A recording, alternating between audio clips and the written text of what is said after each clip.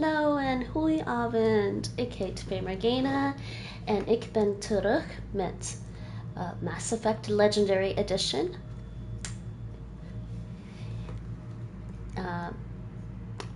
Hello, good evening. This is Vemergena and I'm back with Mass Effect Legendary Edition.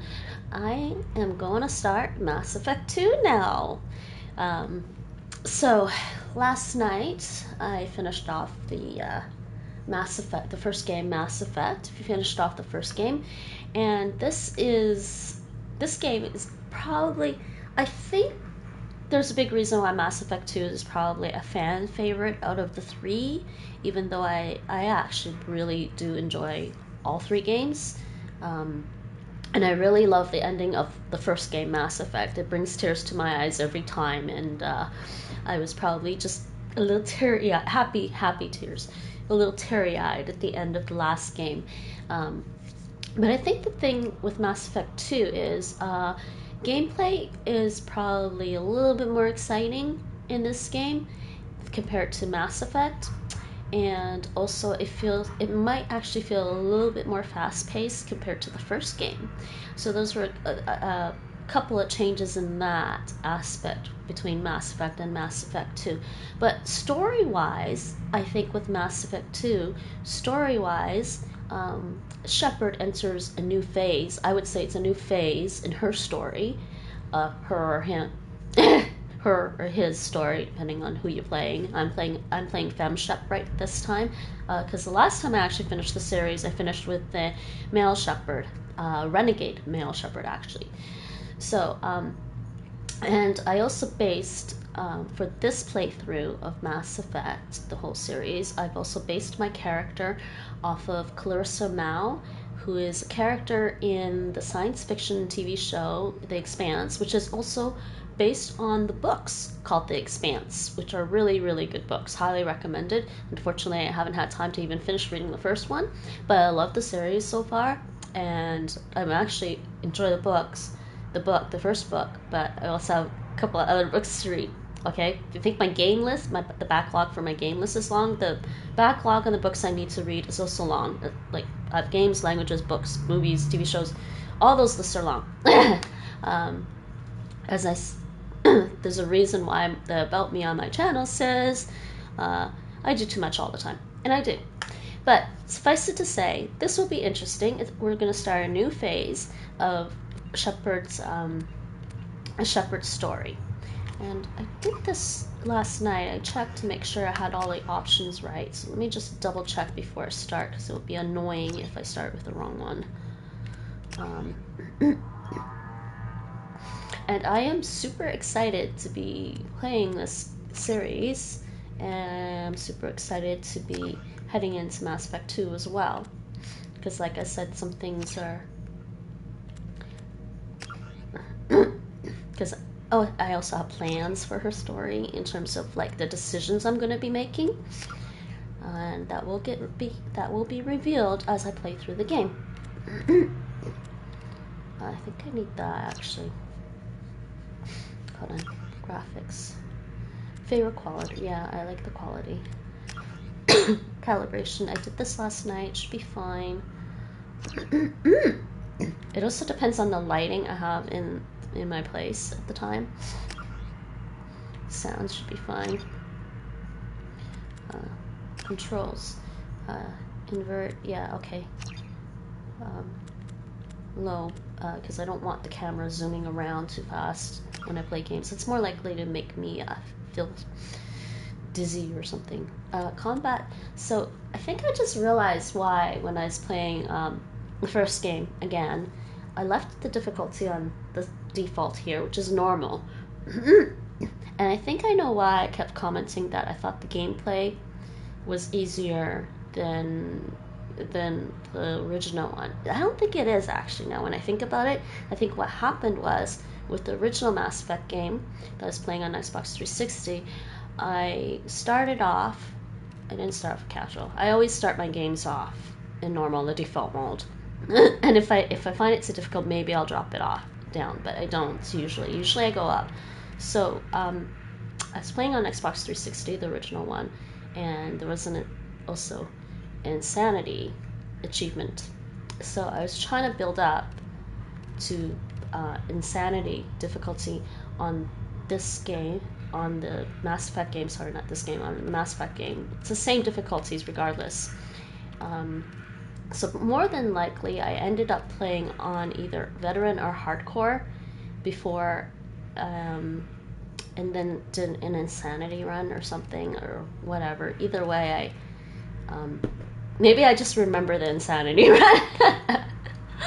The insanity run is pretty hard. However, in terms of like difficulties for games, Mass Effect has difficulty levels I actually appreciate, because this isn't about how much health you have, HP or whatever, or how much health the enemy has. If you read the description carefully, this actually really impresses me a lot, and it's also the same with the Dragon Age series.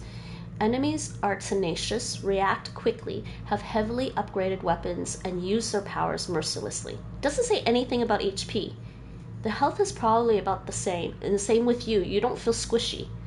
Okay? So what it is, it's more about tactics and strategy and how you react to what's going on in the game when you're in a firefight with an enemy, right? Yeah. Complete hard code for hardcore mode. So hard code. Extremely tough, react quickly, and significantly upgraded weapons and use powers aggressively. So they have powers, they're just using it more. They're not tanks, they're not tanked up with the higher difficulty. So it's just all about how you strategize and think about tactics for your fights. And say with this, enemies are tougher, react faster, upgraded weapons, use powers more frequently. You see? Mercilessly, aggressively, frequently. Normal is the baseline. Now, compared to normal, casual is enemies are actually weaker, because the casual mode is intended for you just to go straight through the story and not have to worry about whether or not you're going to die in your next firefight, or if a thresher mob pops out of the ground and instant kills you. So enemies are weaker, they're slower to react, and use powers left often. So that's pretty much, you can probably hammer through and speed run casual mode. Anyways, I'm going to leave this on normal, because I did Mass Effect on normal. I'm not going to bother with this. I've already played the games before. Maybe at some other point, if I really have time and really feel like it and want to come back and play more Mass Effect, I'll just up the difficulty level. I believe it should have New Game Plus, and I could do that with Insanity. Not sure. We'll see. Either way, so we're going to do this. No, and this, I want my squad mates to not use their powers, because I will give them orders to do so. It's perfectly fine with me. Like even in the first game, Mass Effect, I also picked the same thing. I have my squad mates just use their ammo and their defensive abilities, so they can just run around, shoot, take cover. Subtitles, autosave, that's fine. And that's it. Those are my options. So let's get right down to it, shall we? Shall we start? Now, this is the other thing about the Mass Effect series that I really like, and I couldn't do this because I played Mass Effect on Xbox 360, and then I played 2 and 3 on PlayStation 3. I couldn't import my ME1 character, obviously, because it was on a different platform. There was no way to, it didn't have a way to save our backup our saves online or something and then import it into Mass Effect 2 on PlayStation. What they gave the PlayStation 3 version of Mass Effect 2, what they gave you was, they gave you a little comic, a comic tie-in that went through the significant events in Mass Effect, and you were supposed to just pick the choices that you had made, when you played Mass Effect on the Xbox 360 version, or if you could have played it on PC as well, and then switch over to PlayStation 3. There's also that. But so this part's exciting for me. I am going to import my ME1 character that I just played, that we just finished last night with Mass Effect. And so you see, it's importing my save. It looks fine. Clarissa Shepard, level 57. Maybe I can actually put the M in her name. Import character. And I don't think we're starting the game exactly yet. Yeah, combat. Yeah, that's right. The subtitles on. Yep, that's right. Continue. All right, so actually we do get to pick some of this stuff. Wait, why is it making me pick some of this stuff? Oh no, this is the imported save game details. Okay, her name is Clarissa Shepard. She's level 57 right now. That's fine. Oh, that's... I guess I didn't actually get to level 60 in Mass Effect.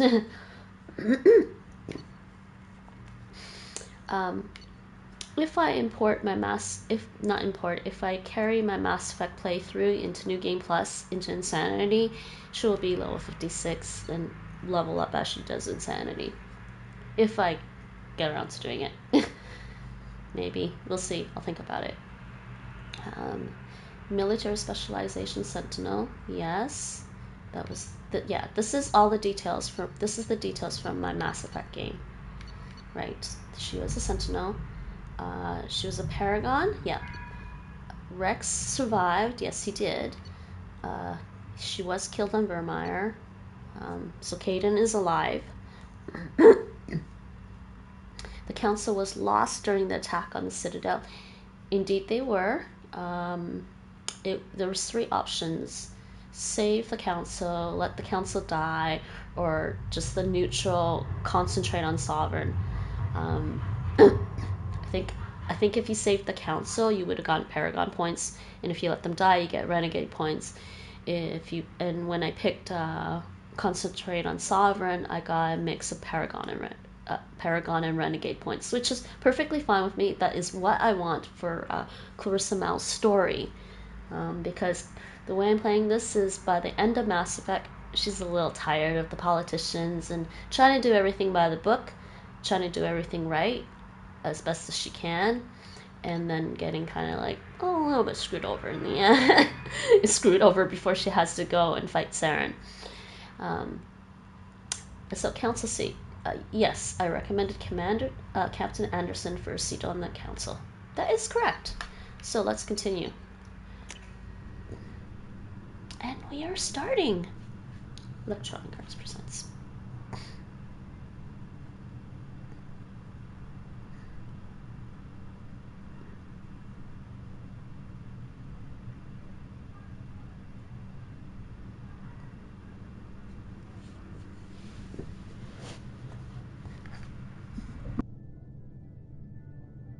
Shepard did everything right.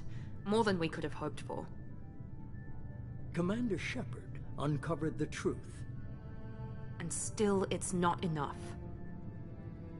We're at war. No one wants to admit it, but humanity is under attack. But they're sending her to fight Geth. Geth! We both know they're not the real threat.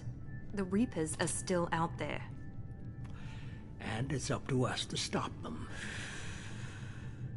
The Council will never trust Cerberus. They'll never accept our help, even after everything humanity has accomplished.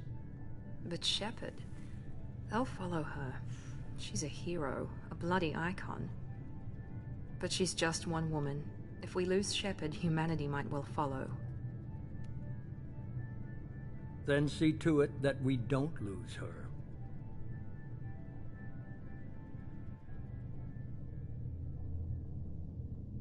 1 month after the devastating Geth attack on the Citadel, humanity seized political control of the galaxy. Now the human-led Council is forced to respond to evidence that the Reapers, enormous machines that eradicated all advanced civilizations every 50,000 years, have returned. Oh my god, they didn't let me read that. I'm sorry. Read it all later. You can pause my stream and read it.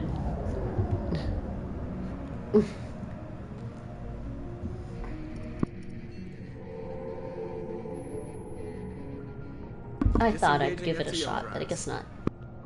Emission sinks active. Board is green. We are running silent. We're wasting our time. 4 days searching up and down this sector, and we haven't found any sign of Geth activity. 3 ships went missing here in the past month. Something happened to them. My money's on slavers. The Terminus system is crawling with them. Picking up something on the long-range scanner. Unidentified vessel. Looks like a cruiser. Doesn't match any known signatures. Cruiser is changing course. Now on intercept trajectory. Can't be. Stealth systems are engaged. There's no way a Geth ship could possibly... It's not the Geth. Brace for evasive maneuvers!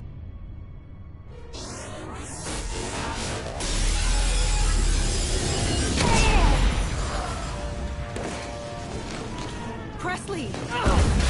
Kinetic barriers down. Multiple hull breaches. Weapons offline. Somebody get that fire out.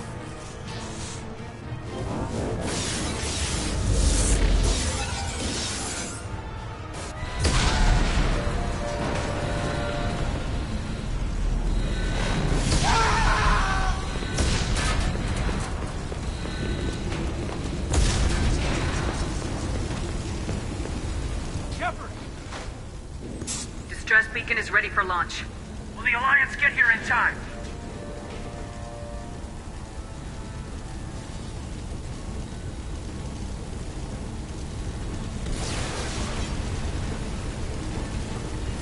The Alliance won't abandon us. We just need to hold on. Get everyone onto the escape shuttles. Joker's still in the cockpit. He won't abandon ship. I'm not leaving either.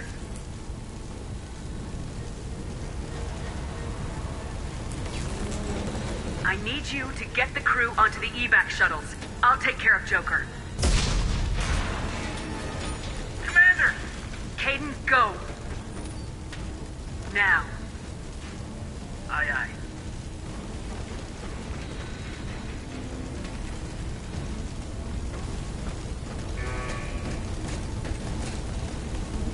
Everybody in! Go! Go! Go!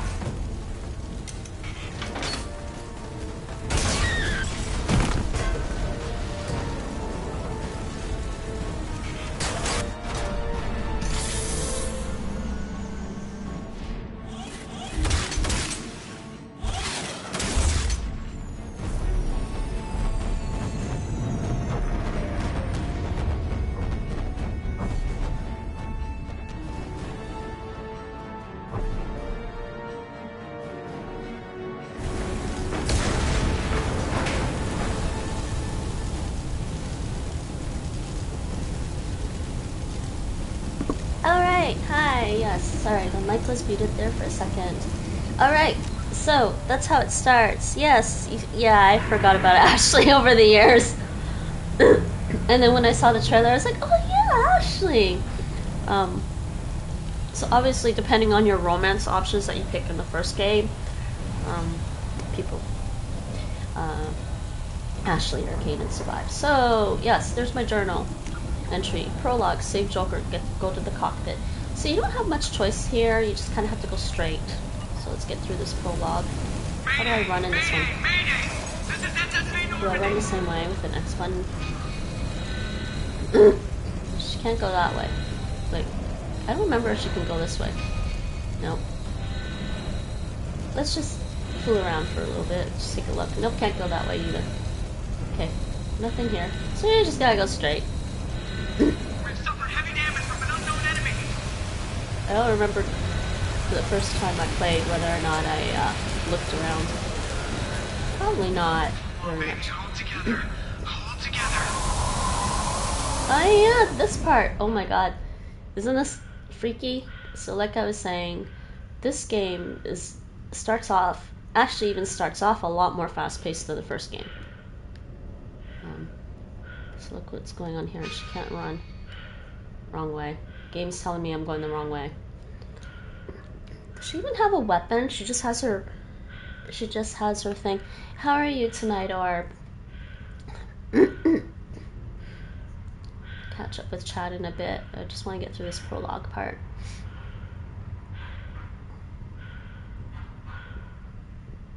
There's Joker. I can talk to him. I can run over to him. I can talk to him. Yeah, look. Nothing much going on. Alright. Come on, Joker. We have to get out of here. No, I won't abandon the Normandy. I can still save her.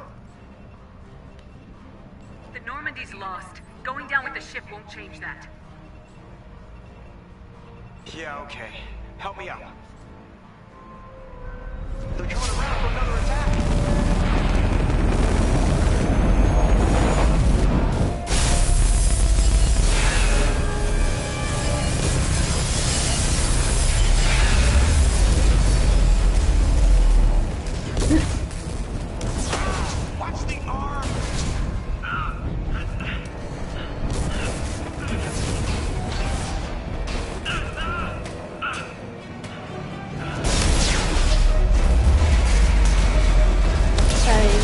second here, or I just want to watch this again. It's been a long time since I played.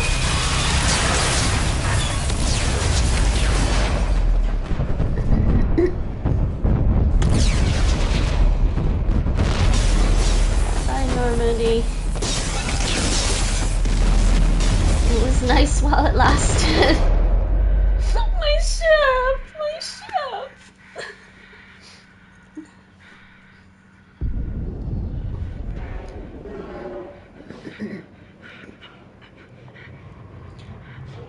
Yeah, that's not good. That's not good, is it?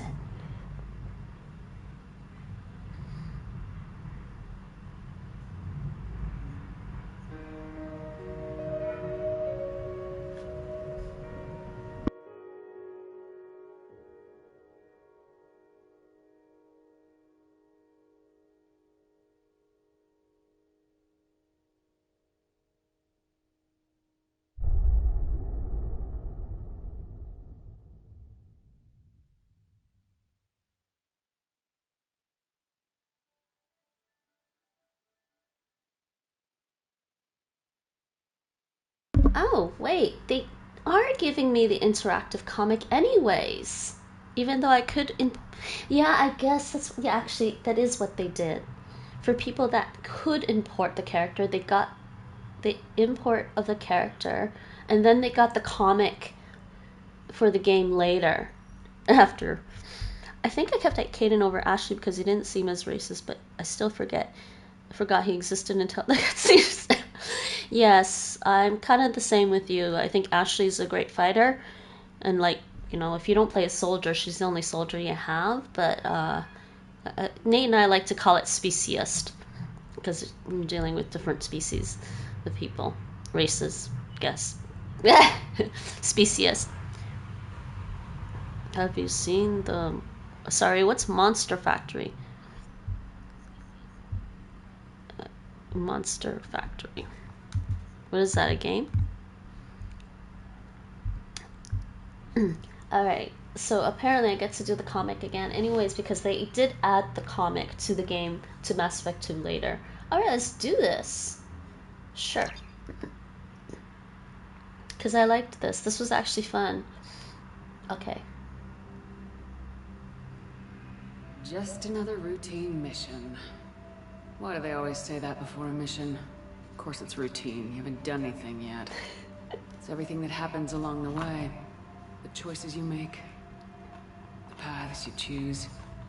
That turn the routine into anything but. Of course, that's how it started. A routine mission. Answering a distress call. And look where that got me. We were testing out the Normandy, Captain Anderson's new ship, when the distress call came in. An Alliance patrol on Eden Prime had been attacked. They'd seen something they couldn't explain. Whatever it was massive. I hit the ground with my lieutenant, Caden Alenko. A good kid, loyal, by the book, with a talent for biotics. We came across the lone survivor of the patrol, Gunnery Chief Ashley Williams. A soldier to the core. Tough, disciplined, ready to take on whatever came her way.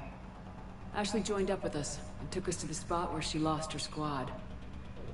That's when we saw it. The ship. Like nothing I'd ever seen. It was massive, scorching the colony and everything around it as it blasted away. We followed the path of destruction to an artifact, a beacon left by a long-dead race called the Protheans. The colony had dug it up, and whoever attacked them had tried to take it. Lieutenant Alenko made the mistake of getting too close. Hit him with some type of energy. I grabbed him and threw him out of the way. That's when it hit me. Hard. Every muscle in my body went rigid. I couldn't move. Could barely breathe. Everything went black. And then I saw something. A vision. Dream. A nightmare. By the time I woke up, we were halfway to the Citadel on our way to meet the Council. I was expected to explain what I'd seen. Anderson came along. So did Udina, our political representative on the Citadel. With those two heavyweights, it seemed reasonable we could persuade the Council that the ship we'd seen was a potential threat. As was the individual behind the attacks. The main suspect for the Eden Prime massacre was a Turian Spectre named Saren. He'd been seen by one of the survivors from the colony at Eden Prime, and there was some evidence to suggest that the ship was connected to Saren. But even Udina's pointed accusations weren't enough to convince the Council. They just couldn't believe one of their chosen elite Spectres could be guilty of something like that. They needed proof, which meant I needed proof. Fortunately, I wasn't alone in my search. Garrus, another Turian, wanted to help. A top agent for Citadel Security.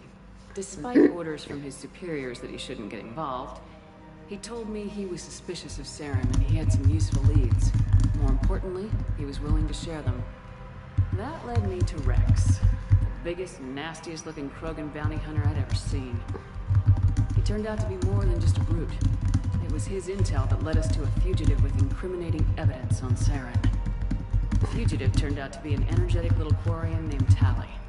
A tech expert with a knack for hacking, she procured some information on Saren. Evidence that proved Saren was dirty.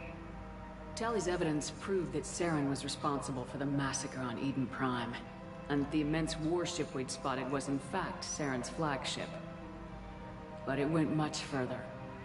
Saren was trying to find a way to bring back a race of sentient machines from dark space. Machines allegedly responsible for cleansing the galaxy of all organic life. These Reapers were blamed for wiping out all life 50,000 years ago, including the Protheans, then disappearing back through the mass relays to dark space, leaving no trace that they'd ever been. That explained why Saren was after the beacon, and it made some sense out of my visions, but not much else. We couldn't convince the Council that the Reapers were a threat, but they agreed Saren had to be stopped.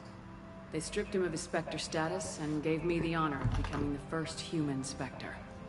My first task? Bring down Saren. Anderson decided to stay behind, giving up his ship, the Normandy. He told me I'd need it more than he would. He also pointed me in a direction. Liara. A Prothean expert, adept in biotics, and maybe most importantly, daughter of Benezia, Saren's top lieutenant. And like most Asari, as beautiful as she is intelligent, and born with a unique ability to meld with other species, Liara was able to help me decipher some of the vision the beacon had given me. Nothing concrete, but it gave me some clues. And a new appreciation for the Asari. Her technique for accessing my vision was unexpected, but not at all unpleasant. Kaidan was a little concerned about the connection I shared with Liara. As commander, I knew either relationship had the potential to interfere with the mission. I told Kaidan I wasn't interested in Liara. I had my eyes on someone else. But we agreed we wouldn't let it get in the way of our mission, finding Saren. Thanks to Liara's help, we had our next lead, Benezia. Saren had taken her to Noveria, where he'd enslaved the queen of a dangerous race of insect-like creatures, the Rachni. He ordered Benezia to use the same technique Liara had used on me to extract information from the Rachni Queen. The Queen's drones were everywhere, and they were not happy. We had to fight through hundreds of them to get to Benezia. By the time we arrived, Saren was gone, with the information. I tried to reason with Benezia, but Saren had indoctrinated her. He had somehow acquired the ability to control people's actions and wills. Benezia wouldn't surrender, and Liara was forced to watch her mother die in her arms. And I was left with an angry, dangerous Rachni Queen to deal with. She claimed her drones would do no harm if I released her. The Rachni had terrorized the galaxy before. Couldn't do it. I wouldn't doom an entire species for past sins. And the Queen was true to her word. She left and took her army of drones with her. With Saren's top lieutenant dead, he was quickly running out of time and places to hide. I tracked him down at his base on YMIR, but we soon learned it was more than a base of operations. It was a breeding ground. Saren was breeding an army of Krogan. He'd found a cure for the genophage, a disease inflicted on the Krogan to prevent them from breeding and taking over the galaxy. The Krogan Saren was breeding were slaves, Mindless beasts that obeyed Saren's will. I had to destroy the base and all its research. Rex disagreed. Violently. Rex wanted the genophage cure for his people.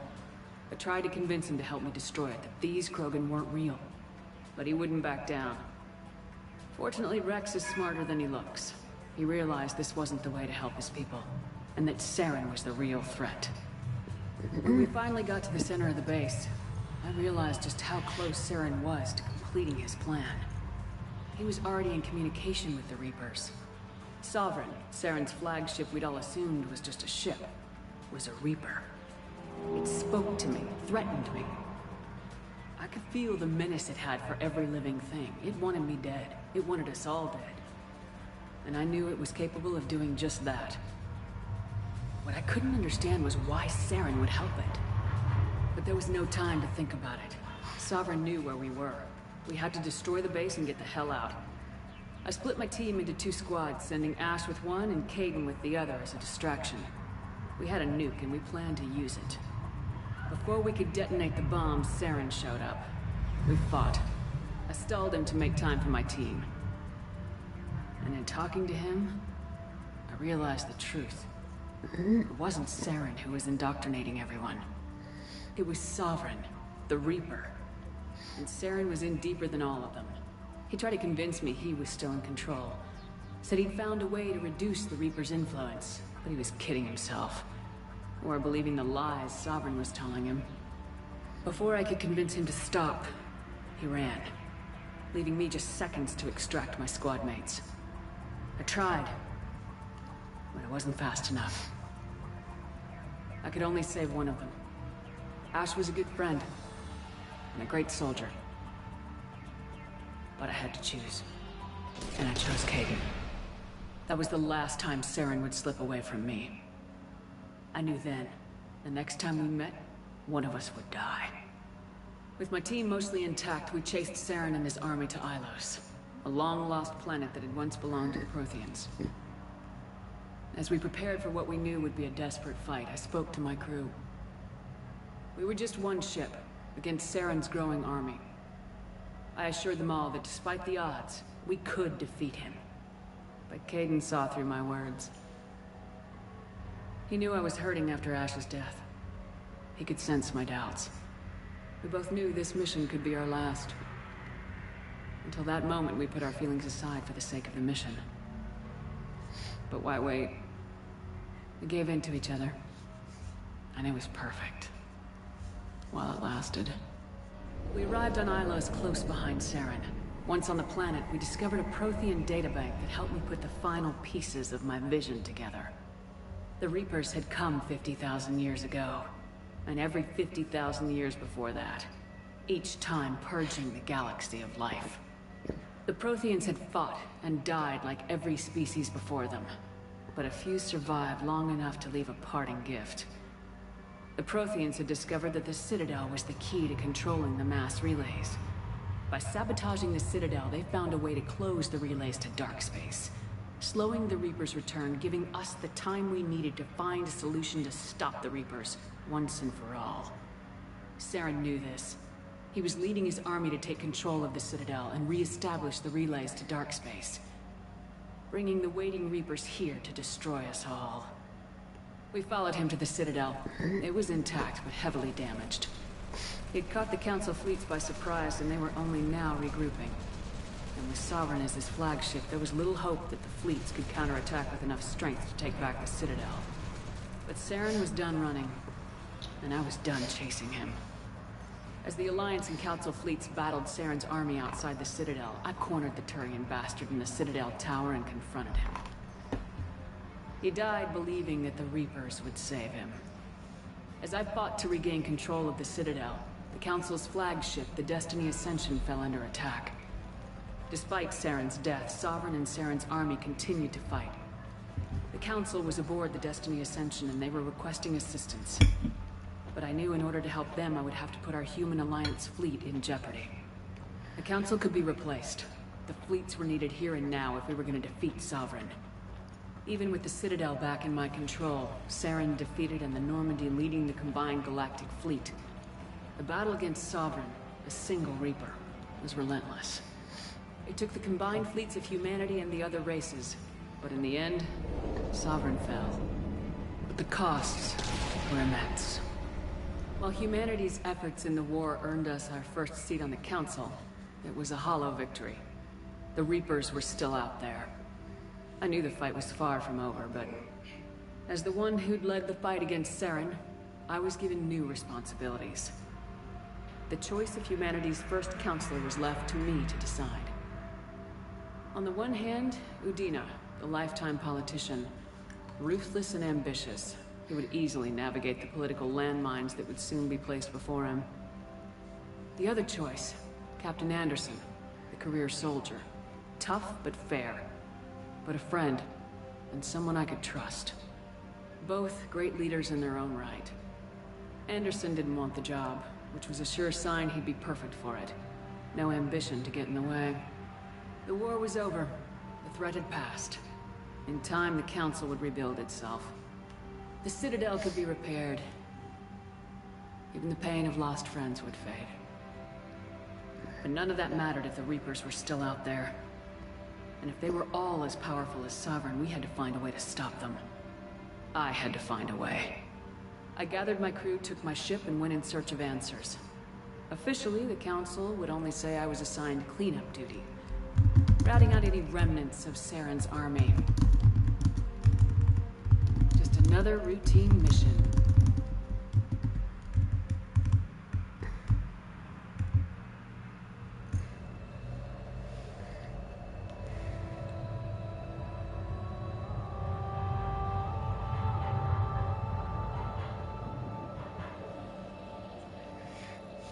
Commander Shepard has been recovered.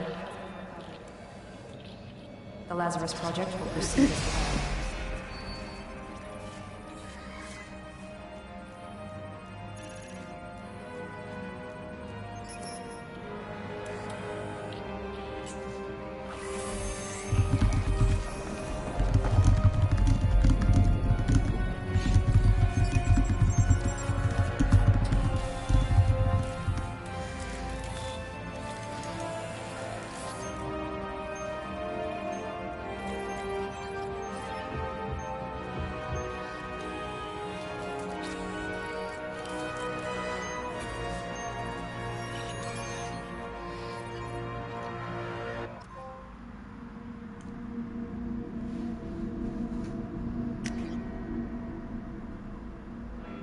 Alright, yes, that was a bit long, sorry about that. Trophy earned, missing in action was the trophy, and that was basically for finishing the prologue.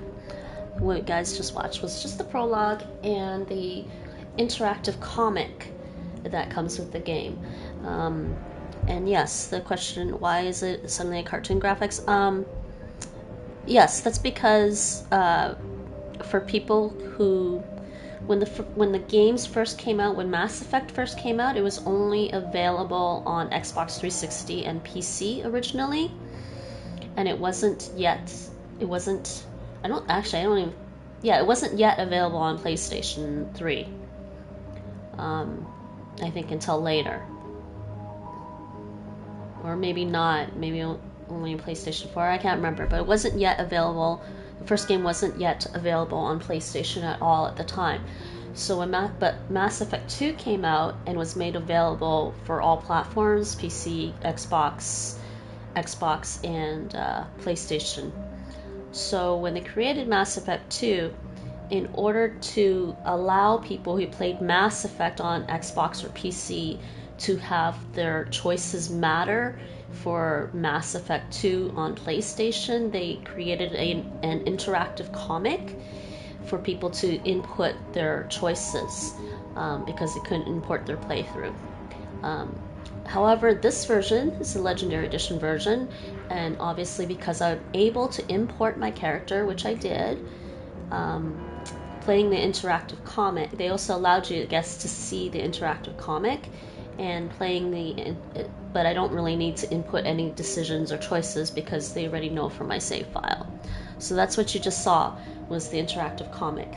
And It originally wasn't available for anybody but PlayStation 3 players, and later they made the comic, the interactive comic, available for Mass Effect for Mass Effect 2 on other platforms as well. And how are you today, Squire? Anyway, so now we can do a little bit of tweaking with her appearance now that the prologue is done.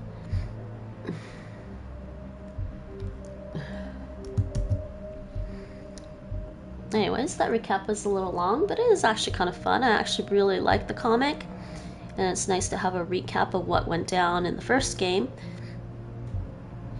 It is quite a backstory, actually, and that's as far as I can tell, that is exactly what happened in my playthrough of Mass Effect. They didn't make a mistake there. So let me take a look at her imported face. Yeah, we'll keep it.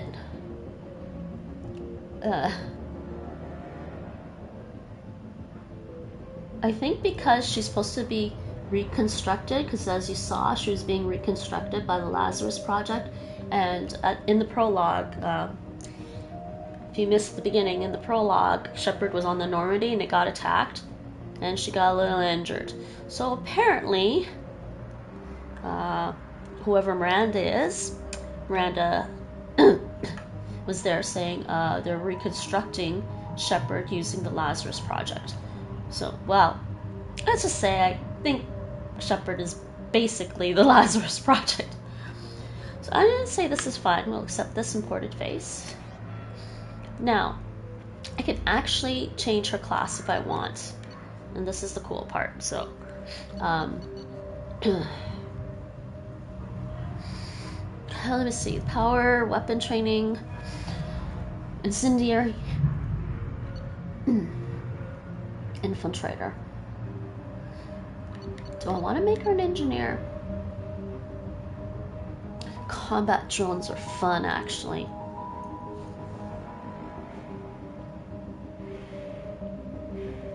Like, it's funny, you could actually switch if you really wanted to. But, so I played her as a Sentinel in the first game. I think I might still play her as a Sentinel. She still has tech armor, throw warp. She gets tech armor this time. Tech armor is kind of cool. Throw warp. I'm okay, the days go by too fast. Yeah, I guess they do now at this time of the year, depending on where you live. Cryoblast, weapon training, heavy pistol, submachine gun.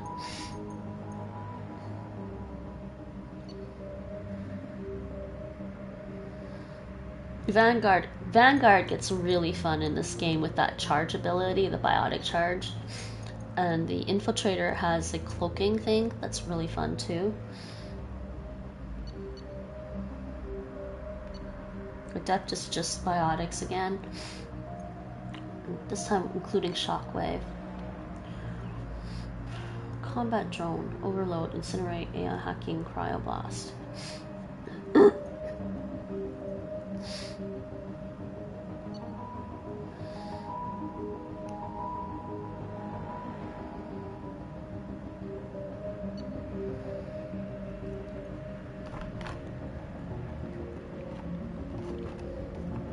I think I might stick with Sentinel, actually, through the whole thing.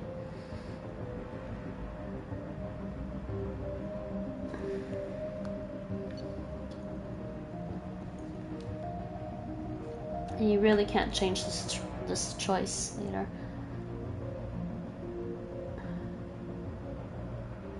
Wait, I could have her...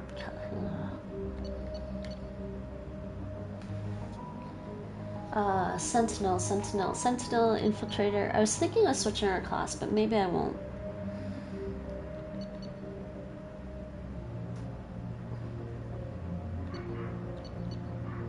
Incendiary and cryo.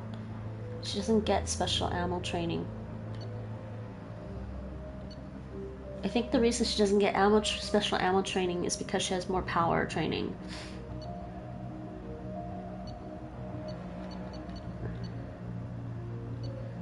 Yeah, anybody that has more power training doesn't get the ammo. because these all have a little bit of combat. Let's see. Just referencing. Yeah, you know what? We're gonna stick with Sentinel for now. I don't know if anybody else gets the. Yeah, Sentinel gets that tech armor, which is really kind of cool. Looks like that. Your achievements give you access to the following bonus powers. Select one. Only one? Okay, I'll take it anyways, but flashbang grenade? Pretty fun.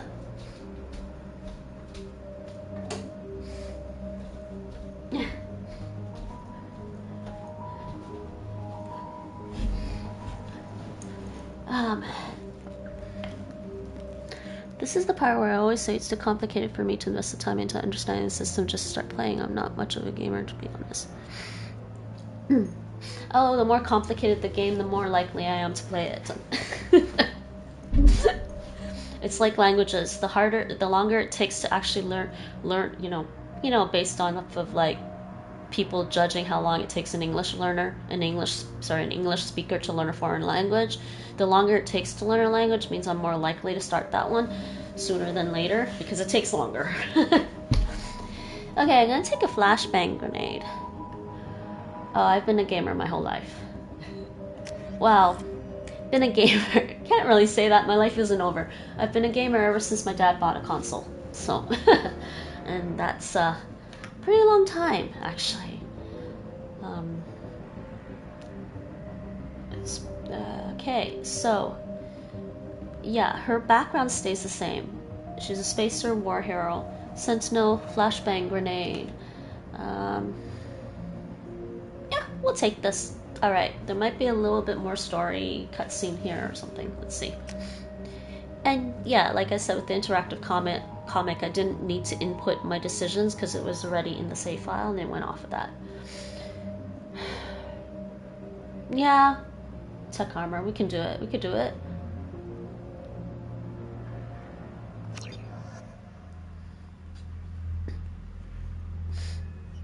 Here we go. Some more. She's reacting to outside stimuli, showing an awareness of her surroundings. Oh my God, Miranda. I think she's waking up. Damn it, Watson. She's not ready yet. Give her the sedative. Shepard, don't try to move. Just lie still. Try to stay calm. Heart rate's still climbing. Brain activity is off the charts. Stats pushing into the red zone. It's not working. Another dose. Now. Heart rate dropping. Stats falling back into normal range. We almost lost it. I told you you're up in the job. Run the numbers again.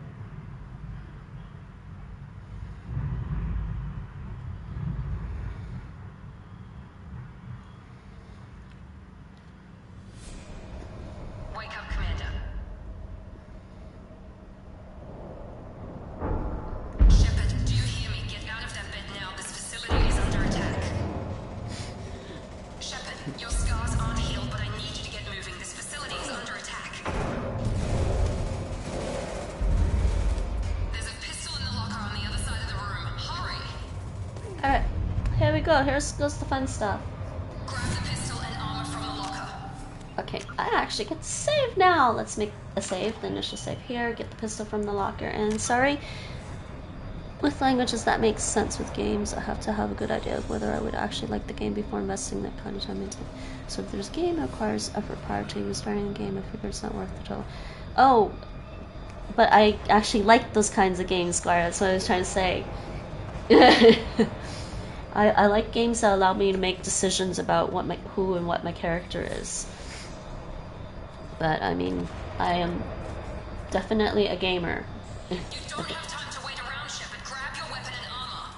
I've been a gamer for This most pistol of my doesn't life have at this thermal point. clip. It's a med bay. We'll get you a clip from him. Damn it! Those canisters by the door are going to blow. Keep your head down, Shepard. Shield yourself from the blast. Okay, Someone's hacking so security trying to kill you. Look for a thermal clip for your pistol.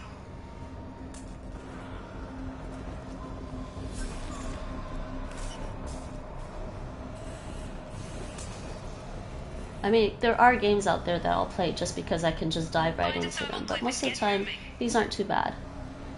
How do I pick that up again? Or do I just have to go? Oh, I just have to go over it. Okay, cool. So she reloaded. Okay, I gotta check my controls. Thank you! Let me check my controls. I've got my flashbang grenade. Okay, I can map my powers, that's cool. No metagel yet. No, I don't want to map my power. This is mapped to R1. Alright. L1. Map power to L1. Yeah, I guess I could. For now. Map that power. Alright. Is there a map? Oh, I have no map yet. Oh, can I give myself some points so I can survive? No, you know, I'm gonna wait till later. And the journal. Complete the tutorials. Finish your training, prove you're ready for active duty. And what's the codex entries? We will read these later. Alright, so we gotta take cover because... yeah, she needs to run. Oh. You want me to do that now. Oh!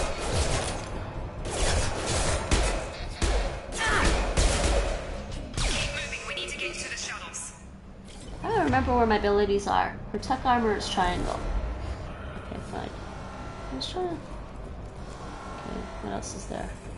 I don't get a map yet, do I? Huh? I like to look around. Anyways, the facility's under attack, so we kind of gotta hurry up and figure out what's going on. There's nothing here. Just that somebody on the ground. And like I said, this game actually does start off a little bit more fast-paced than the first game. Kind of reminds me though of Star Wars Knights of the Old Republic, the old game. It's also by BioWare actually. So it reminds me a lot of that. Security mechs are closing in on your position.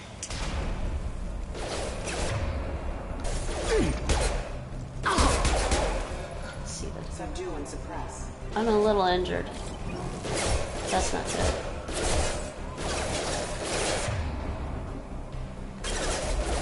Oh, that's not good. Oh, no, I'm not injured. Actually, never mind. That was just my ammo getting low. Nice work, Shepard. Coast is clear. No, I'm fine. I have shielding. Oh yeah, I forgot the tech armor stays on until I turn it off. That's cool.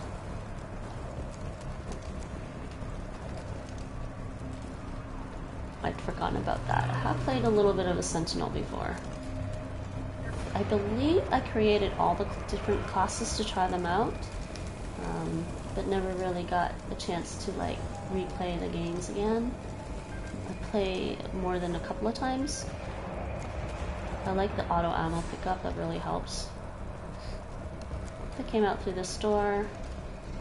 Let me just make a save. Let's just make a new save. You want to make a new save? Yeah, I'm gonna make a new save.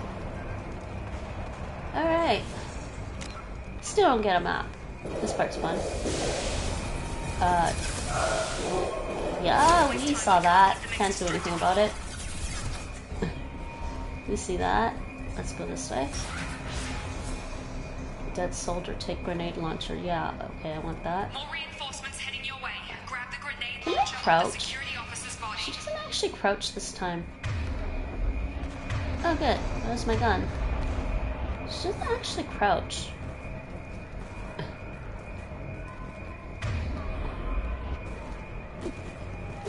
Okay, that's fine. There's something over here, right? I have to go to where she's telling me, right? Grenade launcher. Here come the mechs. Use the grenade Where's my grenade launcher? Oh, nice. launcher to take. They've seen us. There we go. Take the elevator down one floor. That was fun.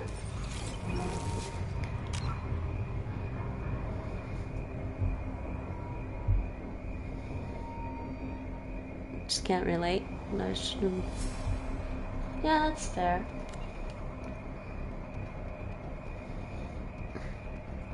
No, it's not the kind of setting I would like. I like RPGs, but that doesn't mean I'm going to play every RPG that's out there. I suppose the alternative for me is watching other people put the effort into figuring out what they want to do before even playing, or I can just try and fail to understand their thought processes. You can for a lot of RPG type games like this, you can probably just look up a character spec online that someone's built and just use it and see. Like, just think about whether or not the way the character plays would be fun. Fail to understand the thought process by observing that in the gameplay and decide whether I want to play, but that's only if I can understand well enough without playing, which is usually only the case for puzzle games. Puzzle games, you can typically dive right in. Yeah, you probably like, you should probably play something like What Remains of Edith Finch or The Return of the Obra Dinn. I actually did play, I'll pull this up for you. I actually did play Return of the Obra Dinn, which is a huge puzzle, just really a huge puzzle game. It's more like a giant logic puzzle game, but it's a story-based game, which is really quite amusing, actually. Let me see if I can find the. Can I actually find it? I don't know if it's here. It's somewhere in my VOD somewhere. Yeah, it's somewhere in my VODs. It's also on my YouTube channel. The full gameplay of Return of the Obra Dinn. I could look up stats. Whether I would understand them while playing is another question I've never heard of either. They're both indie games, basically. Hurry! Get to the door! Run! Alright. You're doing fine, Shep. Head to the next room and I'll try to meet you. Shep, Uh-huh. I've got them closing in on my position. She's not doing very good, huh? So we're in some... So you wake up. You got injured. As far as you know, you got injured. You wake up one day. You're in some facility in some... You hear some woman's voice over the intercom giving you instructions. And this is what you've got yourself into as Shepard. No idea which way I'm supposed to go. Which way am I supposed to go? Uh-huh. Let's just go check this out. Nothing here. Server's laptop access data logs. What's going on here? Okay. Both the same thing. Wall safe. Open. Open wall safe.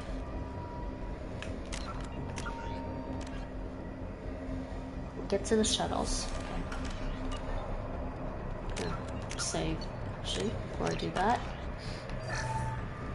Nice. Credits. Okay, let's listen to this. Update. The cost of this project is astronomical.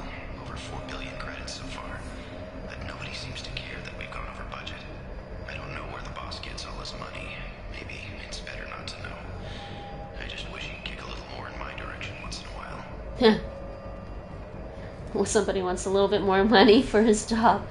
The boss is the elusive man, and we saw the elusive man in the pretty much the very first scene, the opening scenes, showed Miranda talking with the elusive man. Progress is slow, but subject shows signs of recovery. Major organs are again functional, and there are signs of rudimentary neurological activity. In an effort to accelerate the process, we've moved from simple organic reconstruction of the subject to biosynthetic fusion. Initial results show promise. Uh-huh. Got all that, everyone? Oh, okay. I have a tendency to be more likely to like indie games. Return, yeah. Sorry, I mean, there's no combat in Return of the Obra Dinn or, what remains? I mean, both of them are on my YouTube. Just don't watch those YouTube videos if you plan on playing any of those two games, because you don't want to spoil it for yourself.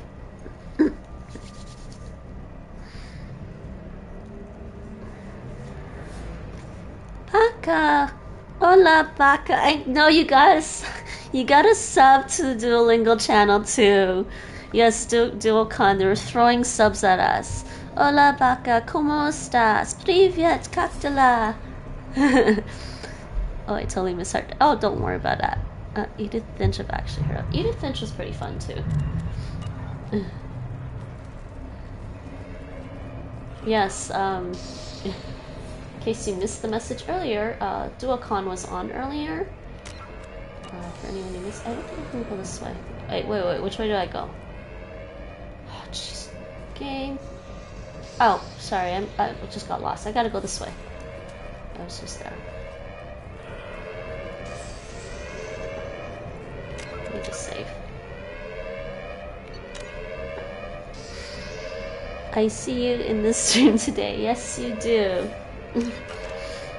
I'm not stupidly tired. I'm okay. Just put the computer over there. Let's just sneak up. Shepard? Who's calling my name? Uh-huh. Oh, my god. How do I help him? I can't help him, really. That sucks. See that thing? I can't figure Miranda out. As project director, she should be ecstatic at all the progress we've made. But she's still the same old ice queen. Maybe she's worried Shepard might become the new favorite. Or maybe she's just a pure cold-hearted bitch. Language! Oh my god. Oh, so we were still actually in the prologue, so I don't know what that trophy was. Earlier. I got that trophy earlier, missing in action.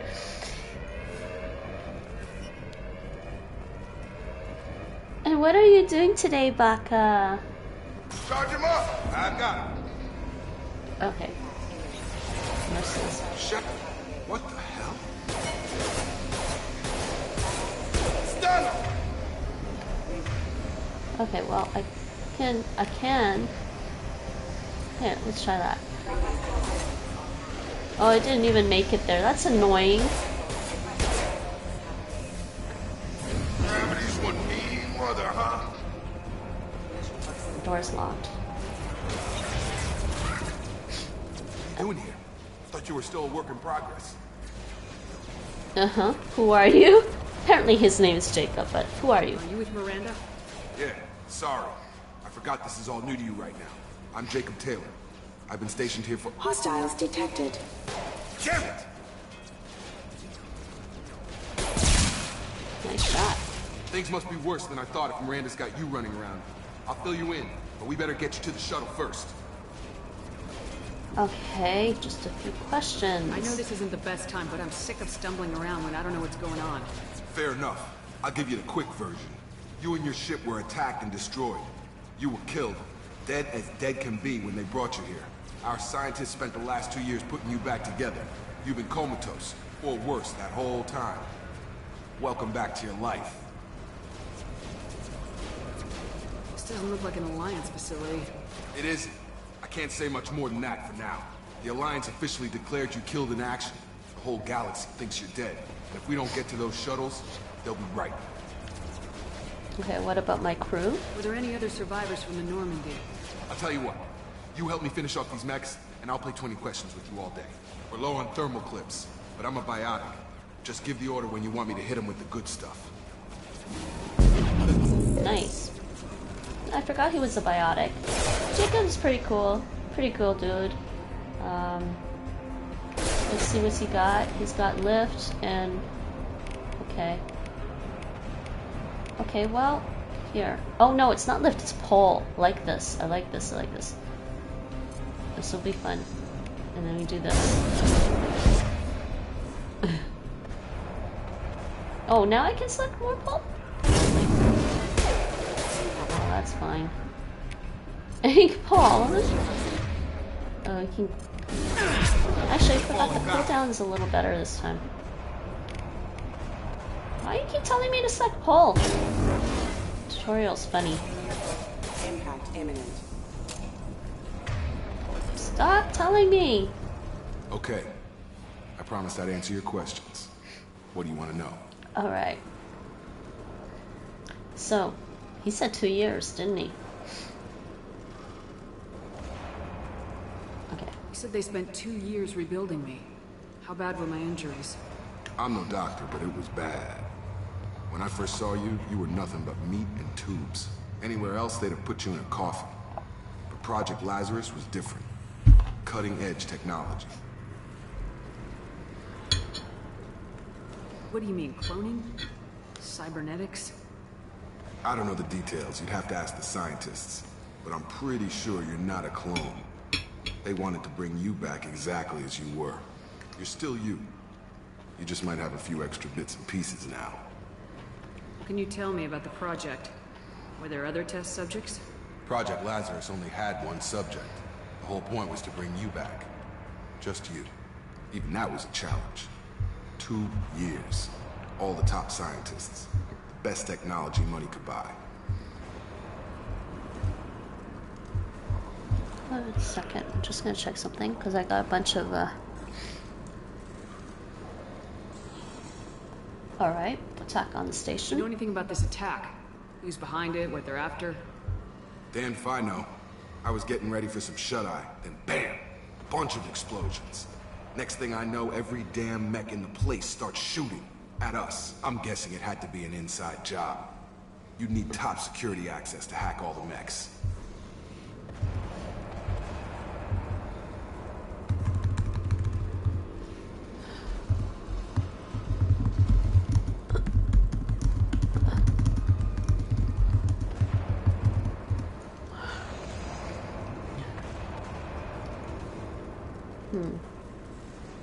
The last thing I remember is the Normandy blowing up. Did anyone else make it? Just about everybody survived. A few servicemen from the lower decks didn't get out. Navigator Presley was killed by an explosion. But everyone else, including the non-Alliance crew, the Asari, Liara, and the Quarian, they all made it out alive. Oh, good. Her whole crew made it out except for the Navigator. Do you know what any of them are doing now? I don't know, Commander. It's been 2 years. They've moved on. Left the Alliance. Could be anywhere. They were my team. If they knew I was alive, they'd come back. Maybe you can track them down after we get off the station. If we get off the station. Alright, Squire. Enjoy the lurk. Yes, that's the new lurk message. The ninja bot runs off to train with other ninja bots while waiting for Squire Mary to return. I was gonna put their entity, but Jacob. What's your job here? Depends on who you ask. Technically, I'm Miranda's top lieutenant, but I'm just a soldier. I served 5 years in the Alliance before this. Now I'm in charge of the station's security. Usually a lot more dull than this. Normally I don't fire my gun unless it's target practice. Miranda? When I first woke up, someone named Miranda was talking to me over the radio. We lost contact just before I ran into you. Miranda Lawson is the station's ranking officer. She led the Lazarus team. It was her job to bring you back to life, no matter what. Should have guessed she'd try to save you. She's not about to give up on you now. You said you lost contact. Could you tell what was happening? There was some gunfire and an explosion right before I lost her. She knows how to take care of herself. But I hope she's okay. Okay, so we're done with all that. Okay, let's get out of What's here. the quickest way to those shuttles? Depends where the mechs are thickest. It's probably best if we... Check. Anyone on this frequency? Anybody still alive out there? Hello? Wilson, this is Jacob. I'm here with Commander Shepard. Just took out a wave of mechs over in D-Wing. Shepard's alive? How the hell? Never mind. You need to get her out of there. Get to the service tunnels and head for the network control room. Roger that, Wilson. Stay on this frequency. Okay, who's that? I think I remember a Wilson checking on me one time when I woke up. That's him. He's the chief medical tech. Answers directly to Miranda. Come on. Service tunnels are this way. Alrighty, ready. So is there anything else here? Some ammo or anything? So we've got Jacob in our little... We're getting better here. Getting better. Picked up somebody to help out. I like that. Jacob's pretty cool. He's a pretty cool guy. That's what triangle does. That's what square does. Alright, so I can't go that way. Running is still the X button.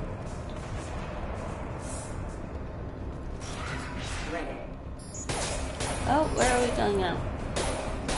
Oh. Damn it. This one's Why is it telling me to select pole? Fine, pole. Is crawling with mechs. I'm doing the best I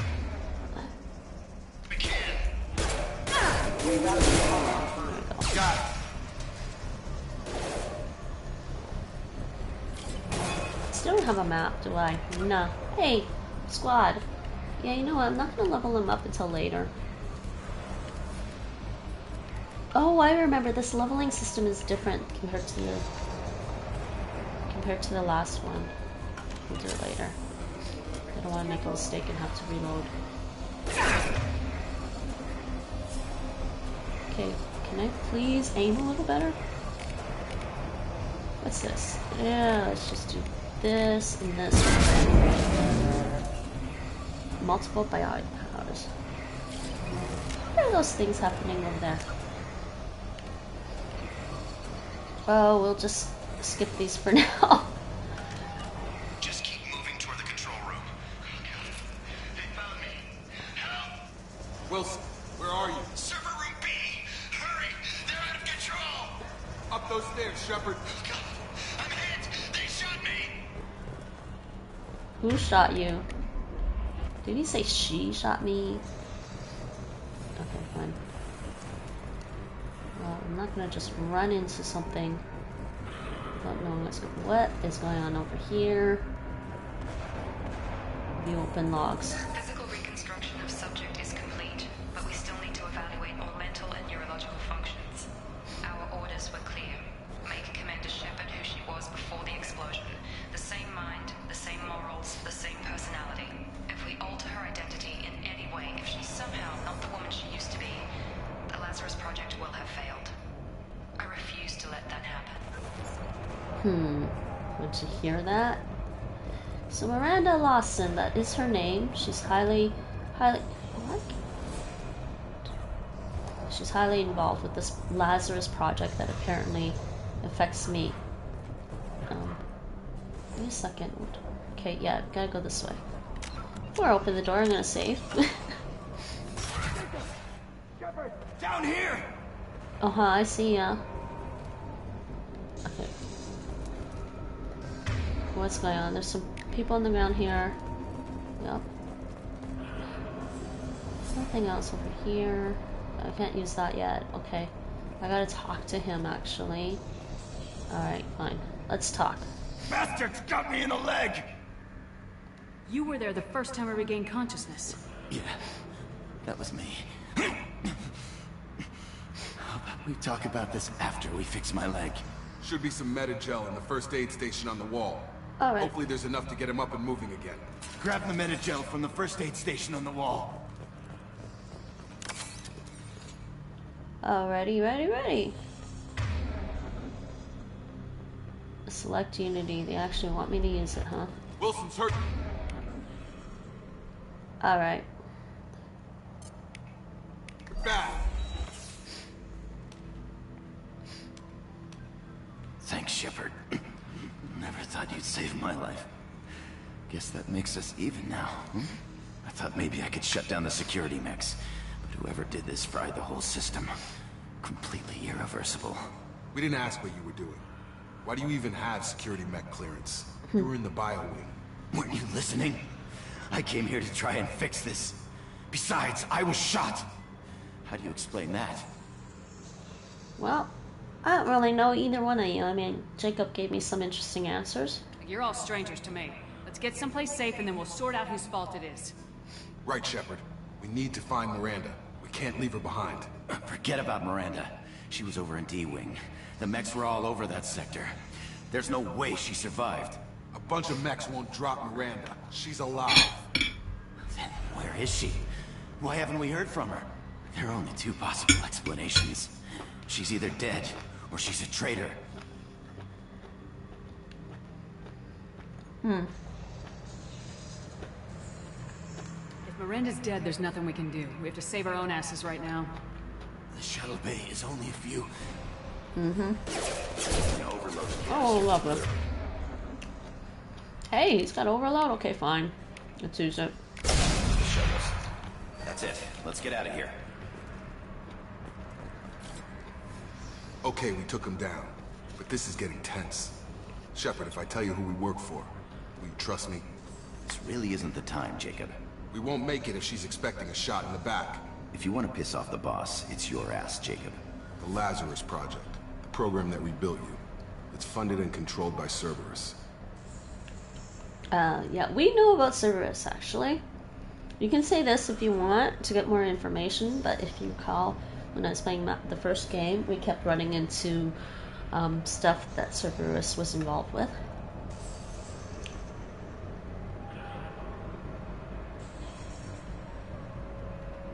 I wiped out my share of Cerberus projects when I was a Spectre. Back then they were trying to kill me. Why the change of heart? Those answers are way above my pay grade. But basically, things change. The Alliance declared you dead. They gave up. Cerberus spent a fortune to bring you back. Look, I'd be suspicious too. But right now we have to work together. I thought you deserved to know what's what. Once we're off the station, I'll take you to the elusive man. He'll explain everything. I promise. Okay, who's the elusive man? I love this part actually, because I actually feel like this is the part of Mass Effect that I think the writers might have been a bit inspired by the TV show X-Files, because in X-Files they have all this conspiracy theories going on, and one of them is a big alien conspiracy. The show is fundamentally about a giant alien conspiracy. And one of the characters in the X-File is, they call him the cigarette smoking man, because they didn't know, the two FBI agents didn't know who the cigarette smoking man was, really. They knew what he looked like, and that was it. They didn't know his real name. So this elusive man thing is actually amusing to me, because it makes me think of that. Elusive man. Is he in charge of all this? Yeah. That's not his real name, of course. Nobody knows who he really is. It was a code name the Alliance used for him. Kinda stuck. Okay, fine, let's go. Well, if I won't get any more answers here, let's get moving. It's not much farther to the shuttle bay. Immediately following, yeah, Codex entries. Renegade action. I got renegade action, yeah. Wait, can I get to the shuttle? Still, no assignments. Lots of Codex entries. We'll go over the Codex, some of those Codex entries at the end of the stream, and that'll be the only time I really do any of the new Codex entries is I'll do the primary Codex entries. The rest is not quite as important. Let's just make another save. Alright, there's a data pad there. Oh, we're going this way? Yeah. What the hell, man? Look at this. Check this data pad. Ooh, nice credits. I wonder what these... With you, Shepard. Move it. Yeah, so those work again. Okay. Good. So we've all got pistols. Alright, that's cool.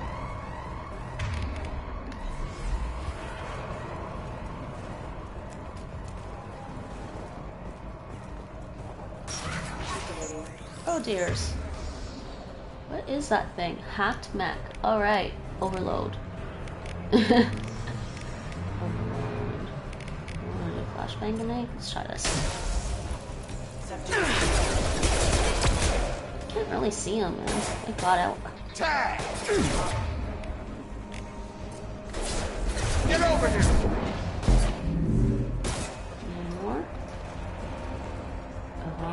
Oh, this fight can get a little tricky. Let me see. Where do I try to go? Okay, well.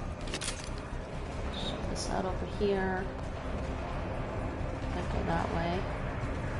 There's no mapping. I can go up that way or this way. Let's go this way.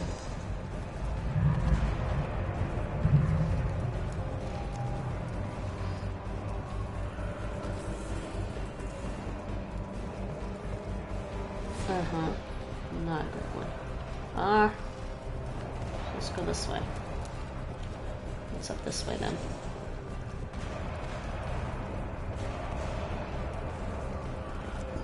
There's a door right there.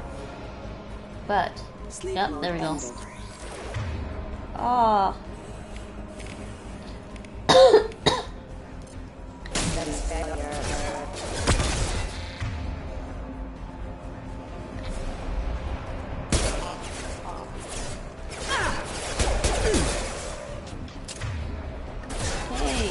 Really far. Hold on.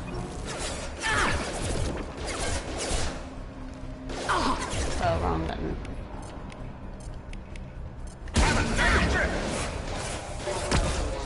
Nice. Oh, there's more.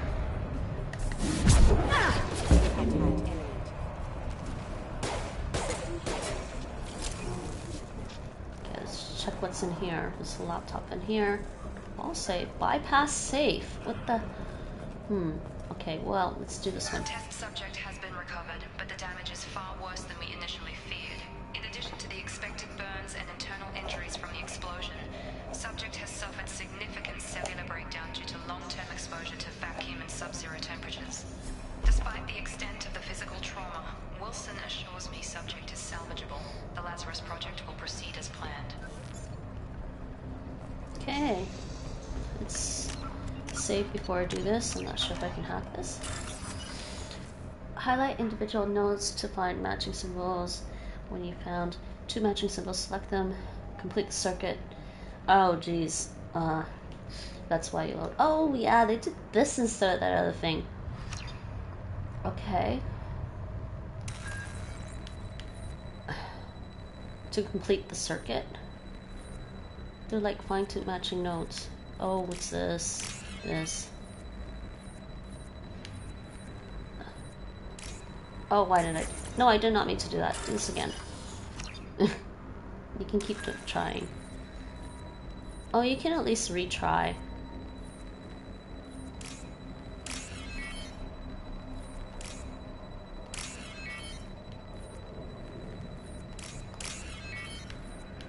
Yeah, this one I liked better for the hacking stuff than in the original game. The original game was just like button mashing to hack things. There's a data pad. Well, thank you for that. Alright, anything else this way? Nothing really there. Oh, good. Picked up some credits on the way out.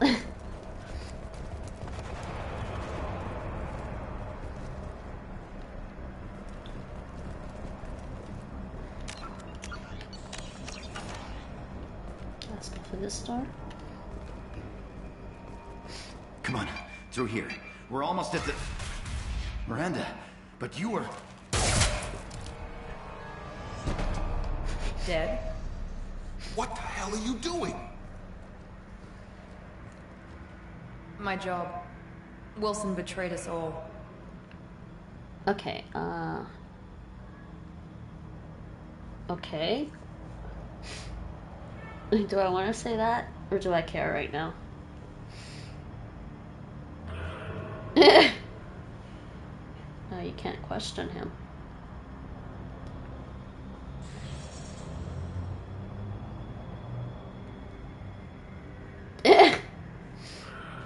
Even if you're sure, did he deserve that welcome? He sabotaged the security systems, killed my staff, and he would have killed us. You sure about that, Miranda? We've known Wilson for years. What if you're wrong? I'm never wrong. I thought you'd have learnt that by now, Jacob. You should have taken him alive, see what he knew. Too risky. I've put too much time and effort bringing you back to life to let you get killed now. You really think Wilson's capable of that? Not anymore. It's a little bit cold. Not anymore. I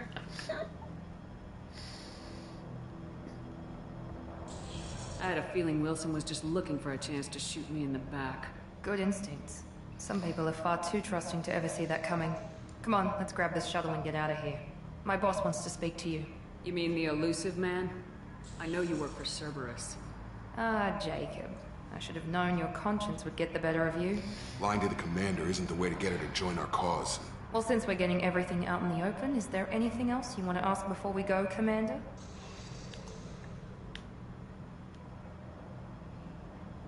Okay. Convenient that you show up as we're leaving.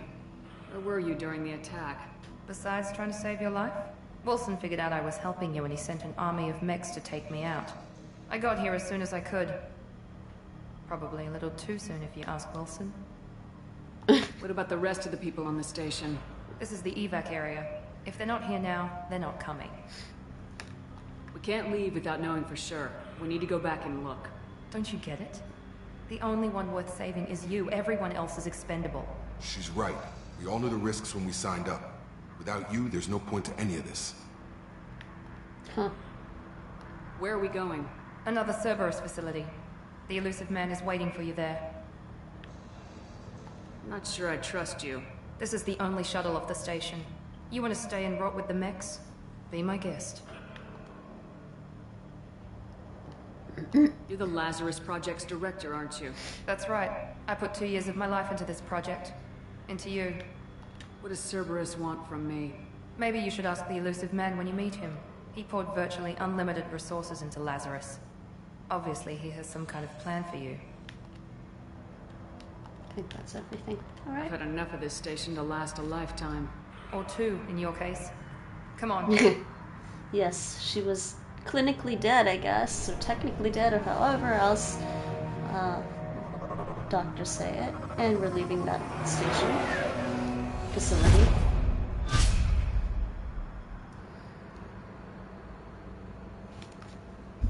Before you meet with the elusive man, we need to ask a few questions to evaluate your condition. Come on, Miranda, more tests? Shepard took down those mechs without any trouble. That has to be good enough. It's been 2 years since the attack. The elusive man needs to know that Shepard's personality and memories are intact. Ask the questions. Oh, alright, never mind. More dialogue. Okay, 2 years. What about those 2 years? Did you say 2 years? I've been gone that long? 2 years and 12 days. And you were on an operating table for most of it. The sooner we start, the sooner we can be done. Start with personal history. Okay. Records show you were a spacer kid. Raised mostly on one ship or another. You enlisted and won a medal fighting Batarians during the Skillian Blitz. Do you remember that?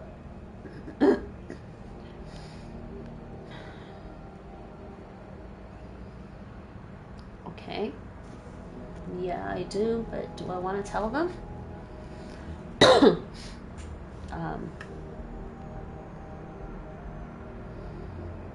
A lot of lives depended on me holding that position. I did what I had to. However you want to put it, it was damn impressive. I had friends who were there. Satisfied, Miranda? Almost. Let's try something more recent. YMIR, where you destroyed Saren's cloning facility. You had to leave one of your squad behind to die in the blast. Gunnery Chief Ashley Williams was killed in action. It was your call. Why did you leave her behind?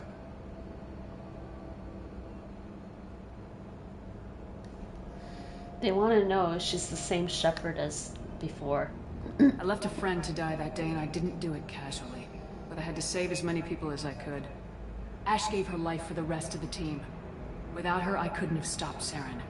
She died a hero. I understand, Commander. And I wasn't judging your decision.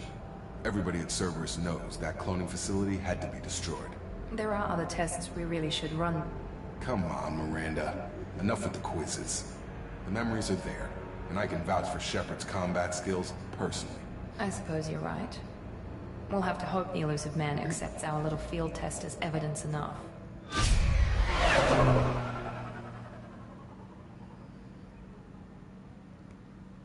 What did she mean by that? She said little field test. Alright. The elusive man is waiting for you in the other room. Renegade and 4 Paragon. Didn't really want the 4 Paragon, but she still has remnants of being Paragon. Yeah, we're not done the prologue yet. I'm not gonna level up yet either.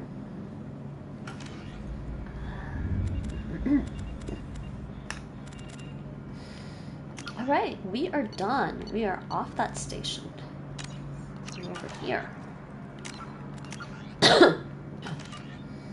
Are we still at a research station? We are, apparently.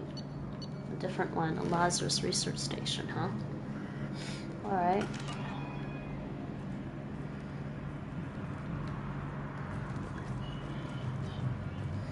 Let's talk to Jacob. I wouldn't keep the elusive man waiting. Uh-huh. Why? And what's she gonna tell me? The elusive man is waiting for you in the other room. Really? Oh, here we go. This is cool.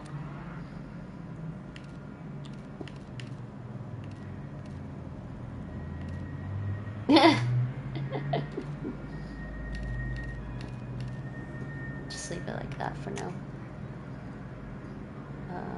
Okay, armor. Armor type. Don't have any.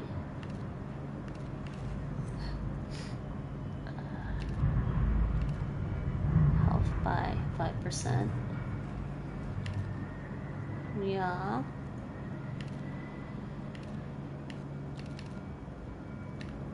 Chest. Don't think I have any new ones. Did I have any new ones? Just these? Material. Just don't know what it looks like.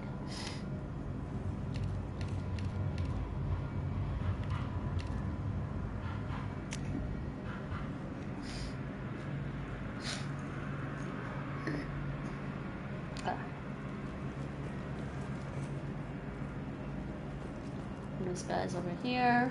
Can't go in there. Nope, can't go in there. You want me to go talk to the elusive man. We're gonna go talk to the elusive man, everyone. Let's see what he's got to say.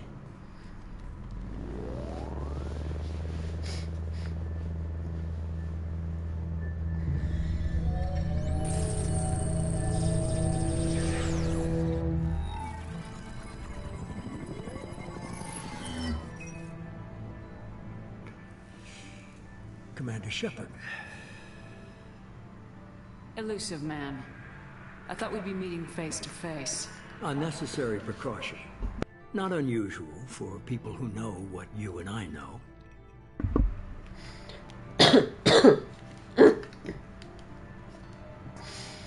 Okay. You might be the reason I'm still alive, but that doesn't mean I trust you. You need to put your personal feelings aside. Humanity is up against the greatest threat of our brief existence. The Reapers. Good to see your memory's still intact. How are you feeling? Cut to the chase. What are the Reapers doing that made you decide to bring me back? We're at war. No one wants to admit it, but humanity is under attack. While you've been sleeping, entire colonies have been disappearing. Human colonies.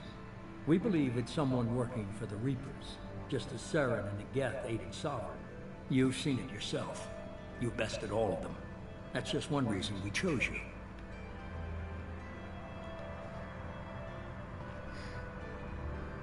Fighting a war doesn't seem like Cerberus. Why are you involved? We're committed to the advancement and preservation of humanity. If the Reapers are targeting us, trying to wipe us out, Cerberus will stop them. If we wait for politicians or the Alliance to act, no more human colonies will be left.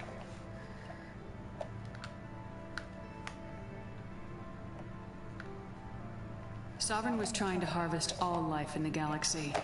Why would the Reapers target a few human colonies? Hundreds of thousands of colonists have vanished. I'd say that fits the definition of harvesting. Nobody's paying attention because it's random, and the attacks occur in remote locations. I don't know why they've suddenly targeted humanity. Maybe you got their attention when you killed one of them.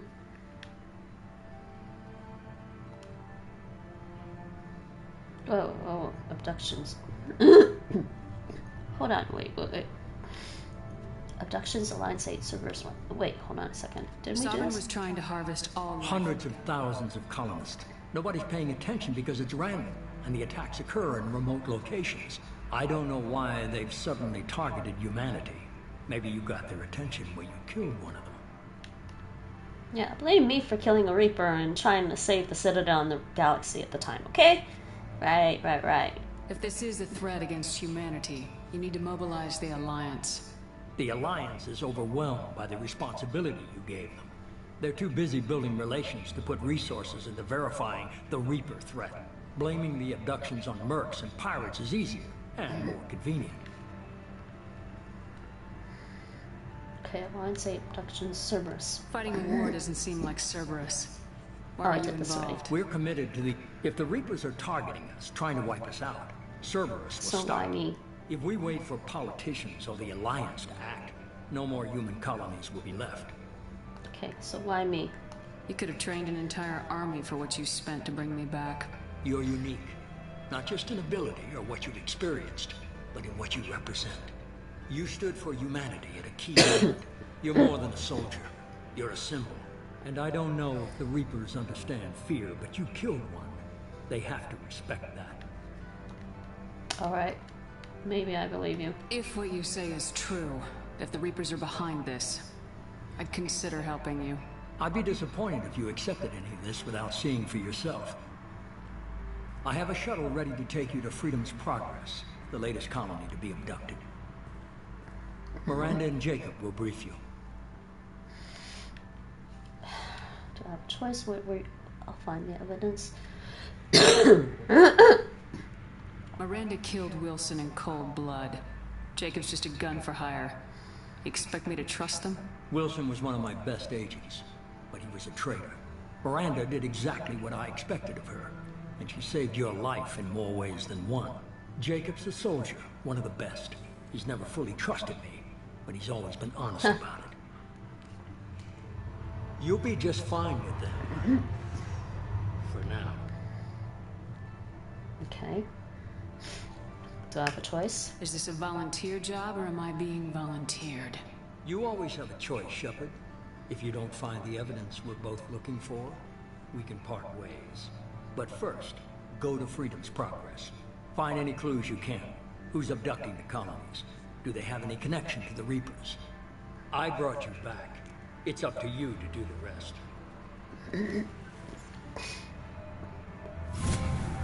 Very elusive. Trophy earned.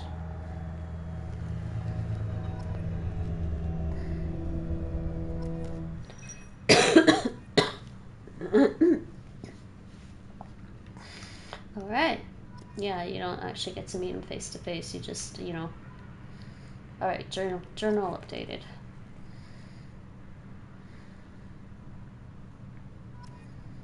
Is this done yet?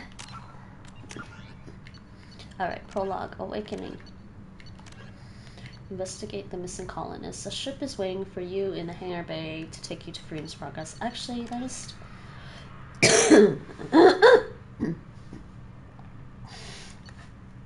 Okay, you escaped the Cerberus medical facility. The elusive man is the next likely source of information. A ship is waiting for you to take you to Freedom's Progress. Freedom's Progress. All the colonists of Freedom's Progress have mysteriously vanished. The elusive man would like a team to investigate the disappearances. Alright. We just have to do that. Why is this still highlighted?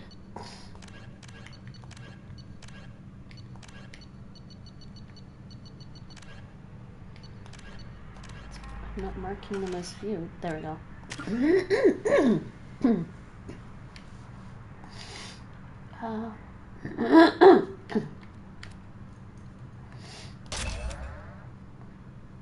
Oh. Doesn't matter. I want this anyways. Required tech armor rank 2.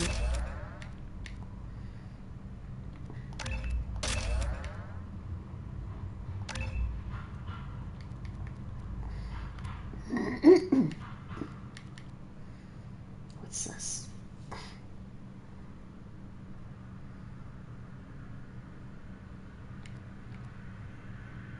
Oh, yeah, I do want this.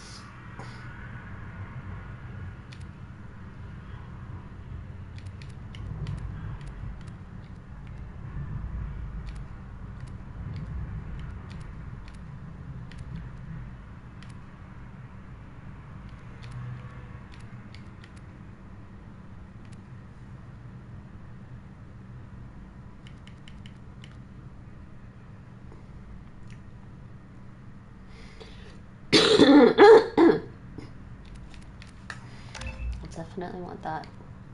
I don't know if that was... Yeah, because I wanted the abilities.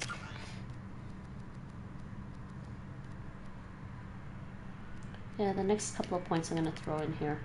I mean, I can always reload. I'm just making me save.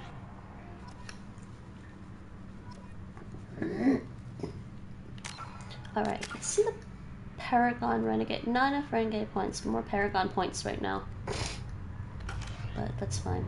It still has that Paragon Renegade thing for your choices.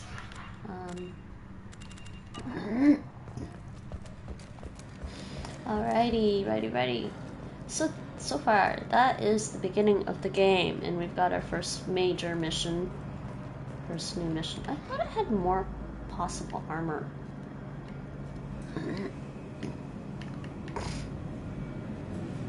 Oh, here we go. I guess I had to talk to him first.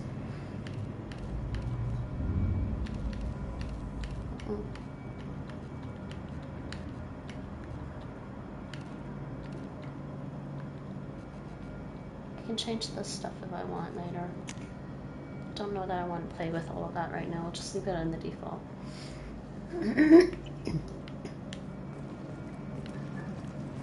Alright, so we have to go to Freedom's Progress. Docking station door.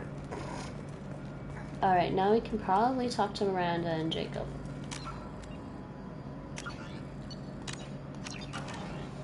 The elusive man is very impressed with you. I'm eager to see if you can live up to his expectations on this mission. I can't have anyone disobeying my commands when we get there. I know who I report to. As long as you don't do anything to betray Cerberus, I'll follow your orders. I thought I told it to hide my helmet during conversations.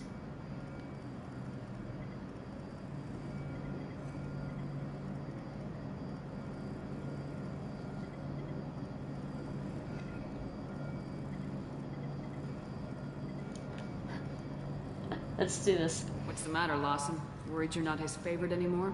I've proven my value to the elusive man. Let's hope you're able to do the same.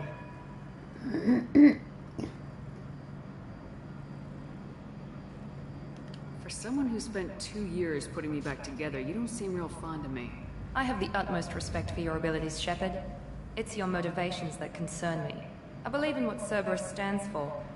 Only time will tell if you prove to be an asset or a liability to our cause.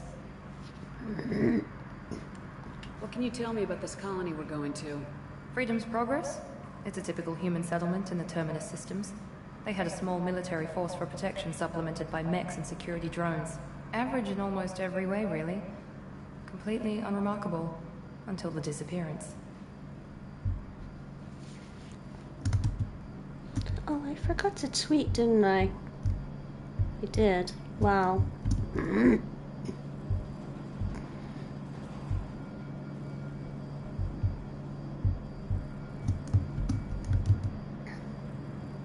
Can't believe I forgot to tweet. I totally did not mean to forget to tweet. Any thoughts on what we might run into there? A lot of empty buildings and one giant mystery.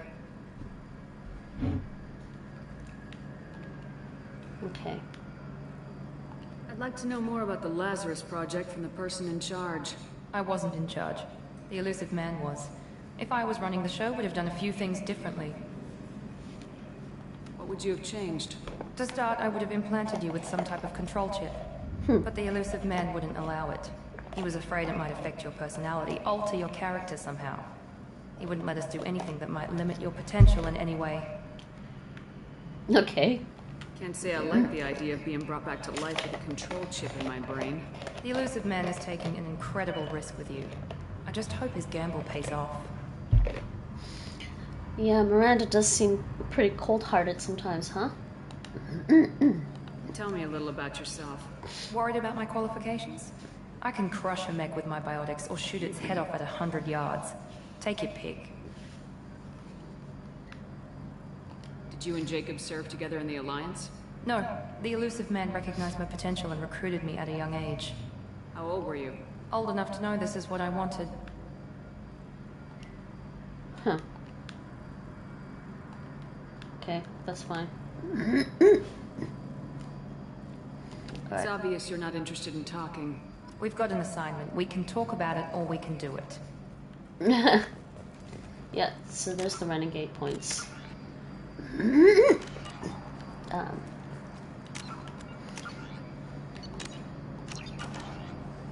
Okay, Jacob.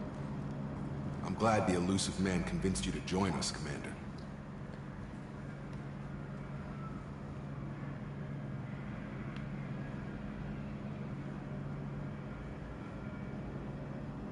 I didn't join servers.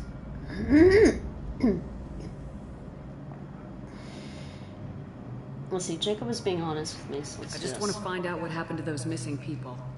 I still don't trust Cerberus. Noted. Do you trust me, Commander? I haven't made up my mind about you yet. At least you're giving me a chance. Most Alliance soldiers hate Cerberus on principle. Do you know anything about this colony we're going to? It's called Freedom's Progress. Don't know much else. I guess we'll find out when we get there. You said you served in the Alliance. 5 years in total. Stationed all over the galaxy. Even spent a couple of years as a Corsair. I've never heard of the Corsairs. It was an Alliance initiative. They hired independent starship captains and used them for missions that fell outside official Alliance jurisdiction. Technically, we weren't part of the Alliance. If we ever got caught, they could disavow any knowledge of us. We were supposed to be free from restrictions and rules. But there was still enough red tape to sink a cruiser. I finally just gave up. Why did you join Cerberus? I guess I just got tired of never making a difference. So much of what we did in the Alliance seemed pointless. I thought things would change after the attack on the Citadel. The old council was dead, and humanity took control of the new one. Nothing changed. Politics, bureaucracy, same bullshit, different leaders. Cerberus is different. When colonies go missing, we don't commission a team to write a report to figure out what the hell to do about it. We just go and find out.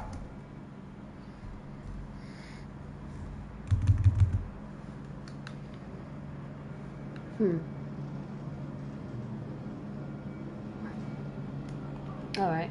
That's all for now. Yes, ma'am.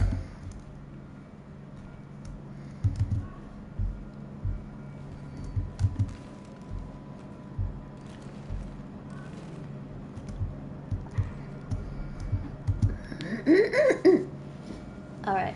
We're good. We're good. We're good. Actually, if I try to talk to them again, what will they say? The rest of us are ready to leave, Shepard. We're just waiting for you to get on the shuttle. Alright, fine. We've got an assignment. We can talk about it or we can do it. Commander, something I can do for you? That's all for now. Yes, ma'am.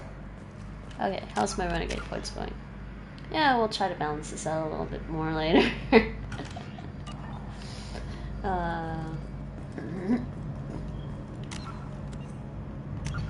Alright, fine. Yeah, so that's the first little bit of the prologue. The next thing we have to do is Freedom's Progress. So I think what I'm going to do is take a quick break. I will be right back, because I'm pretty sure the minute I step through that door, we are going to start the next little story segment. Which is this. Look for clues that might explain what happened to the missing colonists. And can I actually do anything about my squad members there? No, I can't.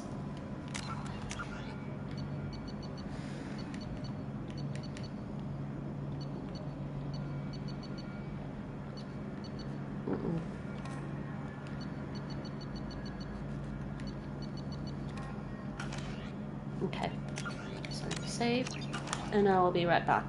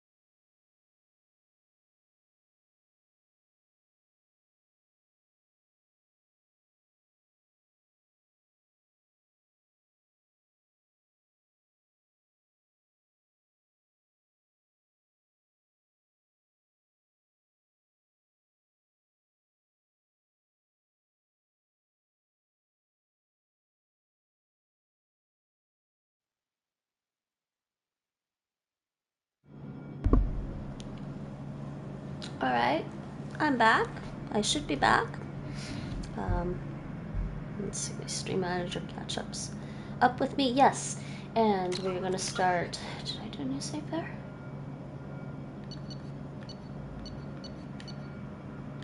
Yeah, I'm gonna do a new save.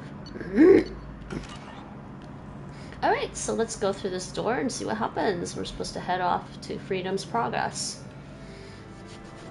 Oh, wait. There's mission complete now. I'd forgotten about that, actually. I'd forgotten that they gave you this mission complete summary. Experience gained 1,000 level 6 squad points. Mission summary. Shepard escaped attack on the facility along with operatives Taylor and Lawson. Facility destroyed by remote detonation. Salvage teams will ensure no incriminating data survived. Per Miranda's recommendation, I'm running security sweeps on other cells to ensure that Wilson was our only mole. Regardless of the cost, Project Lazarus was a success. Shepard is back. Oh, import bonuses. I've received following bonuses for importing was 4,000. Nice. Start at level 5. 150,000 credits. That's cool. Ezo, iridium, palladium, platinum. Oh, wait. I got bonus Paragon points from my Mass Effect playthrough. And plus 8.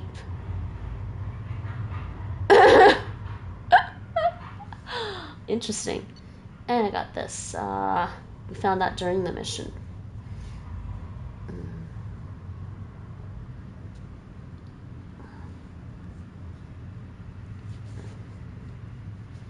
Man, my eyes are blurry today.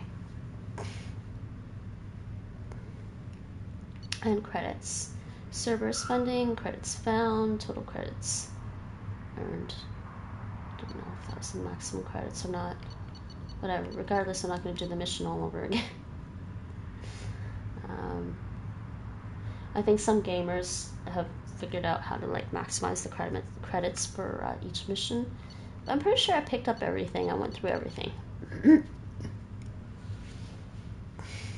It would suck if I missed something. I guess I can look it up if I really...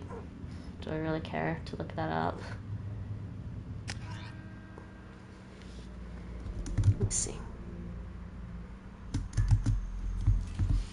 We should be there shortly, Shepard. The elusive man put us under your command. Do you have any orders?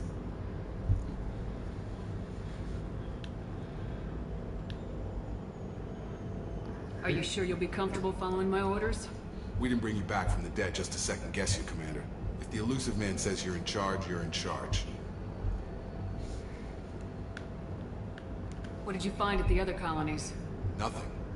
No signs of attack, no corpses, not even a trace of unusual genetic material to give us a clue. They just disappeared. We've got no target to go after.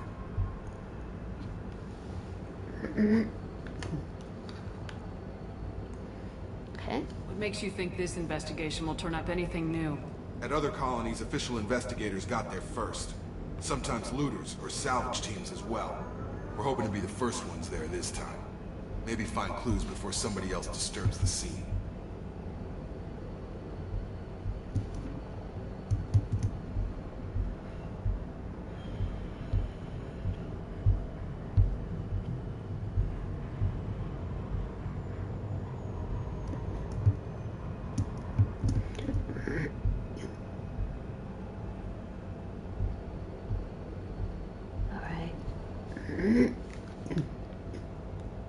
What makes you think this investigation will turn up anything new? At other colonies, official investigators got there. We're hoping to be the first ones there this time. Maybe find clues before somebody else disturbs the scene.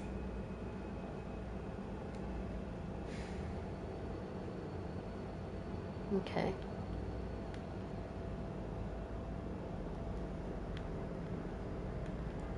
Somebody could still be alive.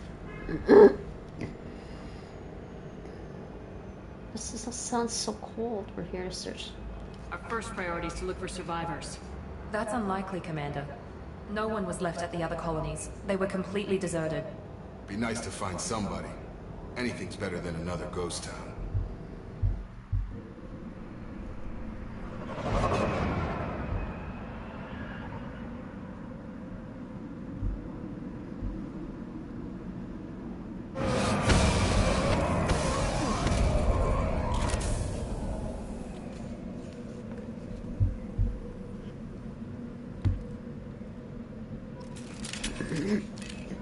Alright, here we go.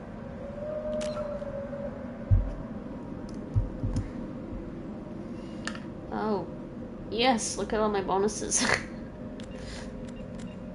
Squad mates. Well, what she got?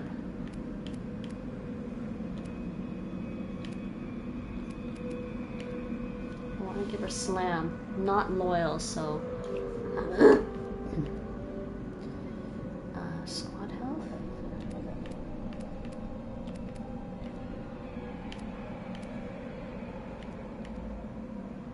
She only gets that when she's loyal. Well, you know what? Let's see how well she fights. I don't know.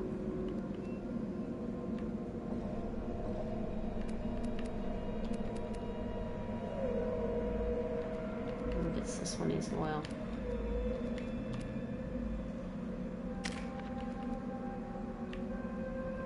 Open damage, squad health.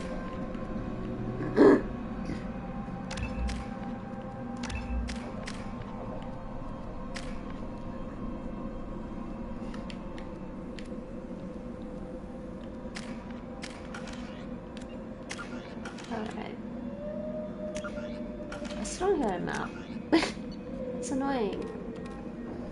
Let me just see something here. Why do I have this here? I thought I opened this in a new tab.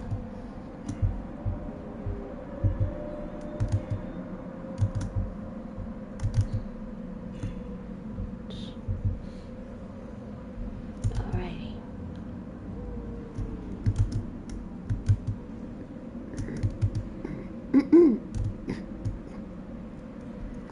Alright, Freedom's Progress is the next one.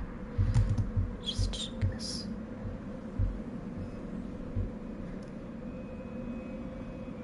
Heavy weapon ammo upgrade. There's an upgrade in here.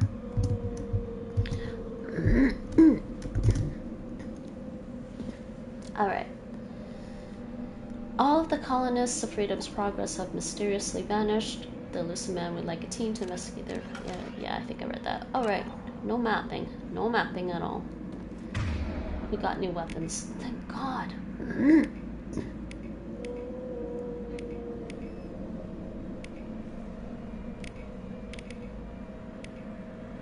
Heavy pistol. She's got a shotgun.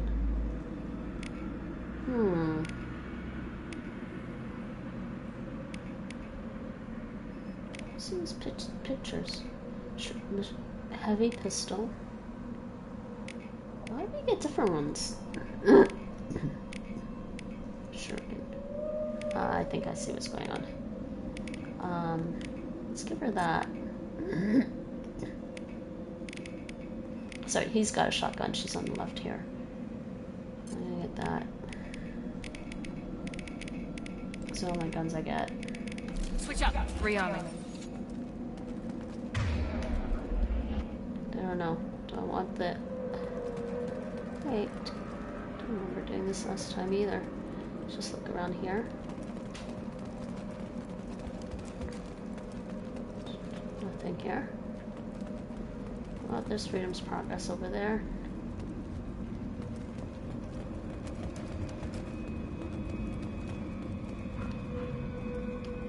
Right. With you. Okay, let's go through this way. I get no map still.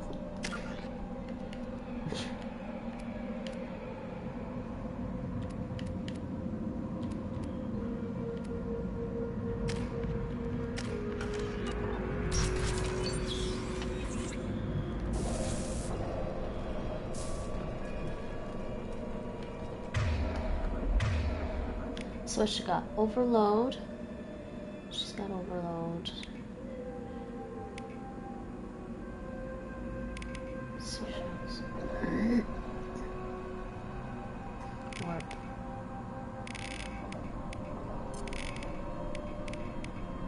Okay, I've got my stuff now. Overload, cryoblast, overload and cryoblast.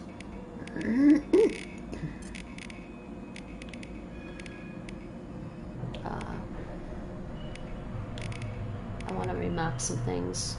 Molecular.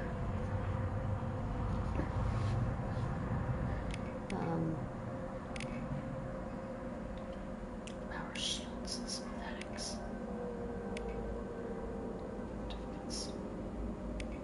Snap freezes your target. I want to map something else to L1. Maybe this one.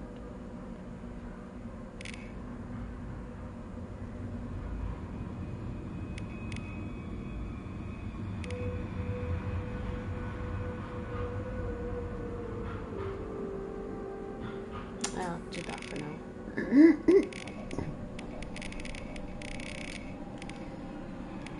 I think we're good. Looks like everyone just got up and left right in the middle of dinner.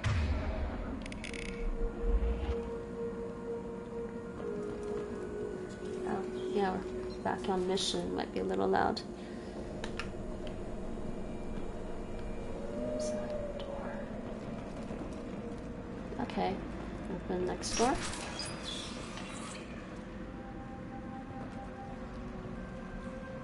Anything here? Alright, we're good.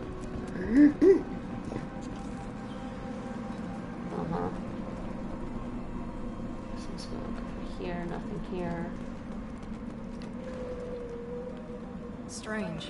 No bodies, no structural damage, and no signs of battle. I actually do remember what happens here because I remember the main story pretty well. Let's look around. R3. Oh, that's how they're gonna do the mapping. Forgotten about that too. So like I said, the gameplay for this game is quite different from the first game. Still fun though. I mean, both games are pretty fun in my opinion.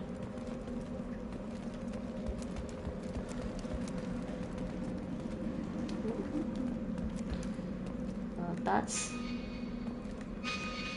the objective, but let's go look at this thing. Can I go in here? I guess not. Can't go in there. This is gonna be fun. Okay, what's behind door number 1? Oh, of course. On target. Mech. Hear that? Sounds like Fender's.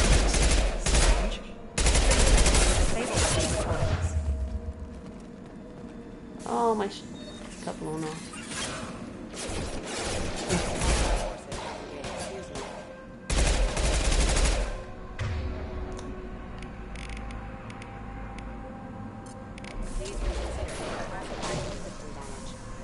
Eyes ahead!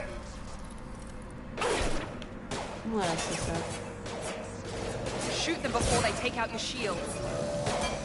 What is this thing?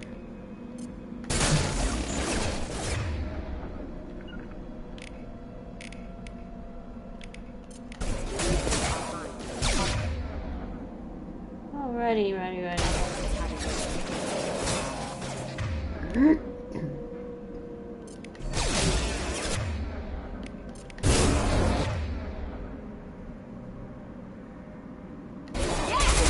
Those mechs shouldn't have been hostile. They should have recognized us as human. Someone reprogrammed them to attack on sight. We're not alone here. I gotta check something before I move further on with the game. Check my, I want to check the trophy list for, I'm wondering if there's a weapon.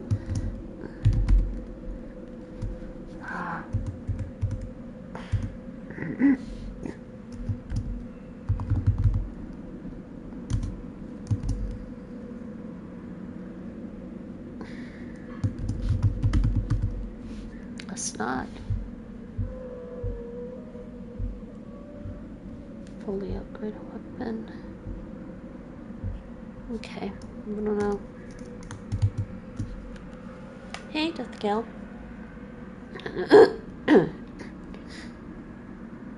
Sorry, practicing for when China becomes the world's United States clubs. Uh-huh. Interesting. Yes, everybody thinks China's going to take over the US. How are you? Okay, where am I? Just looking at something. I got turned around a little bit there. Yeah, still turned around. Yeah, we're going this way. Pick up the ammo.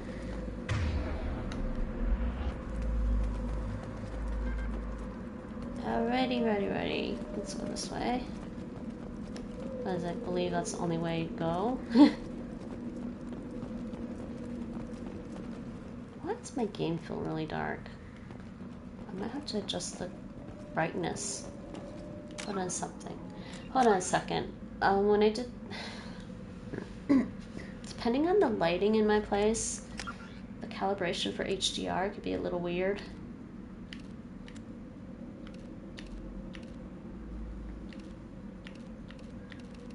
Okay, there I see it.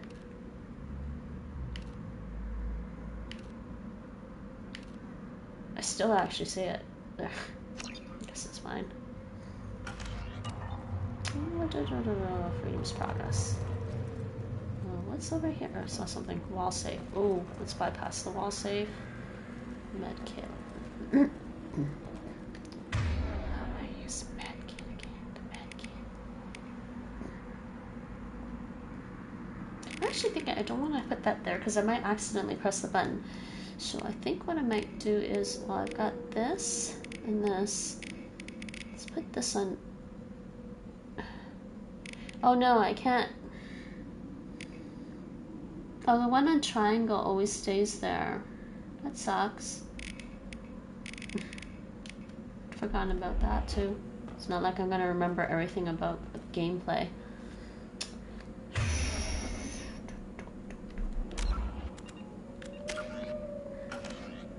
Meta I'll have two.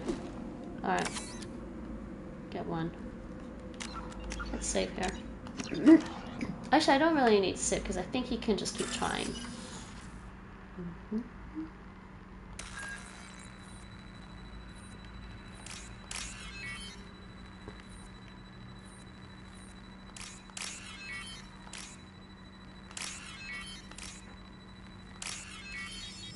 Done.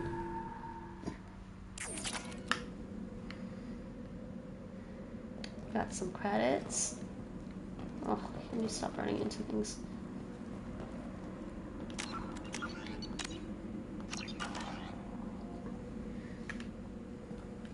Hostiles! Where?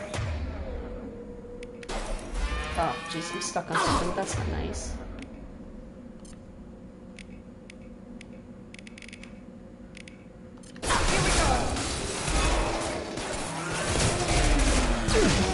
What else is hitting me? Enemy down! That was weird. Okay, spare parts. Nice.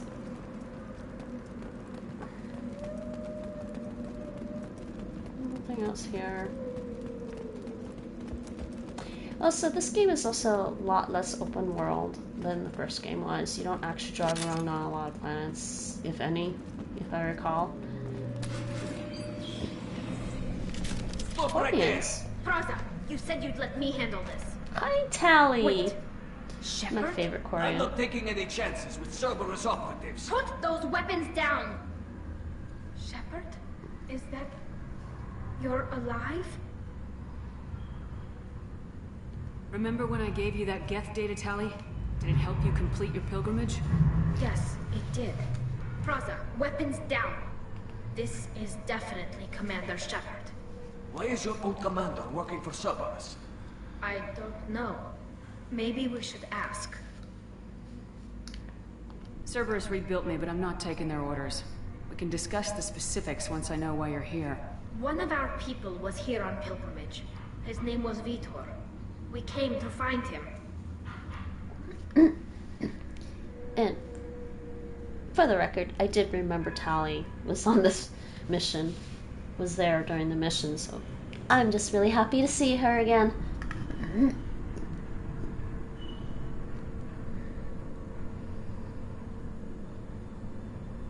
Isn't that a little strange? A Quarian visiting a remote human colony?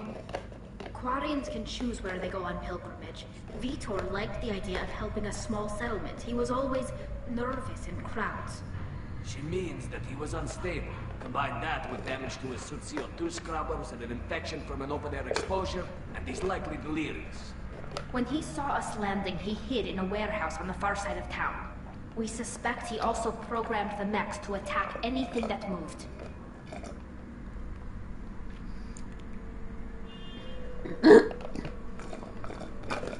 Okay, Death the Kale. Please no spoilers.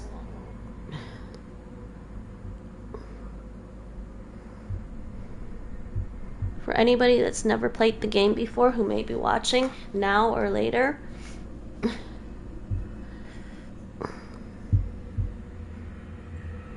They don't know that yet. It's not been they don't know that. They do not know that yet, and it's not said.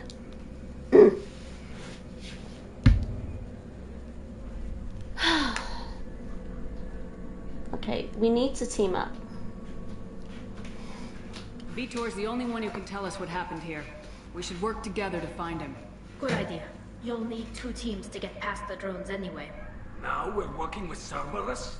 No, Praza, you're working for me. If you can't follow orders, go wait on the ship. Head for the warehouse through the center of the colony. We'll circle around the far side and draw off some of the drones to clear you a path.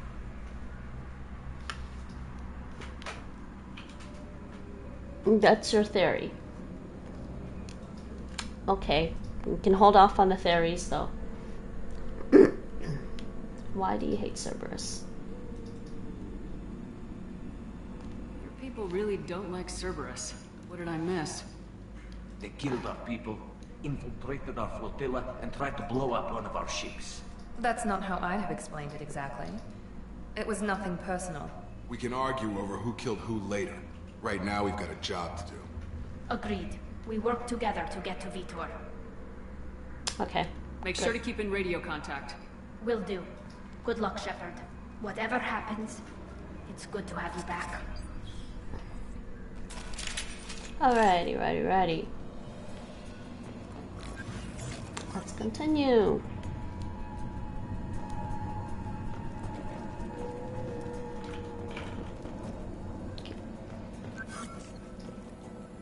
I guess we'll go down this way. Be careful, Shepard. There's a squad of security drones up ahead. Thanks for the warning. Alright, let me just save. Yeah? Okay, let me go back in here. Can you get out of my way, Jacob, please? Yeah, we can't go back this way anyways. Fine.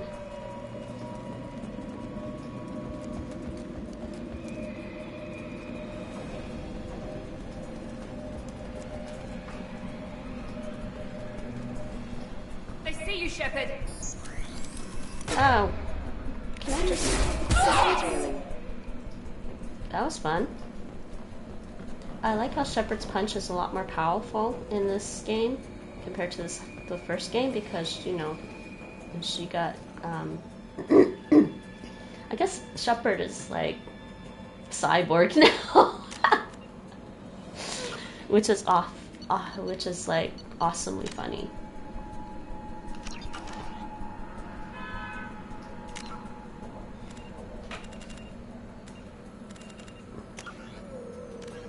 Find Vitor. Fight through the mechs to reach Vitor at the far side of the colony. Hi Andy, how's it going?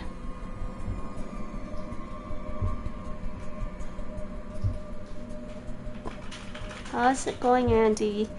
Yes. And you've got your follower emote.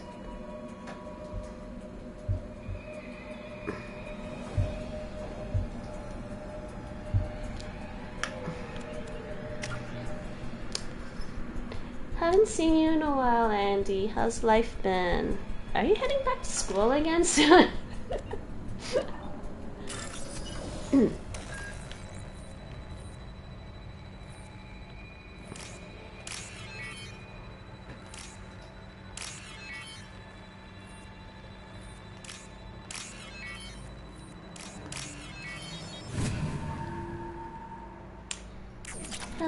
Alright, you're awake again.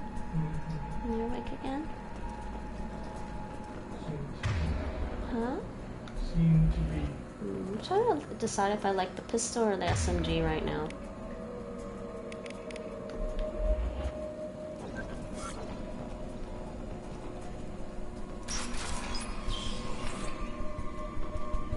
Use overload on it. What? Yeah, those things are just...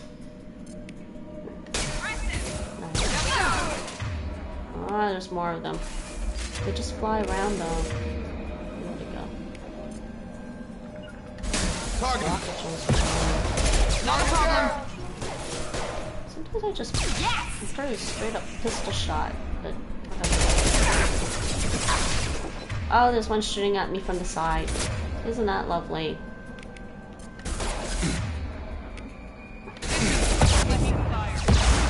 Oh, jeez. There's another one over there. I think it... Well, it might be.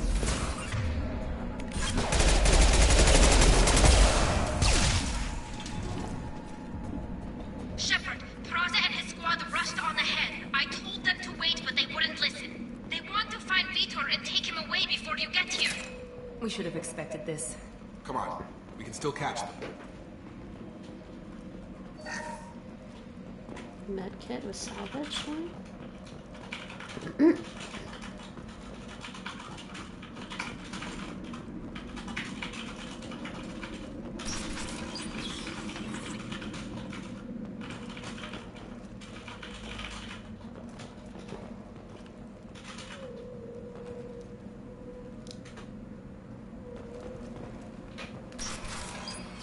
Oh, saving content. It's auto saving content. That's just one thing to firefight. What is going on? Okay, fine. Let's go this way.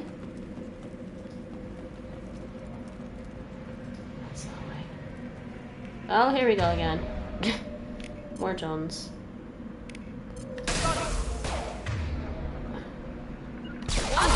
One gauging target. One less. More than one less. Targeting. You bet. Oh, jeez. They're still there.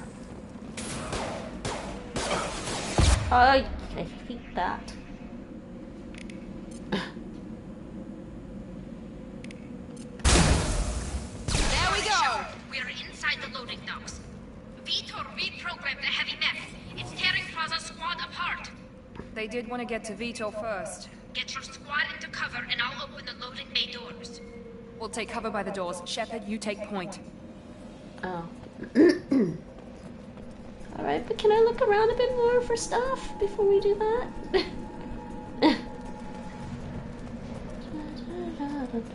Take point, Shepard. We'll cover the door. Yeah, you can do that, but just let me look around a bit more. Wait, there's something... Parts. Salvage. We'll take cover by the doors. Shepard, you take point. I still remember how... Yeah, I remember this. They turned into, like... broken records until I do the thing they want me to do here. Medkit. Take point, Shepard. We'll cover the door. Oh, am I only getting salvage because I have the maximum amount of metagel? Probably. No, that sucks. That's alright. Alrighty, righty. We'll take cover by the doors. I Shepard, can stay you take here. point. Yeah, it's hard for me to tell them where to go. Oh boy. Okay, save. Oh, sorry, Andy. I'm fine. I got into a school I wanted. Shepard. Oh, that's cool. I paused my language learning, but I'm hopefully coming back soon. About the same. Well, yeah, about the same. I'm still doing language streams on Sunday. I think you know my schedule if you check the Discord. If you check the Discord messages, I think you know my schedule, Andy, right? And yeah, but you know, Nate and I are looking for a new place to move to, so I can't do as much language learning as I used to because it's a little too I don't know, it's a little too distracting trying to find a new place. Otherwise, I'm good. I'm fine. Okay. Going to cover! Okay, this is gonna be a big, serious fight. But that's good. I'm glad you got into school you wanted. What is it you want to study again?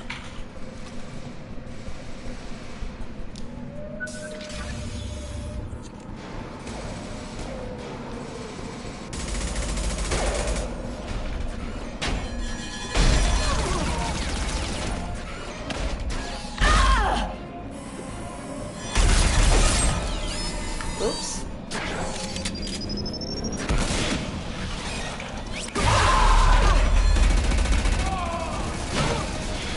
Yeah. That mech's got heavy armor plating. Those Quarians never stood a chance. This is gonna be one tough son of a bitch to take down. Alrighty, where am I? Uh-huh, he's got that. We'll take out this shield. Yeah, you did that. That's fine. I remember this fight.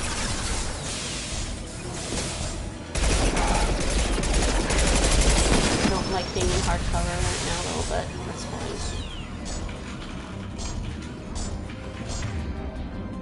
Okay, Miranda, do that. Here we go.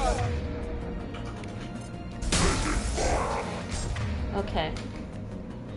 Oh, this is fun. This is fun. Fun, fun, fun. Oh, which way is he going? Easy enough. Jacob, why are you...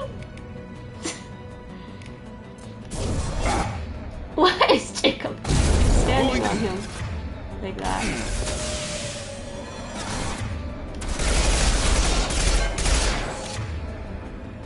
I only got one shot for that one. I don't want to waste it, so that's fine. Oh, ouch.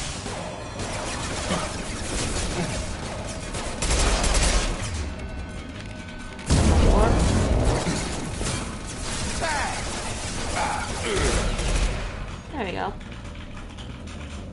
Alrighty. Jacob, are you okay?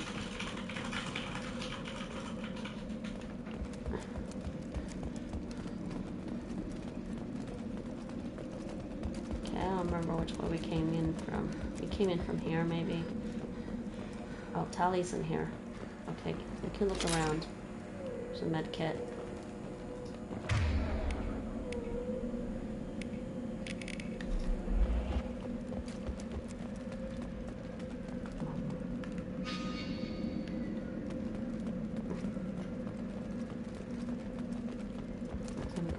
Way, yeah, fragile crate, you can blow that up.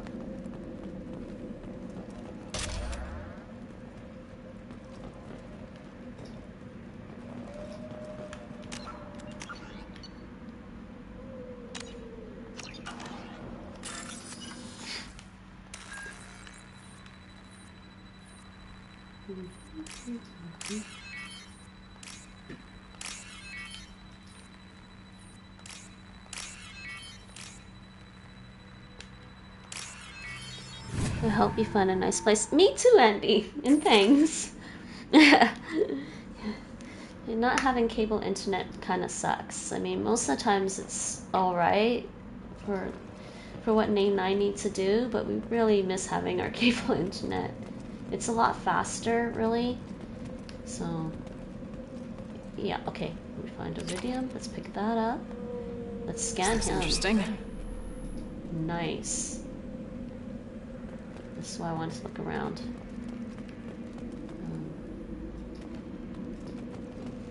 Alright, which way do I have to go? I have to go straight into that building, I think. So let's go over. Let's just go look over here and look for stuff.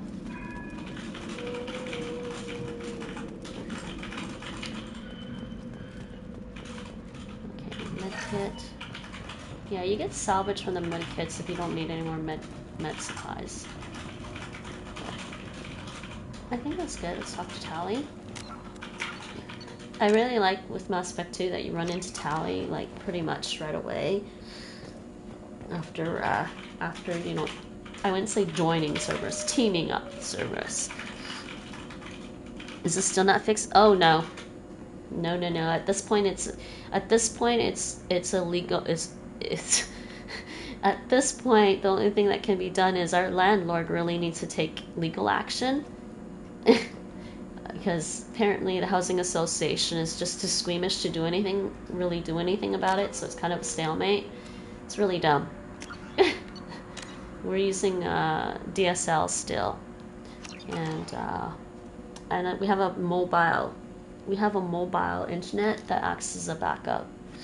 This is your chance to go find Vitor while I tend to the wounded, Shepard. He's probably somewhere in the back of the loading bay. Oh, okay, cool. That's all she had to say. That's cool. Wait, was there anything else? Nah, just fragile. Great. Yeah, it kind of sucks, but you know, I don't know. Life is like that. Always throw something at you, right? At least in my experience with my life. you get a good thing happening, then you get something else to like counter that, or just to balance things out. I think. Like I said, it's just my life. But weren't you learning German in school though, Andy? Because you said you had to. It was the only language option you had. Monsters coming back. Mechs will protect. Safe from swarms. Have to hide. No monsters. No swarms. No. Vitor? No, Vitor. Not here. Swarms can't find. Monsters coming. Have to hide. Oh man. I'm kind of tempted just to do more Paragon stuff, unless it's like something really... Yeah, okay, fine. Nobody's gonna hurt you anymore. I don't think he can hear you, Commander.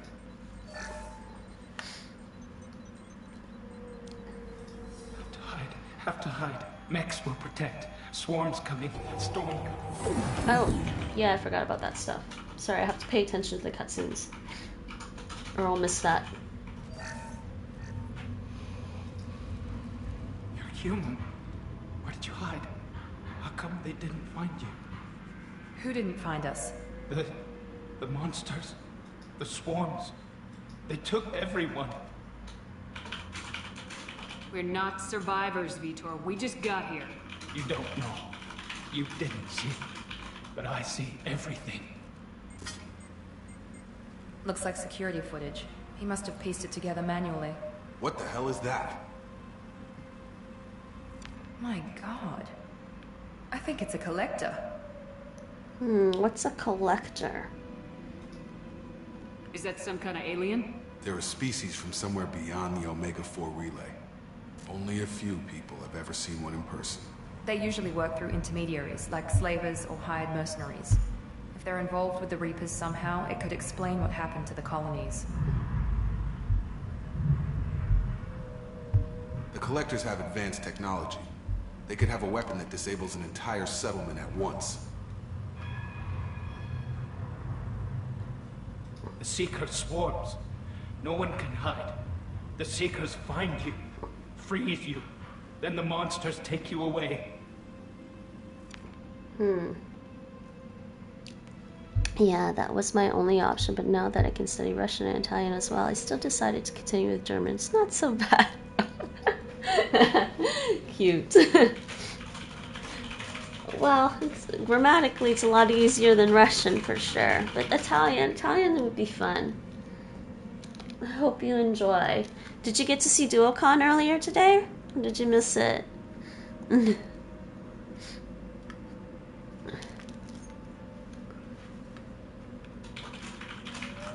Why didn't the collectors take you? Swarms didn't find me. Monsters didn't know I was here. The collectors aren't known for being careless. Maybe his enviro suit kept him from showing up on their sensors. Or they were using technology specifically designed to detect humans. Only human colonies have been hit. Oh wait, did I say hi to you during Duocon? I don't remember. I was really distracted because I was multitasking earlier, like a lot of multitasking. Yeah, I was there for a while. That's cool. I got a sub! I'm being bribed by Duolingo. I'm being bribed by Duolingo. I got a sub. See? You gave me a gift sub to Duolingo. Duolingo gave me a gift sub to Duolingo, but I guess they were, and then I noticed afterwards they were just dropping gift subs the whole time. Russian grammar is hell even for other Slavs. I know. I don't know if you know Mr. Alex 101. He also was. I found his channel because he's Serbian learning Russian, and I asked him if he thought Russian was hard, and he said, "Yeah, wasn't in chat, just watched." Okay.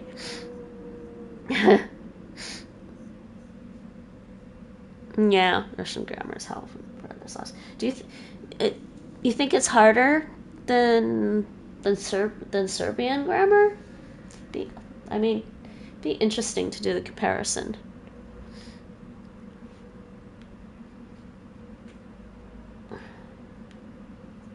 Tell me more about these swarms. It's how they find you. Seeker clouds, machines like tiny insects. They go everywhere. They find you, then they sting you, freeze you. Sounds like miniature probes, maybe. Find victims, then immobilize them with a stasis field or nerve toxin.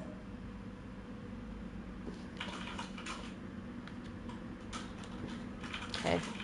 I want to know more about the collectors. Nobody knows much. They're so rare, a lot of people don't even believe they exist. More importantly, why are they abducting human colonists? What are they after? Maybe the elusive man can figure it out. Alright. Okay, go on, Vitor. What happened next? The monsters took the people onto the ship, and then they left. The ship flew away. But they'll be back for me. No one escapes. I think that's probably all we're getting out of them, Commander. Alright. We appreciate what you told us. You were very helpful. I studied them. The monsters. The swarms. I recorded them with my Omni tool. Lots of readings. Electromagnetic. Dark energy. We need to get this data to the elusive man. Grab the Quarian and call the shuttle to come pick us up. What? Vitor is injured. He needs treatment, not an interrogation. We won't hurt him. We just need to see if he knows anything else. He'll be returned unharmed. Your people tried to betray us once already. If we give him to you, we'll never get the intel we need. Praza was an idiot, and he and his men paid for it. You're welcome to take Vitor's Omni-Tool data, but please, just let me take him. You don't have to take Vitor and go. We could work together, just like old times. I want to, but I can't. I've got a mission of my own. It's too important for me to abandon, even for you. When it's over, and I'm still alive, we'll see what happens. That sounds dangerous. What are you doing? I don't think Cerberus needs to hear about it. But it's in Geth space. That should tell you how important it is. I'm not sure, but I don't think so. By the way, your chat rules are savage. Of course they are, Andy. I left it for pretty much common sense. Common sense, things you really shouldn't do just on the off chance, but people do it anyways.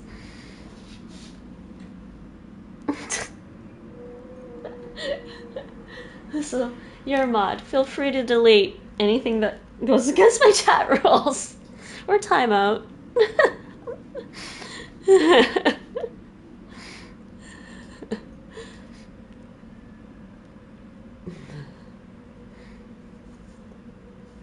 Okay.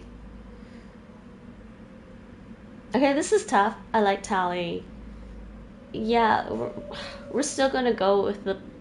I'm probably gonna get Paragon points for this. That's fine. We'll still go with some more Paragon options this time. I trust Tally to give us enough information. He's traumatized and he needs medical care. Tally will give us the Omni-Tool data and take him to the flotilla. Understood, Commander. Thank you, Shepard. I'm glad you're still the one giving the orders. Good luck out there. If I find anything that can help you, I'll let you know. We're ready for pickup. I think those chat rules just give you mods more like ammunition and more stuff to do. Shepard, good work on Freedom's progress. The Quarians forwarded their findings from Vitor's debriefing. No new data, but it's a surprising olive branch given our history. You and I have different methods, but I can't argue with your results.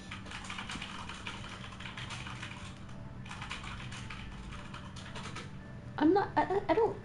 I don't want to be nice to the elusive man. The data from his Omni tool should be quite useful. We're still analyzing it. But more importantly, you confirm the collectors are behind the abductions. Tell me what you know about these collectors. They periodically travel to the terminus systems, looking to gather seemingly unimportant items or specimens, usually in exchange for their technology. When their transactions are complete, they disappear as quickly as they arrive, back beyond the unmapped Omega-4 relay. Until now, we've had no evidence of direct aggression by the collectors. All right.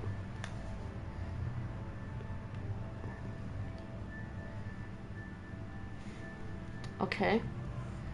Omega-4 relay. What's that? Why is the Omega-4 relay unmapped? What do we know about it? Only that no ship passing through it has ever returned. Our best guess is that the relay reacts differently to collector vessels, allowing them safe passage. If they can manipulate relays, that's just further evidence of the connection with the Reapers. Just in humans. Any ideas on why they've shifted their focus to humans? If they're agents for the Reapers, it could be any number of reasons. Obviously, humanity played a huge role in Sovereign's destruction. That might have been enough to draw their attention. What really concerns me is why they bother abducting the colonists. Once the humans are paralyzed, why not just kill them?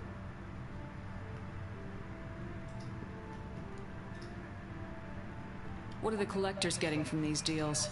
The collectors aren't very forthcoming about their motives. Generally, they seek out species with rare genetic mutations or abnormalities. They pay slavers and merc groups exorbitant sums to obtain these specimens, and then they leave. But they've never targeted a single species before, and the previous sample sizes were in the dozens, not the tens of thousands. Okay. Okay, what aren't you telling me? You're holding something back. How do you know the Reapers are involved? The patterns are there, buried in the data. The Council and the Alliance want to believe the Reaper threat died with Sovereign. You and I know better. I won't wait until the Reapers are on the march. We need to take the fight to them. All right. If this is a war, I'll need an army, or a really good team. I've already compiled a list of soldiers, scientists, and mercenaries. You'll get dossiers on the best of them. Finding them and convincing them to work with you could be challenging, but you're a natural leader. I'll continue to track the collectors. When they make their next appearance, I'll notify you and your team. Be ready. Okay. I had a good team. Keep your list. I want people I trust. The ones who helped me stop Saren and the Geth. That was 2 years ago, Commander. Most of them have moved on, or their allegiances have changed. Okay. Tell me about them. Okay, well, we just saw Tali. What about Tali? She already helped us on Freedom's Progress. That was unexpected. I need more intel before I'll commit to that. Okay. What about Caden? Where's Caden Alenko? He's still with the Alliance. Promoted, I believe. His file is surprisingly well classified.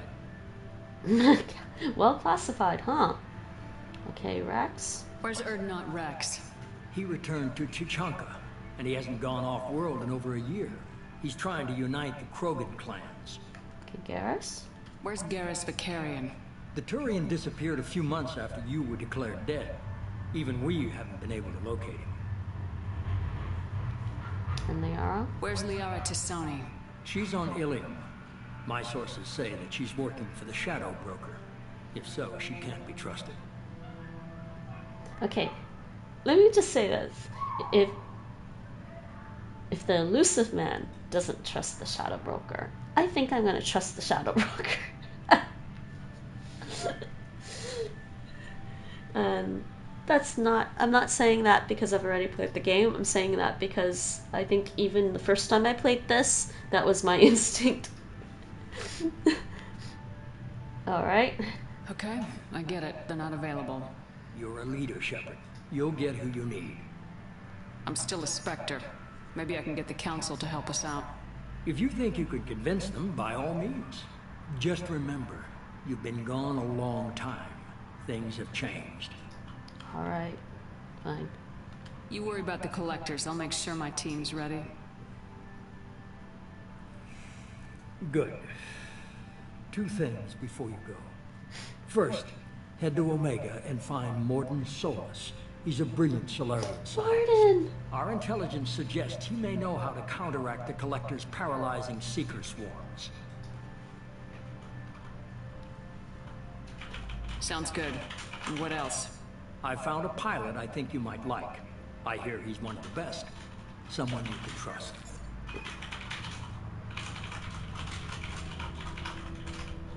Hey, Commander.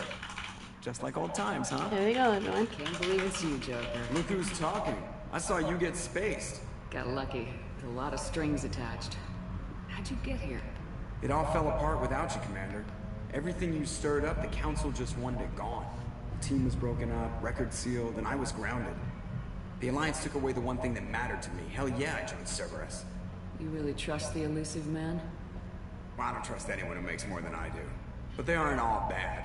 Saved your life, let me fly, and there's this. They only told me last night. I cry now. Nate, I cry now. So, in case people are just joining the stream now, we lost the original Normandy at the beginning of this game, and that's why Shepard was injured, and 2 years later she was basically returned from the dead by Cerberus. But we get a new Normandy. Cry. I guess we'll have to give her a name.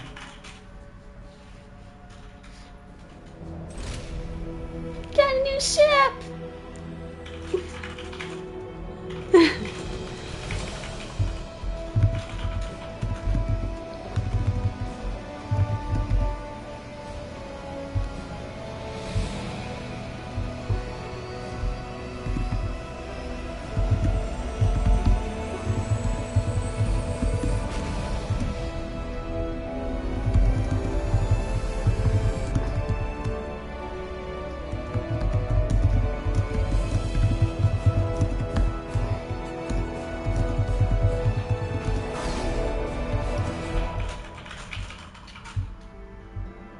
And we are done, everyone.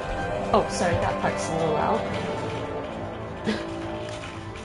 Alright, so we leveled up. Experience gained is 1,000. Right, 1,000 only? We got to level 7. We got some squad points. Mission summary. Collectors confirmed as source of attacks on Freedom's progress.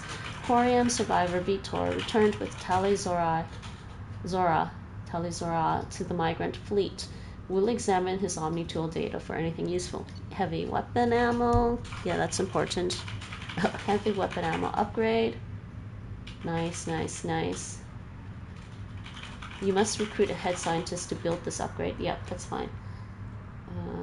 It can be improved by rebuilding the core with more minor components. Gives plus 15% heavy weapon ammo capacity. That's good. We got some credits. Oh, I missed finding some credits. Oh, whatever. Not gonna do it over. The most important thing to me are the upgrades. And some iridium. How did I miss like 1,000 credits somewhere? I checked everything.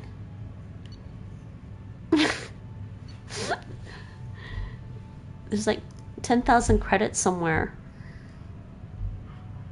That like there was 1,000 credits that I missed.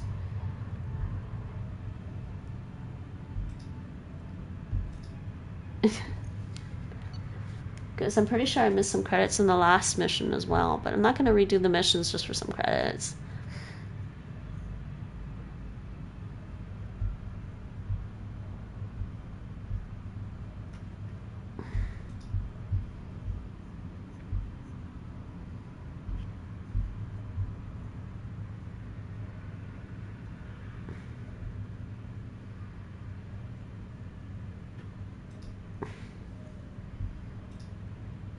Yeah, I must have missed something.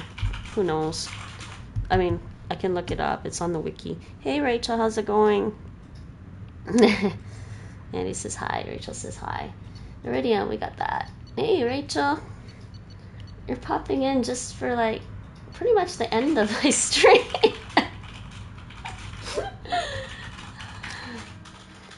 And actually that did fill up 3 hours. It started the prologue, basically. Some more cutscenes though. Got my ship! Got a new ship. Got a new ship. We lost the old one at the beginning of the game. Got a new ship.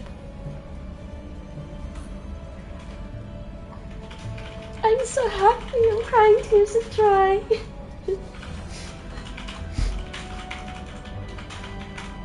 Isn't she a pretty ship? Welcome aboard the new Normandy, Commander. I've been looking over the dossiers. I'd strongly recommend starting by acquiring Morden Solus, the Solarian professor on Omega. We know the Collectors use some type of advanced technology to immobilize their victims. We'll need him to develop a countermeasure to protect us. Alright. I actually kind of agree with that. Because I need to find a scientist to get the upgrade. Good, thanks. Just booked tickets for the next Marvel film. Oh, that's cool, you. Best timing.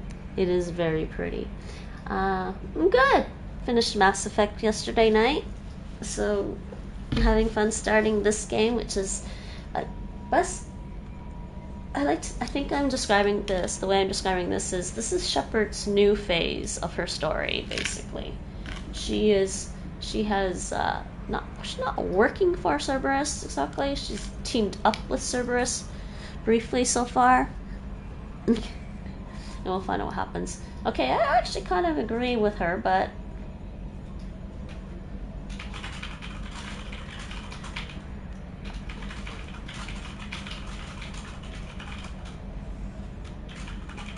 okay, fine. Without that countermeasure, we'll be helpless if we ever run into the Collectors.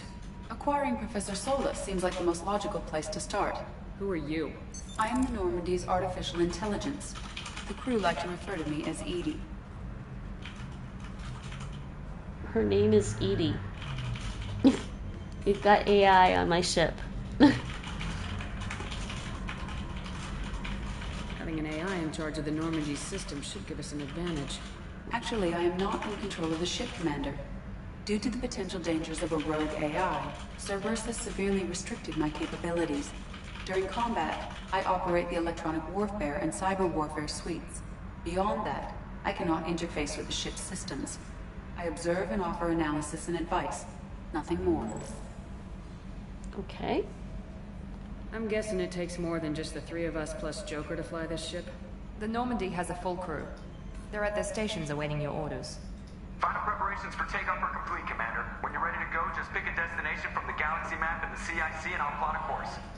Jacob and I should return to our posts. Come find us if you have any questions.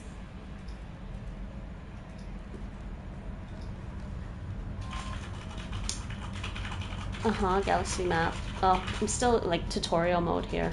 There we go. Yeah. I don't know if I can press any buttons to skip that.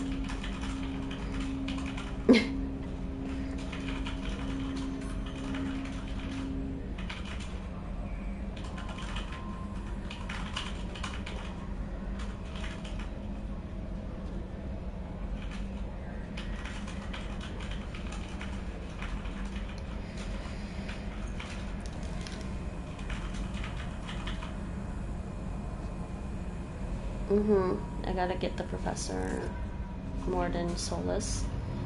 Alright. Can I save now? I can save now.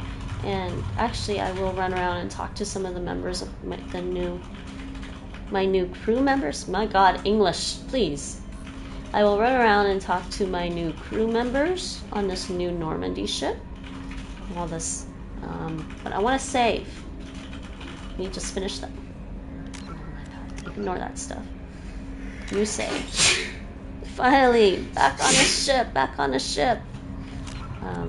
Just do this. We'll just pause that there. Very pretty. Yes, Rachel, I meant to ask you how your Lego your Lego is going. How's the Millennium Falcon Lego going? How much more do you need to do? Okay, yeah, we got assignments here. And we've got some missions. Okay, so let's just review these. Okay, so now the prologue, the actual entire prologue for the game is done. So the new main mission, these are some new missions. Main mission is this one, stop the collectors. Okay, assemble a team, and he's given me the dossiers for what?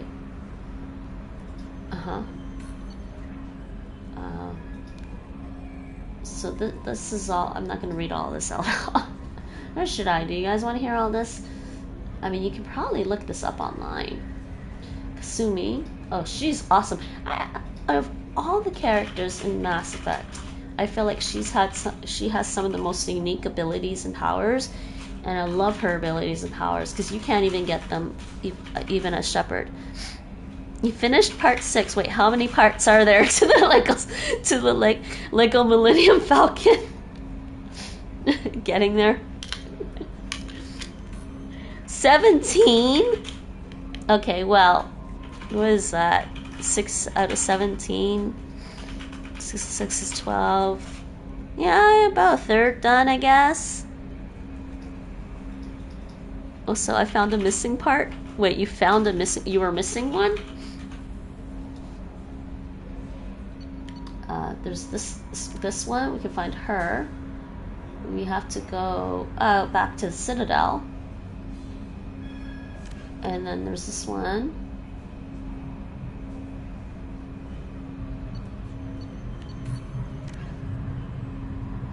Zaid. Asani. Oh yeah, I remember Zaid. Oh, I forgot about him.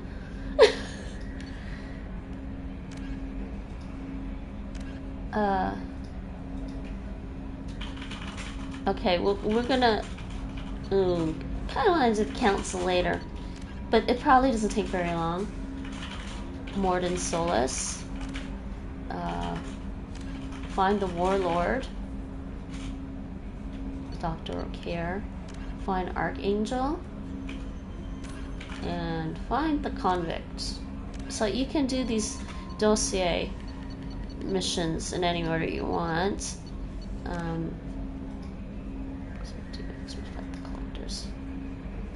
And this only progresses once you've actually assembled your team. So, why? We're custom meeting with the council. Okay, so I don't know what I'm going to do next time. I'll have to think about it. We also picked up a couple of assignments.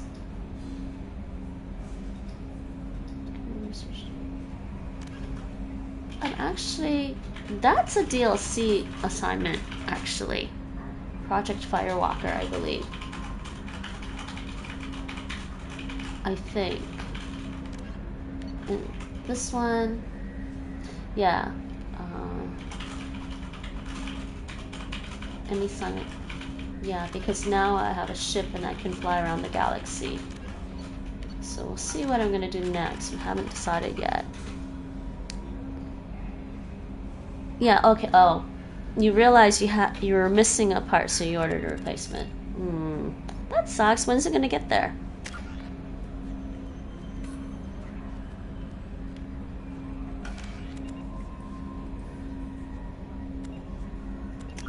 Okay, there's main codex entries.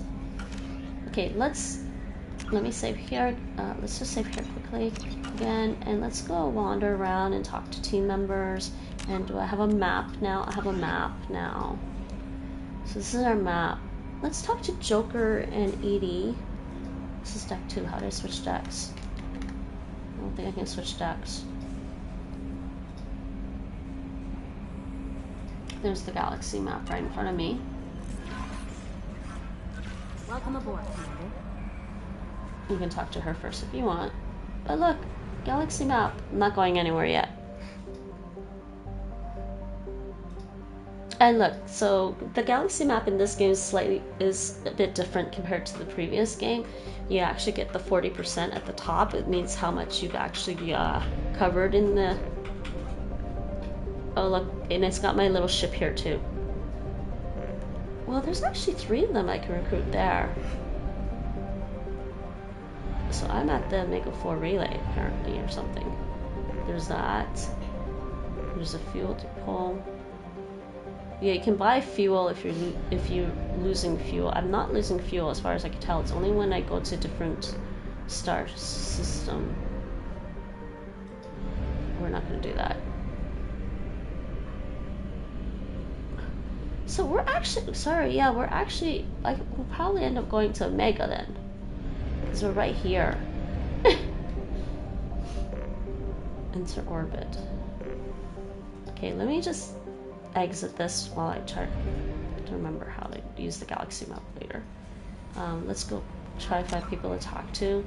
Let's talk to Edie and Joker first. I don't really want to talk to... Oh wait, what's this? Just an elevator? Oh. Wait, okay, so Edie is here. Why is Edie there? And she's like, I can go to the cockpit, talk to her? Okay, hold on.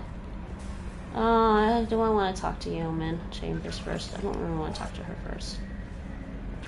Oh, here's my private terminal. Team status. Check the status of your team. So, see, you get the same information over here as in the mission log. Morden Solis, Zaid. We don't know who Archangel is yet. I know who Archangel is. I'm not going to tell you guys. It's not a critical part, only decal, but they said it should take about 7 to 10 days. Ah, okay. Doctoral care.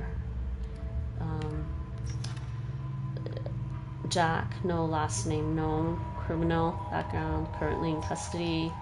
Kasumi. Kasumi is one of my favorite characters too, actually. And then we've got Miranda. Oh, I can cycle her appearance. I forgot about that. Oh, he doesn't have one. Got information on her so far, so she's not loyal yet. At some point you get loyalty missions, and her last ability, Slam, I get that ability unlocked when I get her loyalty. So all your crew member, your teammates are like this. You have to get their loyalty to unlock their last ability. I also ordered a Star Wars, manga. Did you now? Manga or one of the graphic novels?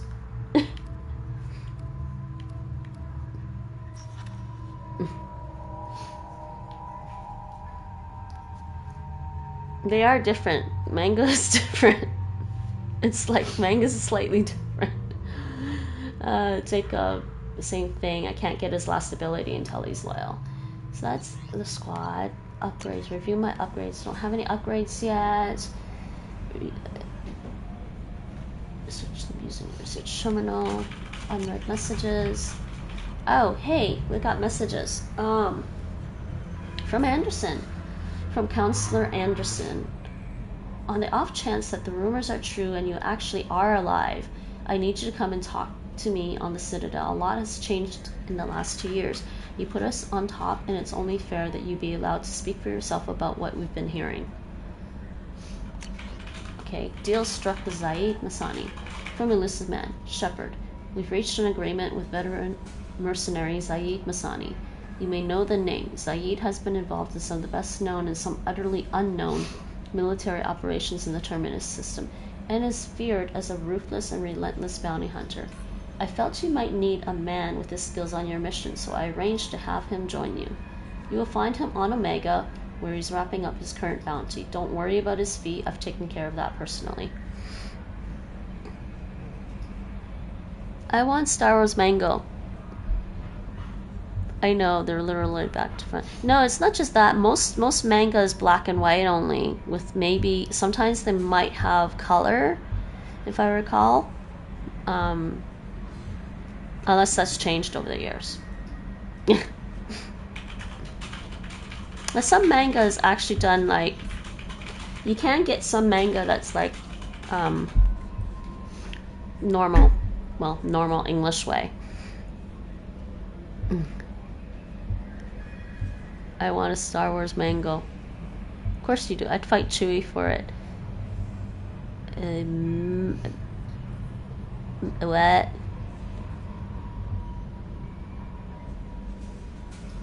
A Milo Run is perhaps the closest to a mango in the Star Wars universe. Interesting. Then I'd call it a mango and fight Chewie for it. The cover is in color, but I think most of it is black and white. Okay. I guess maybe they made some manga. Cool. Okay, next one. Lost contact with survey ship. You actually get new assignments and missions this way. Yeah, from Project Firewalker.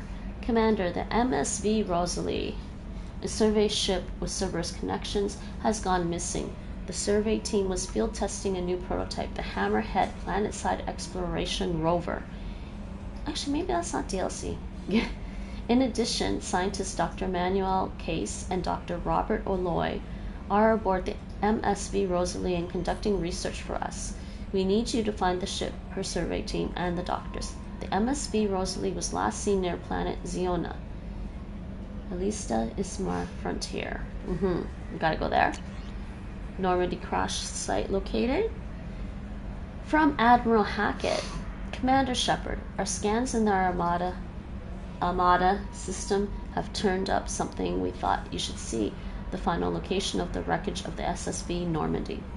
We thought this news might be important to you, but we also have an ulterior motive. The Alliance would like to honor the Normandy with a monument to be built on the site of the ship's final resting place. We'd like to invite you to place the monument and be the first to walk on the site. There are still 20 crew members unaccounted for from the attack on the Normandy. If you find any signs of these lost crewmen, we ask that you report to the Alliance so that those heroes' families might find some closure. Godspeed to you, Commander. Yes, and that is actually what you see right at the beginning of this game. Shepard is on Normandy doing a mission, and then it was attacked. And it was destroyed. And she died. Technically, clinically, whatever you want to call it, Shepard died. And she was revived. Brought back from the dead. By Cerberus. Yes, the same Cerberus we were fighting in the first game. Sort of. In the side missions, really. Recon Hood. There are quite a few mangas which I had no clue existed in Star Wars. I mean, yeah, cool, nice, yes. So she's kind of, I would say I guess she's like part cyborg now. I'm not entirely sure. I can't remember now what they did to her. I think she's part cyborg, basically. Oh yeah, he gives me some, I think this is DLC equipment, Recon Hood, from Elusive Man Shepard. It occurred to our armored technicians that you may not want to show your face everywhere you go. They sent by a hood that Cerberus issues to its covert operatives. There's additional microflame functions that you may like. The hood is in your quarters. Overlord. Actually, sorry, I think that's the DLC. Hold on.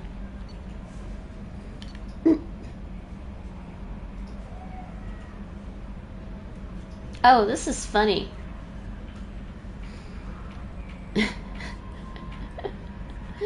From Stavic Dobbs, banking agent, Ascension Financial Services, Earth. Hello, Commander Shepard. Thank you for submitting your updated medical documentation. Your status has been changed from deceased to alive. After deducting modest administration fees for closing the file, the subsequent change in status and the reactivation of your account, you have a remaining balance of 100,000 credits. Oh, woohoo, nice. Thank you for banking with Ascension Financial Services. We look forward to working with you. Are you protecting your greatest assets? We will find the best life insurance rates and coverage to fit your needs. Reply for a free quote today. Though, I had 9,999,999 credits when I finished the first game, okay? Where did it all go?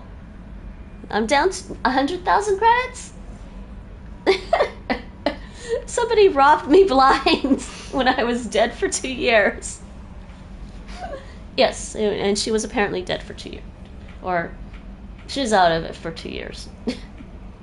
Took them 2 years to bring her back. Rendezvous with Kasumi Goto. From Elusive Man Shepard, at great cost and effort, we have tracked down the master thief, Kasumi Goto, and convinced her to work with you. Master thief. I like it.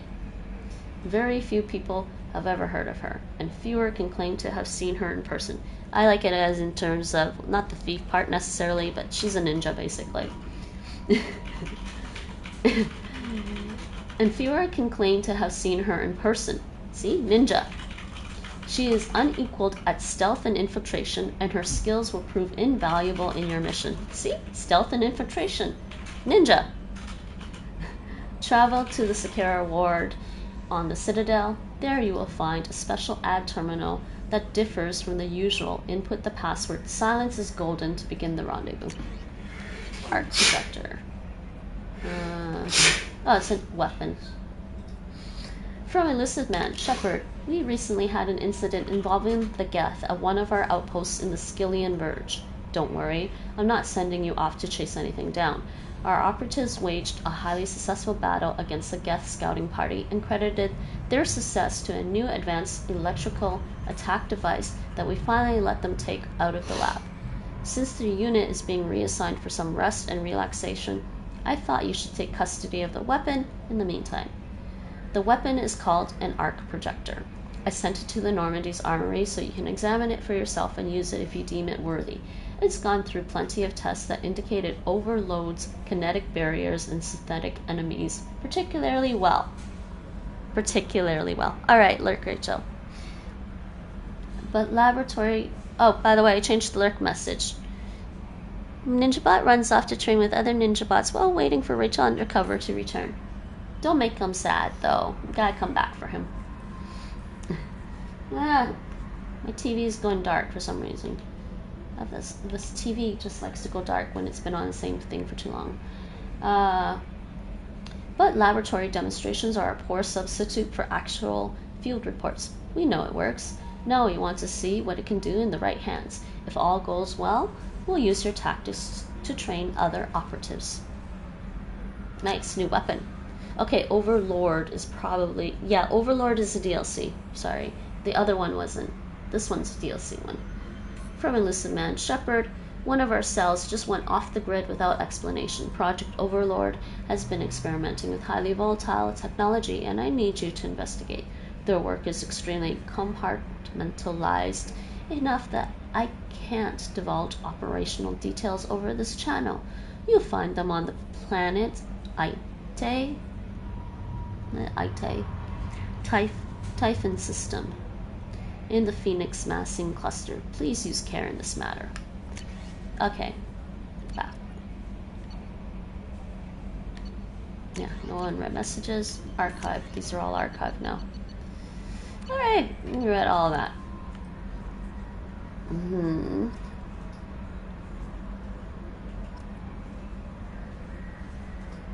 But okay, I want to go...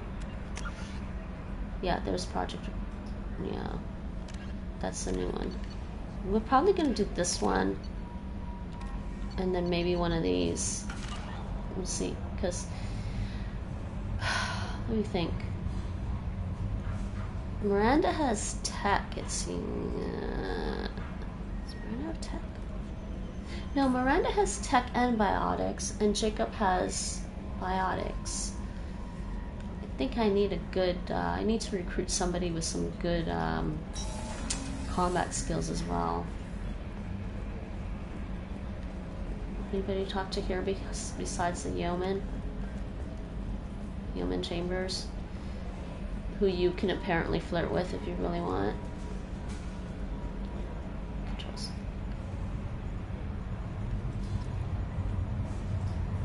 I'm looking for more codex entries. Where are ya? Just exploring the ship for now. Flight controls, flight controls. Nice.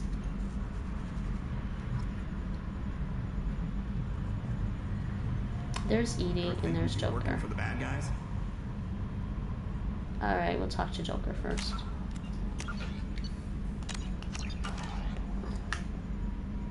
Can you believe this, Commander? It's my baby! Better than new. It fits me like a glove! And leather seats.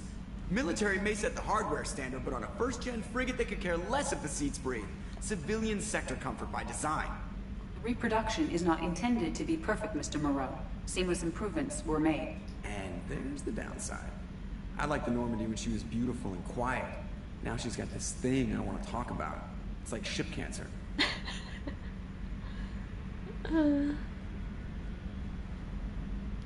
I guess we can trust them for now. Enjoy it, Joker. If we're stuck here, we might as well let them pamper us. Does it breach uniform regs if I get that on a cruise shirt? Because this is my favorite you have no choice ever. Technically, this is a civilian ship. I'm probably lucky you're still wearing pants. Yeah, I'll save that for the off-hour cameras. Have an AI watch me 24/7. He doesn't like the AI. Commander. Okay. So, how do you think we're doing? Well, the Normandy's not as ready as she could be. There's always more we could upgrade. And as for the crew, you'd have to ask a people person. What do you think about the people we're picking up? Well, about the ones you went out with last, I would never say anything against Miranda and expect to survive the reprisal. Jacob is way too nice a guy for the number of ways he knows how to kill people. It's just my opinion, though. There's really no need to go spreading it around. Jacob is way too nice of a guy for the, what does he say? For the many number of ways he knows how to kill people. Ever think about the old Normandy and the trouble we got up to? Yeah, those seem like the good old days now, but come on, it was hell at the time. Geth, Saren, Sovereign, and then we got dumped. We're stuck in a weird place, sure, but back then it wasn't all sunshine and bunnies.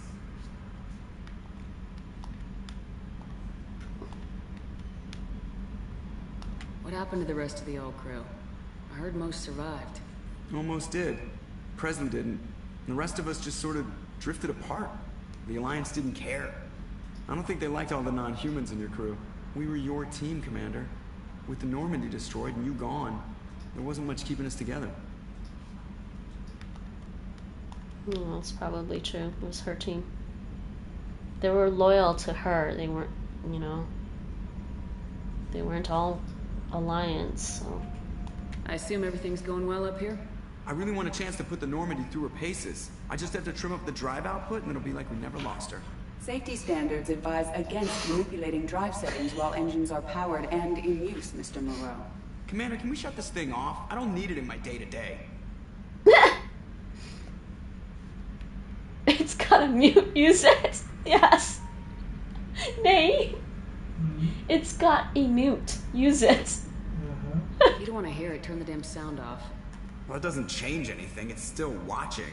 Like some creepy kid staring at the back of your head in comp side. You just want to punch him, but he's special and he sets fires or something. Okay, a little too far there, but you know what I mean. Your problem, not mine. Thanks. I'll remember this. I just love that dialogue option. I'm sorry. I'm sorry, everyone. Everyone, excuse me. I just kind of sympathize with Joker there. You just want to punch somebody. Oh man. Oh. Okay. I think that's everything. I think he's gonna say the same thing. I assume everything's good for now. Fractured my thumb on the mute, but I think I made my point.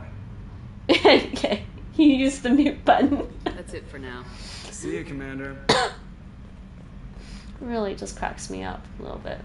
Oh. Oh, this is funny. Watch this.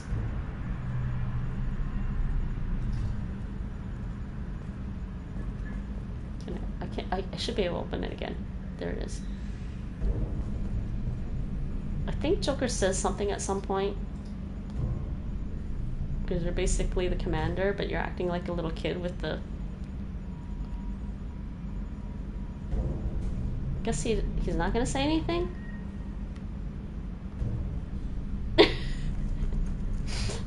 A shutter closed. Shutter open. Nope. He's not going to say anything. Okay, fine. Can we go around? Can I go around to talk to you? No, I can't actually, apparently. That's weird. Alright, save there. Let's talk to Edie. Yes, Shepard. Alright. I want to know more about you. Do you have a specific inquiry?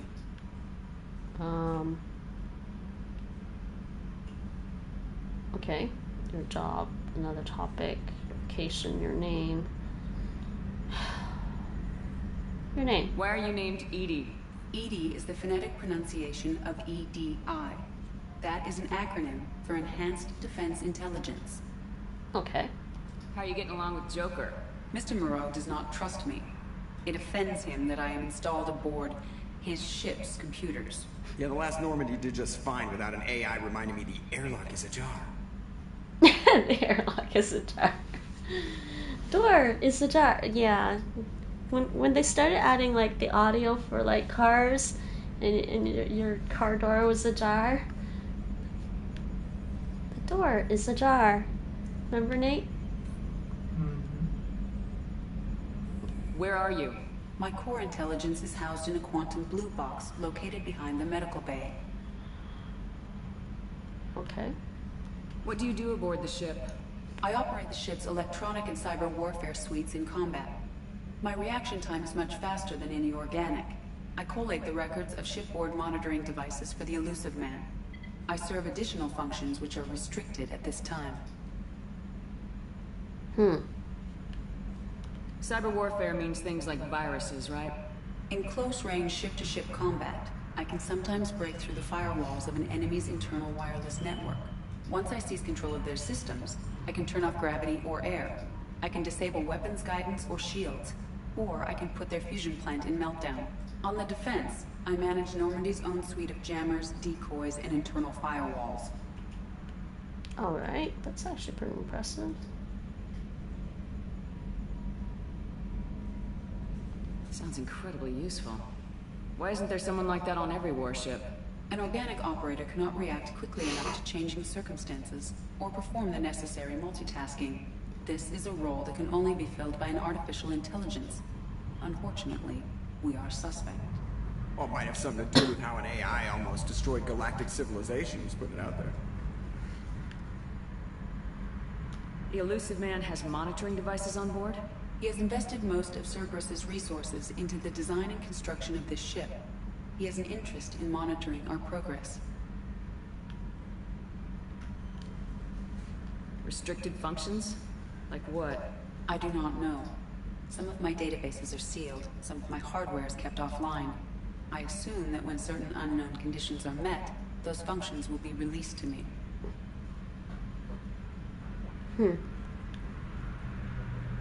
Let's discuss something else. Ready. What's this area of the ship?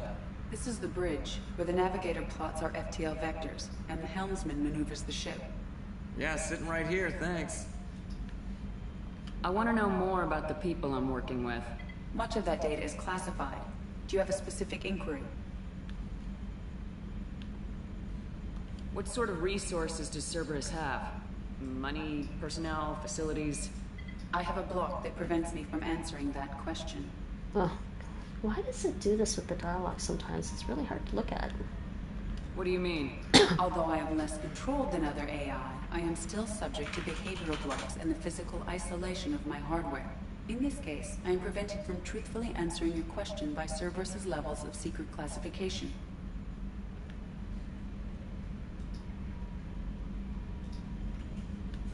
How is Cerberus organized?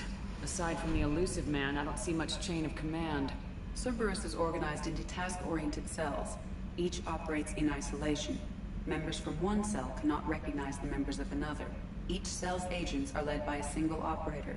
We are called the Lazarus Cell, which is directed by Operator Lawson.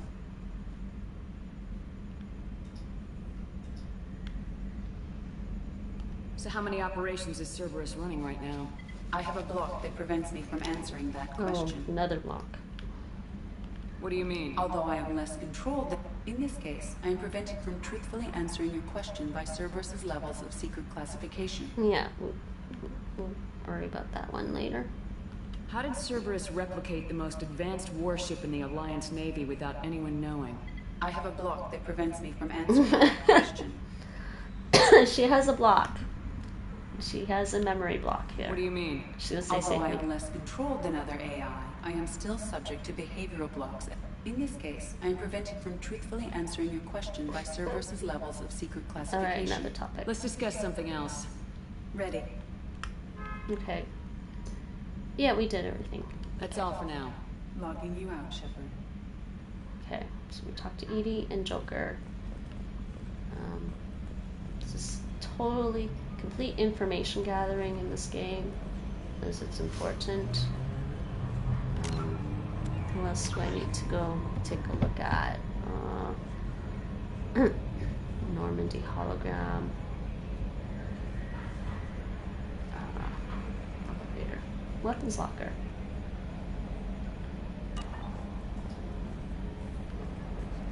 Yes, there's the hologram. That's cool. I don't know why it's even... Yeah, I guess I'll talk to her. Well, I can talk to Edie here. This is easy. What's this area of the ship? This is the Combat Information Center. Here, the crew receives sensor data and coordinates gunnery and damage control efforts. While nobody is flown from the bridge, during combat, the commanding officer issues orders from the CIC. Nice. Alright, let's talk to Yeoman Chambers. I'm Yeoman Kelly Chambers. I've been assigned as your administrative assistant. I'll manage your messages and help you monitor the crew. And I must say, it's such an honor to work under you, Commander Shepard.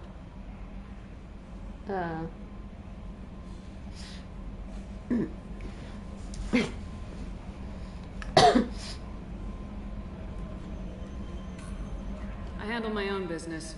I understand. I won't bother you unless it's important. Anything else, Commander? Okay. Okay, fine. Do you have a moment to talk? I always have time for you, Commander. What are your responsibilities? I'll keep you notified of any messages or appointments you might have. If any of the crew has important business to discuss, I'll make sure you know. Isn't that the type of task better suited for a VI? Yes, but being your yeoman is just my official role. Unofficially, I observe the crew. Everyone knows how risky our mission is. Many of us may not be coming back. That's a lot of pressure. I have a degree in psychology. I'm good at sensing when people are overly taxed. You make sure the crew's mental health is sound. Yes. I look for warning signs. I listen. It's not a full-time job, and it's most effective when done informally. Okay. I'm glad to have you on the team, Ms. Chambers. Please, call me Kelly. Sure. Okay, Kelly. Anything else? Do you have a moment to talk? I always have time for you, Commander. How do you feel about being assigned to the Normandy? I was handpicked by the Elusive Man to help fight the greatest threat known to humanity. How do I feel? Honored, exhilarated, terrified. But mostly I feel encouraged. Under your leadership, we can't fail.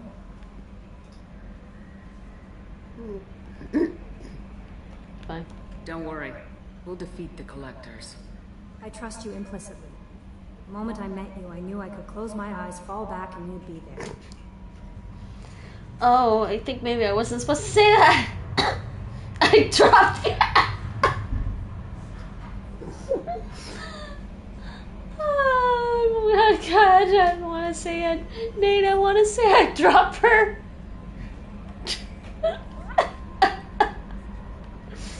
No, I'm not going to right now. Your trust is well placed, Kelly. I knew it would be. Thank you, Shepard. Anything else you'd like to talk about? This organization has a dark reputation. Do you have any concerns working for them? Not at all. Our methods can be harsh, but Cerberus has noble objectives. We look out for human interests.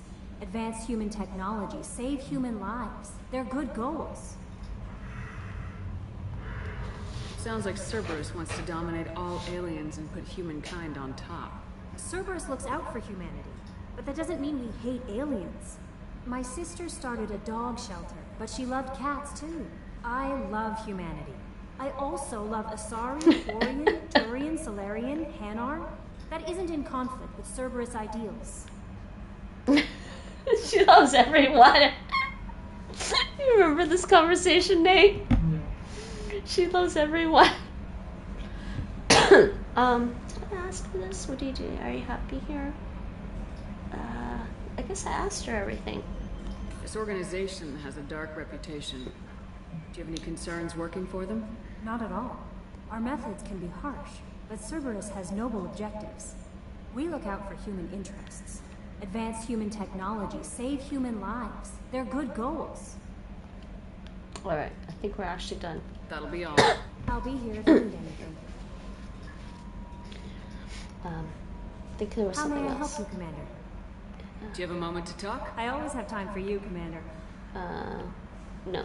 Never mind. I better go. No. Okay. I want to ask her about the crew. We'll talk later. How may I help you, Commander? Is there anything I should know? Nothing right now. Anything else, Commander? Okay. That'll be all. I'll be here if you need anything. Yeah, apparently you can flirt with her and she likes you or something. Weapons locker, armory. Okay, let's go check this out. Edie's in here. Of course, she's gonna tell me. What's this area of the ship? This is the armory, where small arms are maintained and upgraded. Using ME2, computer-aided design, and manufacturing, we have the capability to manufacture several new models. Actually, I forgot the conversations take a while, so the stream may be a little bit longer than I intended.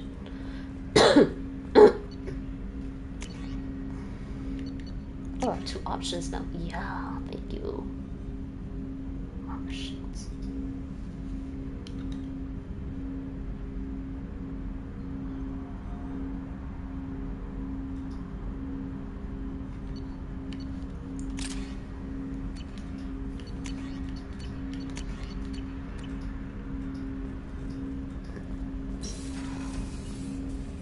Okay, there's Jacob. I can talk to him here, but this is the armory.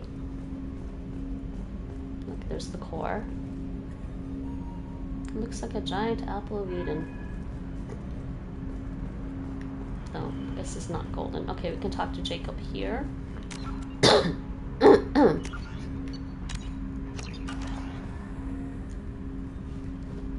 Commander, there hasn't been time to really settle in and take stock. I want to say that working with you is a great opportunity to do something that matters. It's a privilege to serve on the Normandy, Commander.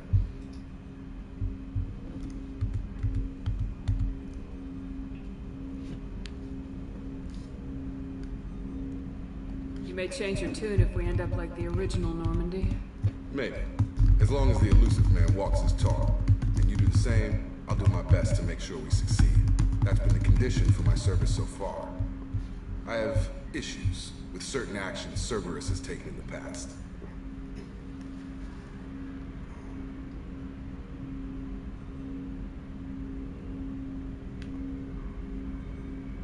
What has Cerberus done to make you nervous? A lot. They've been called terrorists, and with good reason. Doubt you can find a more checkered past. But if the collector threat is real, and we do something about it, Cerberus will be remembered differently. Or we'll all be tried and executed. Can't count on people thinking about it as hard as I have.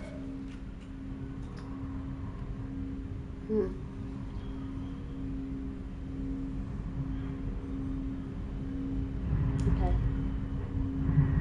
It's good to hear a clear opinion. Sounds like we're 2 of a kind. That honors me more than you, Commander. Let me know if you need anything. Okay, I got 2 Paragon for that. That's fine.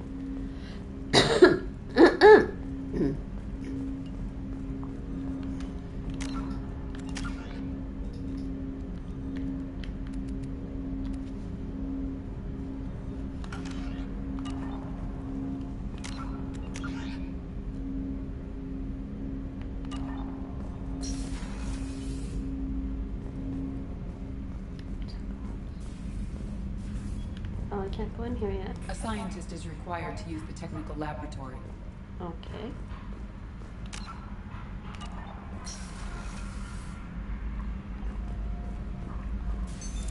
What's this area of the ship? This is the FTL communications room. In addition to interfacing with the FTL comm network, Normandy is fitted with a quantum entanglement communicator linked to the elusive man's office. This allows lag-free communication even when you operate off the comm grid.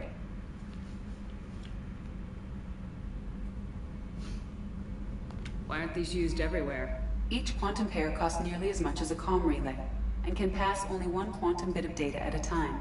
In addition to the cost and bandwidth issues, the system is strictly point-to-point. To contact 100 different worlds, we would need to manufacture and install 100 entangled pairs, one link to each world. I've never heard of a quantum entanglement communicator. How does it work? Essentially, two subatomic particles are created in an entangled state. One is installed here, and the other in the elusive man's office.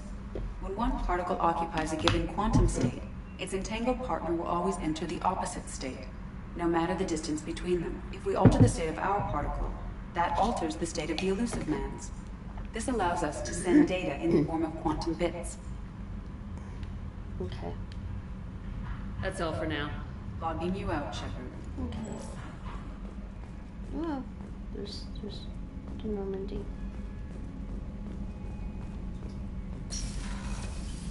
So we can't go to the tech lab right now.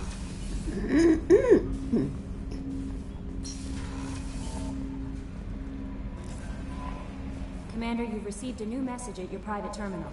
Already?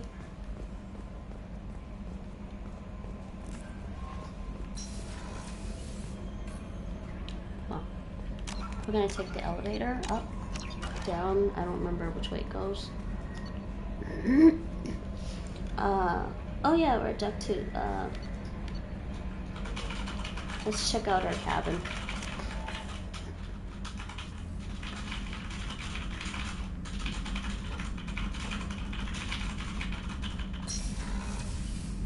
Hi, Edie. You're in my cabin as well, huh? What's this area of the ship? This is the commanding officer's quarters. It's larger than the quarters of other warships I've served on. This is a Cerberus vessel, not an Alliance warship. Accommodations have been made for personal taste. That said, this space is directly under the exterior pressure hull. The fitting yard workers called it the loft. Alright. Oh hey, I can view my trophies here. Cool.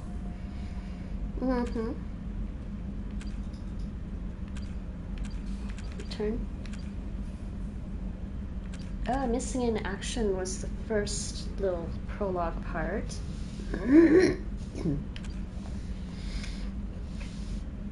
Return to active duty.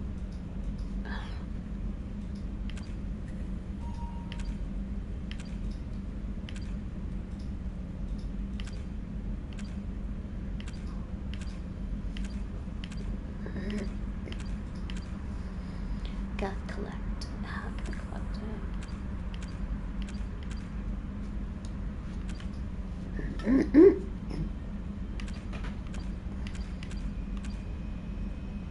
Oh, here we go. Headhunter. Here's my trophies. Maybe I should look at this later.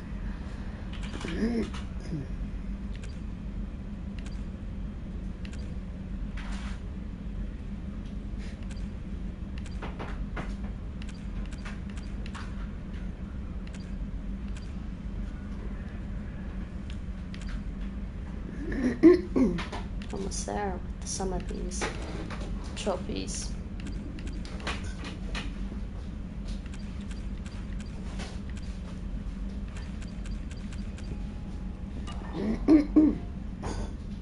Okay, there's a new message on my private terminal.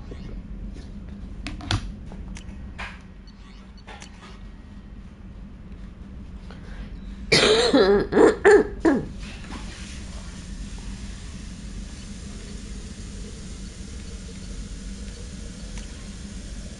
don't know why she said that. Maybe because she's spaced. Who knows? I don't have a new message.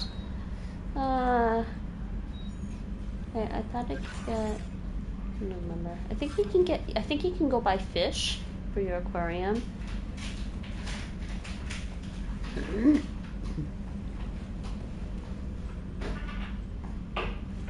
Hey, music.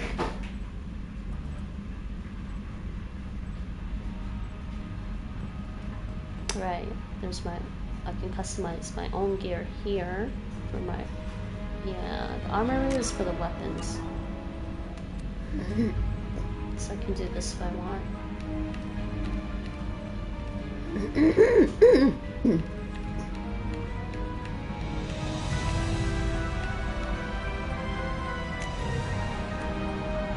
So leave that for now.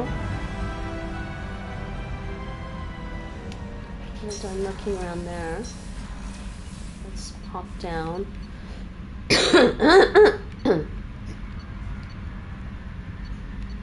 Let's go down here, talk to Miranda.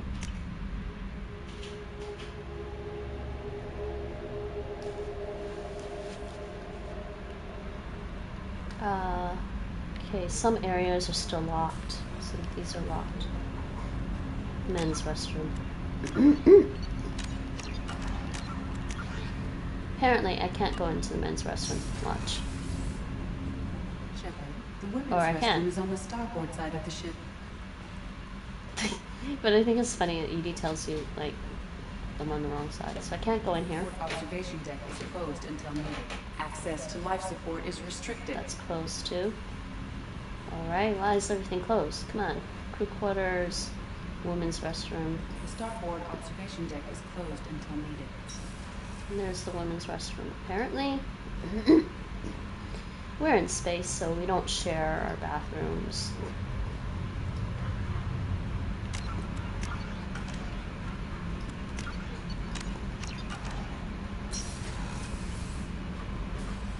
Oh, she's a cutie. How old? She'll be a year old next month. Oh, you'll miss her first birthday.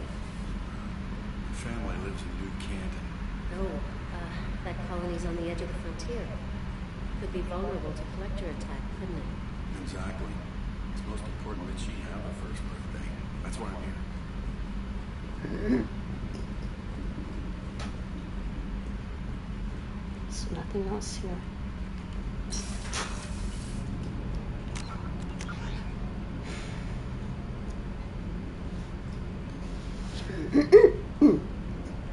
Okay, so okay, go the other way.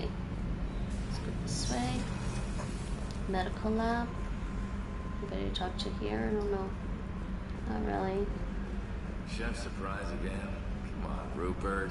I'm sorry, Princess. Filet mignon and caviar coming right up. Let me just get out my doilies. That'd be real nice, Mr. Gardner. So there's a chef aboard.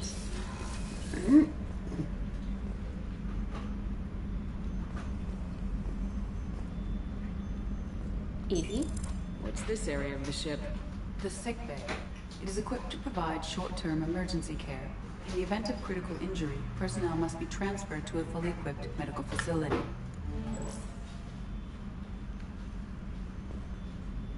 Okay, Dr. Chakwas is here. We'll talk to her in a bit. I can't go here though. Access to the AI core is restricted.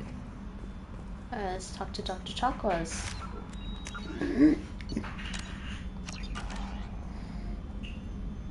Commander Shepard, I watched the Normandy crumble with you on board. It's good to see you alive. I'm shocked. You're serving on a Cerberus vessel now? Surprising, even to me. Yet, here I am. The kind of trauma you endured would have changed most people. But not you, I see. Welcome back, Shepard. Do you have everything you need? I believe so. This medical bay seems very much like the sick bay on the original Normandy. Anything missing are my private reserves. I even had a bottle of Ceres Ice brandy that I was saving for a special occasion.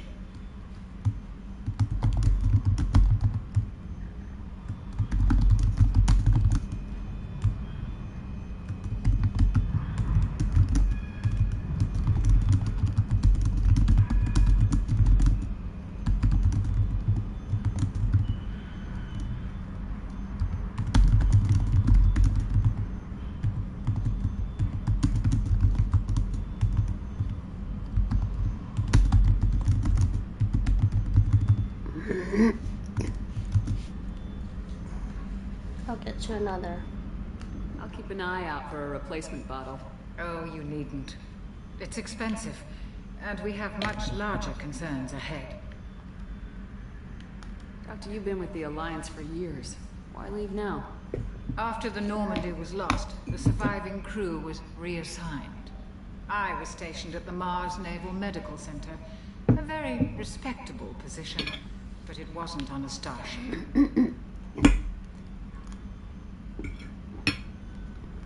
Colonial military life isn't for you? I've spent most of my life on warships, never knowing what the next mission might bring. I'm used to the hum of engines, the creaking of bulkheads, that subtle vertigo when the momentum dampeners kick in. Life planetside is just too static, too boring. Oh, add sirens. Where are we at? Any mods around? Add sirens. 371 bad sirens, people. You're not the Cerberus type, Doctor. I don't work for Cerberus. I work for you. On a mission that may be crucial to the survival of the human race. I have faith that your dealings with Cerberus will be ethical. I trust you, Commander.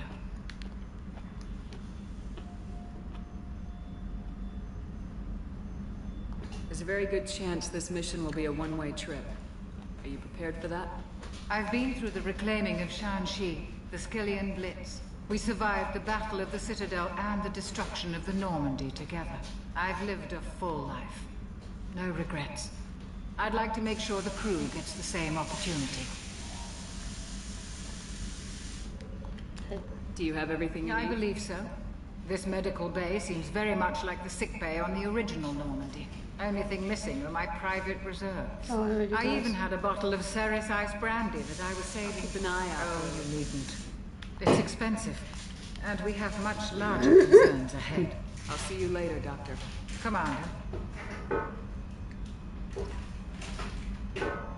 Okay.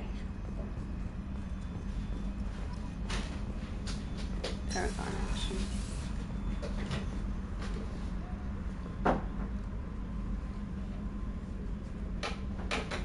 Telegram.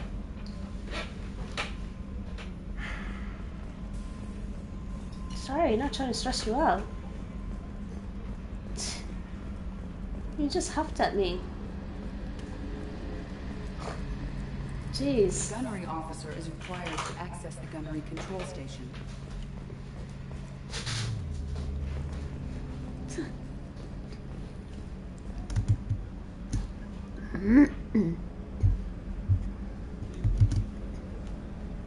Alright, let's talk to the chef on board the ship.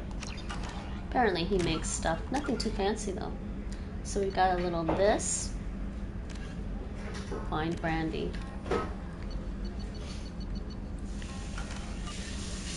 Commander Shepard, the hero of the Citadel. You did humanity proud that day. That's Sergeant Rupert Gardner here. How can I be of service? You have everything you need? I make do. But have you ever tried to prepare a decent meal with military provisions? I'm good, but I'm no miracle worker. Taking down the collectors is going to be rough business. The crew deserves a few fine meals before they throw themselves into the fire. Okay. What do you need? If I had some quality ingredients... Oh, shit. You've got more to worry about than grocery shopping on the Citadel. Forget I mentioned it. Okay, give me If more. I head that way, I'll keep an eye out. Much appreciated. Most of this list is probably standard fare for those namby-pambies on the Citadel. Anything else you'd like to talk about? Do you have everything you need? If you happen to find any of those supplies on the list I gave you, it would be much appreciated. Otherwise, I'm doing fine. Responsibilities. What do you do here on the Normandy? What don't I do? Most think of me as the ship's cook, but I'm also the facilities technician and custodian. HVAC, plumbing, non-mission critical electrical. I make sure they're all clean and running. Thank you. See that?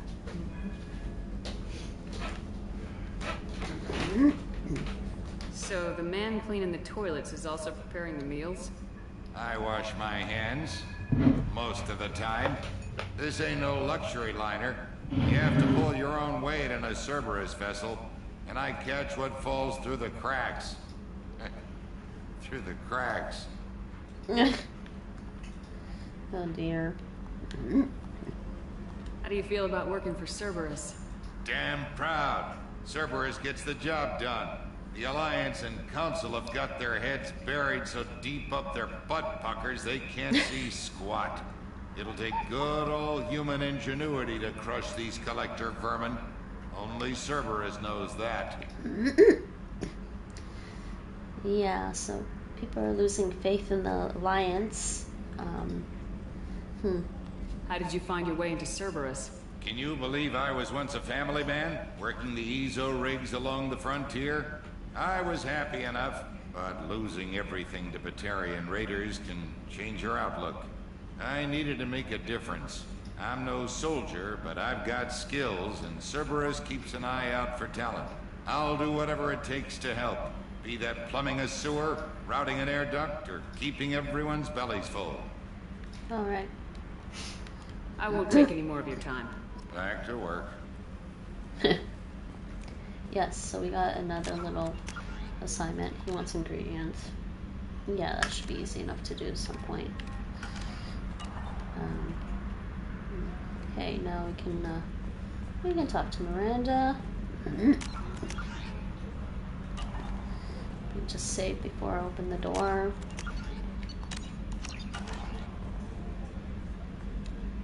Let's talk to Miranda. Wait, this is funny. She has a bed back here for herself. I guess to be fair, the ship's bigger now. This is a bigger ship, and I have my own. Cabin. Commander, what can I do for you? Do you have a minute, Miranda? No doubt you've got a lot of questions. Cerberus isn't as evil as most people believe. If I can help allay any of your concerns, I'd be happy to do so.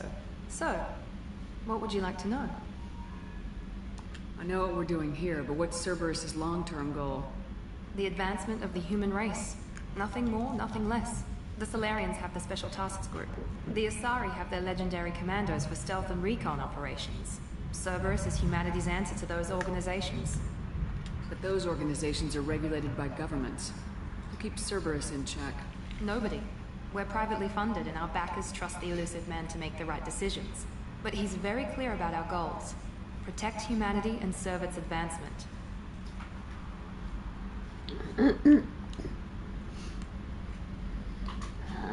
Okay, what is Cerberus? Are you military or political? Or both? Cerberus has several divisions. Political, military, scientific. But we're all working towards the same goal. The teams you encountered before your accident were mostly part of our military division. But not all Cerberus operations use the same protocols. We try not to get bogged down in bureaucracy or formality. She seems a little more relaxed this time. What kind of resources does Cerberus have? We're very well funded, though I doubt anyone other than the elusive man knows exactly how well. But our resources aren't unlimited. Reviving you and rebuilding the Normandy was a significant investment, and a significant risk. We're all hoping you can do the impossible, Shepard. No pressure. Do the impossible. That's basically our mission. Main mission in this game. Do the impossible. No pressure, everyone. What can you tell me about the elusive man? Not much that you don't already know. Even I don't have access to most of his background. And you've seen more of him than most ever do. It's rare for him to become directly involved in missions, but you're something special. Whatever else people might say about him, I can assure you he's got humanity's best interests at heart. That includes you and me. How can you be sure of that if you know so little about him? I didn't get to where I am without knowing how to gauge people's motives and ambitions. Even from brief encounters. He's no saint, and he'd be the first to admit it. But he is committed. Humanity couldn't have a better advocate.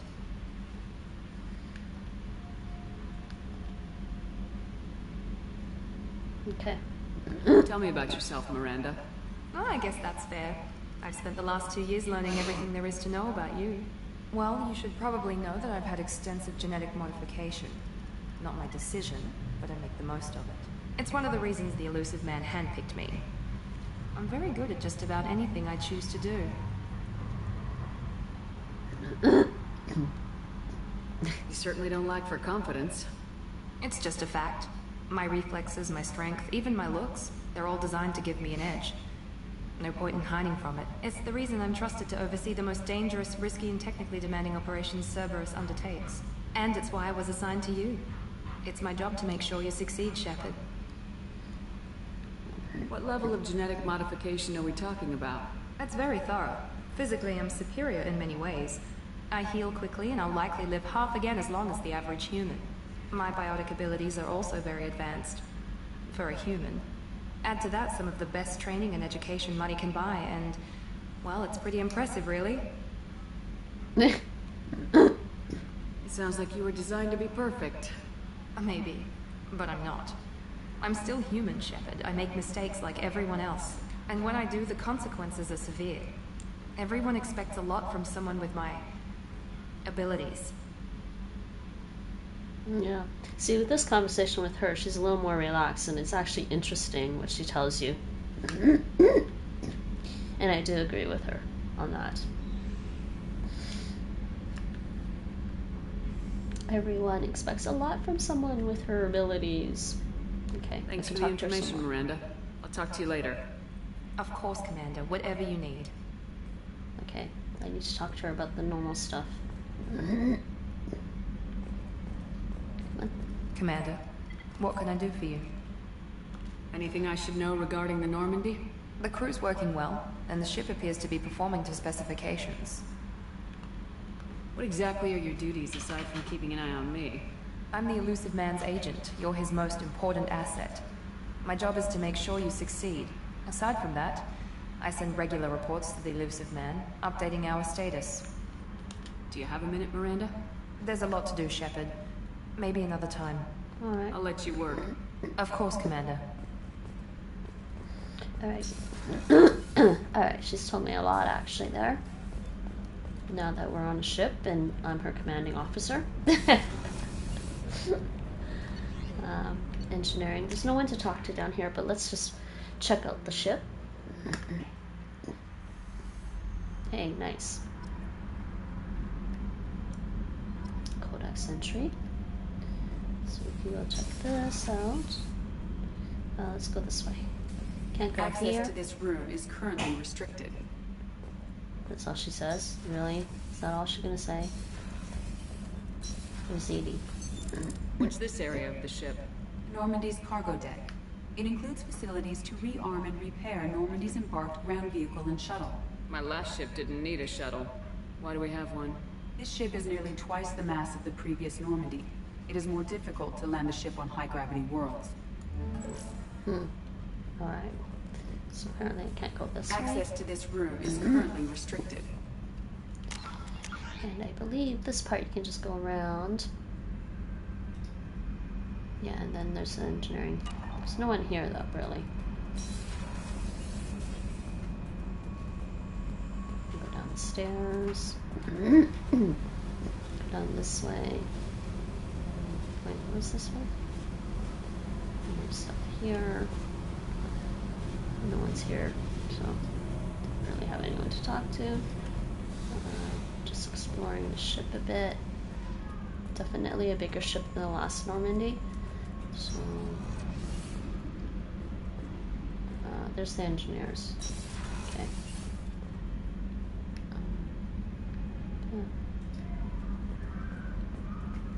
Access to this room is currently restricted. Did I do the other one already? I think I did. Either way, the engineers. Access to this room is currently restricted. Okay, let's go talk to the engineers, actually. There's people here. Engineer Donnelly. Oh, well, there's Edie.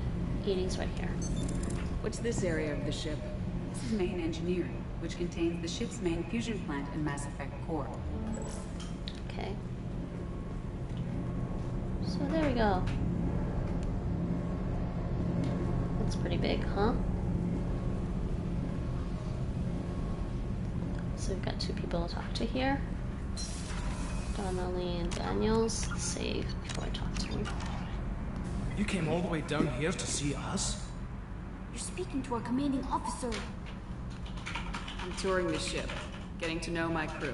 I'm Engineer Ken Donnelly, handling the power control systems. This is Gabby. That's Engineer Gabriella Daniels, actually.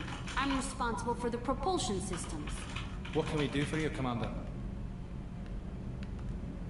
Alright. Let's ask if they need anything. Are you set up okay down here? We can't complain. I just wish it didn't take so long to calibrate the FBA arrays. Kenneth, you're complaining. What kind of problems are you having? When they upgraded the Normandy design, they got a bit sloppy with the FBA couplings. I won't bore you with the tech, but there's an array of attenuators in the primary power transfer system that channels the field bleed. Kenneth, you're boring the commander with tech. In short, if we had T6 FBA couplings installed, it'd save us a lot of maintenance time each day. Yes, I believe Donnelly is supposed to be Scottish. Or his background is Scottish. Or some mix, but predominantly Scottish. That's why he has that accent. Why isn't something like that already installed? It's probably just a design oversight. Efficiency isn't affected. It's a maintenance issue. Also, the T6 model can be hard to find. Nash and Stellar Dynamics discontinued them. We could probably find used ones in the Omega markets, but we have no time to shore them. Alright. Where'd you receive your training? Both Gabby and I started in the Alliance, serving on the SSV Perugia. She flew in the first wave at the Battle of the Citadel. We saw Sovereign firsthand. No, replaying this again is making me remember Marvel's Agents of S.H.I.E.L.D. and how the two science, Fitz and Simmons, basically kept finishing each other's sentences or something. We were the same. But obviously this was actually made before Agents of S.H.I.E.L.D. Why did you leave the Perugia? After you died, Anderson lost political clout. The Council backslid on the Reaper menace. They discounted Sovereign as an isolated threat, as a single... Which was bullshit. They said your warnings of greater danger were mistaken or delusional. We lost respect for Alliance leadership. We need to fight the real enemy, and only Cerberus seem to be doing that.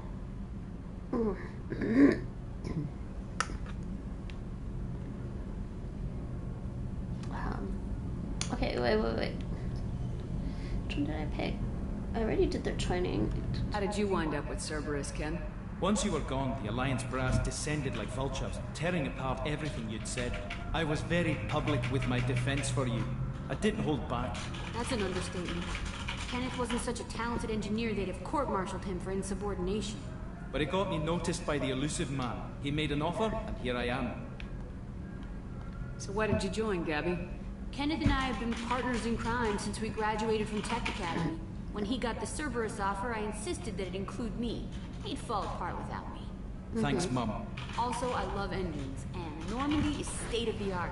When I got the opportunity to work on her, I had to jump. Actually, thinking about it now, I wonder if the writers for Marvel's Agents of S.H.I.E.L.D. have played Mass Effect or seen it. Just like, she basically is like Simmons, and he's a little like Fitz, for sure. Or rather the other way around. Simmons is a lot like Gabby. What do you think about Cerberus? Actually, we don't know much about the organization other than the Normandy team. We know our mission and who's in charge. We're off to kick the collectors right in their daddy bags. That's enough for me. Fitz seems a lot like Donnelly, actually, when I think about it. Oh boy.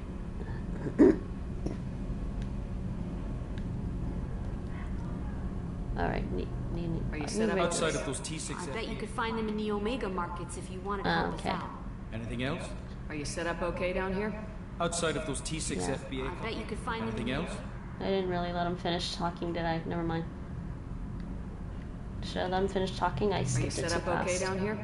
Outside of those T6 FBA couplings we mentioned, we're doing fine. I bet you could find them in the Omega markets if you wanted to help us out. Anything else? Okay, that's it. Goodbye. Carry on. Will do, Commander. I'm amazed Shepard came down to see us. I told you she would.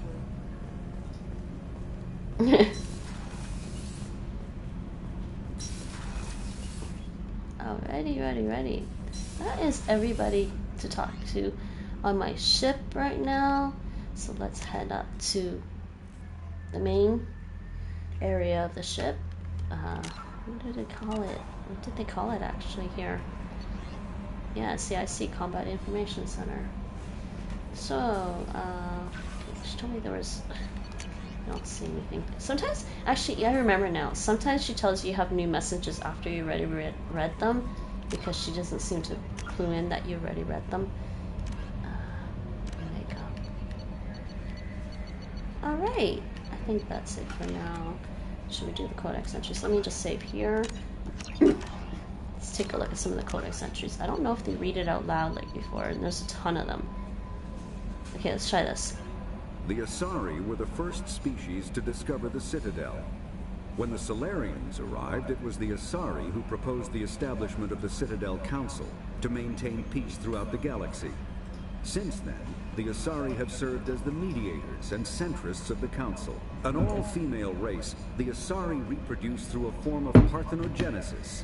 They can attune their nervous system to that of another individual of any gender and of any species to reproduce. This capability has led to the unseemly and inaccurate rumors about Asari promiscuity. Asari can live for over 1,000 years, passing through 3 stages of life. In the maiden stage, they wander restlessly, seeking new knowledge and experience. When the matron stage begins, they meld with interesting partners to produce their offspring. This ends when they reach the matriarch stage, where they assume the roles of leaders and counselors.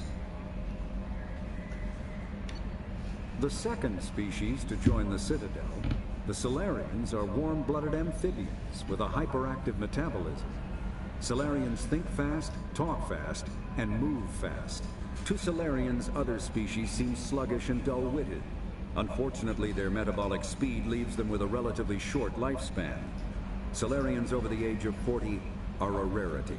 The Solarians were responsible for advancing the development of the primitive Krogan species to use as soldiers during the Rachni Wars. They were also behind the creation of the genophage bioweapon the Turians used to quell the Krogan rebellions several centuries later. Solarians are known for their observational capability and non-linear thinking. This manifests as an aptitude for research and espionage.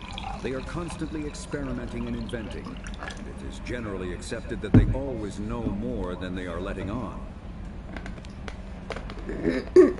Next entry. Roughly 1,200 years ago, the Turians were invited to join the Citadel Council to fulfill the role of galactic peacekeepers. The Turians have the largest fleet in Citadel space, and they make up the single largest portion of the Council's military forces. As their territory and influence has spread, the Turians have come to rely on the Solarians for military intelligence and the Asari for diplomacy. Despite a somewhat colonial attitude towards the rest of the galaxy, the ruling hierarchy understands they would lose more than they would gain if the other 2 races were ever removed. Turians come from an autocratic society that values discipline and possesses a strong sense of personal and collective honor. There is lingering animosity between Turians and humans over the First Contact War of 2157, which is known as the Relay 314 incident to the Turians. Officially, however, the 2 species are allies, and they enjoy civil, if cool, diplomatic relations. 50,000 years ago, the Protheans were the only spacefaring species in the galaxy. They vanished in a swift galactic extinction. Only the legacy of their empire remains. They are believed to have built the mass relays and the Citadel, which have allowed numerous species to explore and expand throughout the galaxy. Prothean ruins are found on worlds across the galaxy. While surprisingly intact for their age, functioning examples of Prothean paleotechnology are rare. Time and generations of looters have picked their dead cities and derelict stations clean. Some believe the Protheans meddled in the evolution of younger races. The Hanar homeworld of Kaje, for example, shows clear evidence of former Prothean occupation. The presence of a former Prothean observation post on Mars has caused a rebirth of interventionary evolutionists among humans. These individuals believe the god myths of ancient civilizations are misremembered encounters with aliens.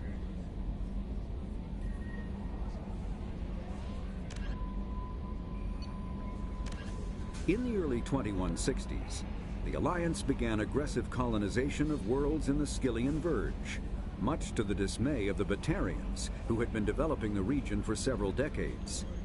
In 2171, the Batarians petitioned the Council to declare the Verge a zone of Batarian interest. The Council refused, however, declaring unsettled worlds in the region open to human colonization. In protest, the Batarians closed their Citadel embassy and severed official diplomatic relations with the Council, effectively becoming a rogue state. They instigated a proxy war in the Verge by funneling money and weapons to criminal organizations, urging them to strike at human colonies. Hostilities peaked with the Skyllian Blitz of 2176, an attack on the human capital of Elysium by Batarian-funded pirates and slavers. In 2178, the Alliance retaliated with a crushing assault on the moon of Torfin, long used as a staging base by Batarian-backed criminals. In the aftermath, the Batarians retreated into their own systems and are now rarely seen in Citadel space. Living beyond the Omega-4 mass relay in the Terminus systems, the mysterious Collectors species is glimpsed so rarely as to be taken for a myth by most in galactic society. In reality, Collectors are human-sized insectoid bipeds and can resemble massive winged beetles. They are a terrifying force in the galaxy, responsible for the murder of hundreds of thousands. Collectors generate permanent stasis fields around themselves, creating nightmarish red-shifted energy fields. In battle, they hold position whenever possible, relying on their aggressive biotics and nearly limitless power. Several types of bipedal Collectors have been identified, including minions, defenders, zealots, assassins, and artillery operators. Acting together, Collectors have imprisoned entire cities in stasis. While no definite forensic accounting exists to explain the fate of those imprisoned, leading speculation is that victims are harvested for scientific experimentation and neurobiological repurposing. The Elcor are a Citadel species native to the high-gravity world Dakuna. They are massive creatures, standing on 4 muscular legs for increased stability. Elcor move slowly, an evolved response to an environment where a fall can be lethal. This has colored their psychology, making them deliberate and conservative. Elcor's speech is ponderous and monotone. Among themselves, scent, slight movements, and subvocalized infrasound convey shades of meaning that make a human smile seem as subtle as a fireworks display. Since their subtlety can lead to misunderstandings with other species, the Elcor often go out of their way to clarify when they are being sarcastic, amused, or angry. Dakuna's high gravity impedes mountain formation. Most of the world consists of flat, open plains, which prehistoric Elcor wandered across in small family bands. Modern Elcor still prefer open sky and can become restless and uncomfortable on long starship journeys.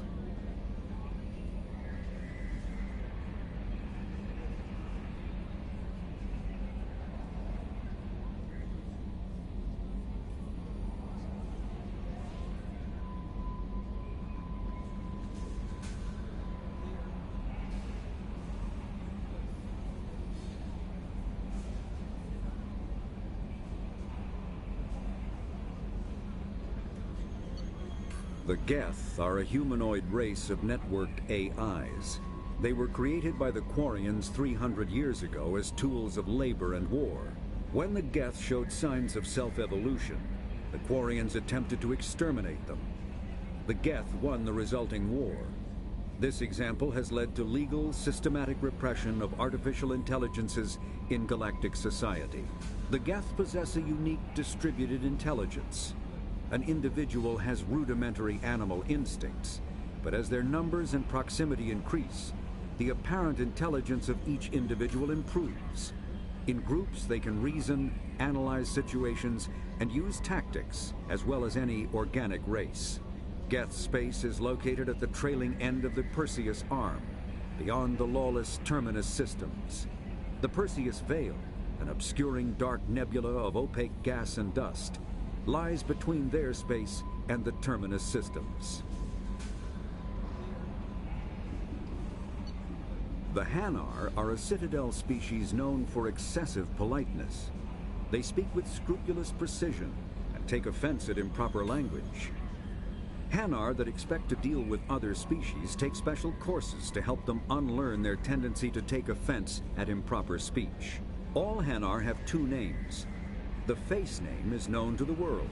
The soul name is kept for use among close friends and relations. Hanar never refer to themselves in the first person in conversation with someone they know on a face name basis.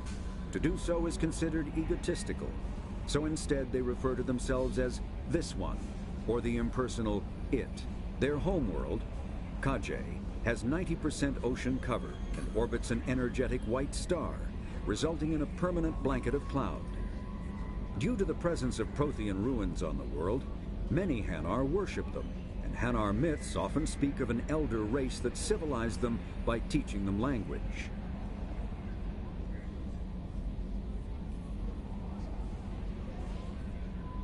Oh yeah, the Hanar call themselves it. It's actually funny. I'd forgotten about that. Nate, did you remember that? The Hanar call themselves it.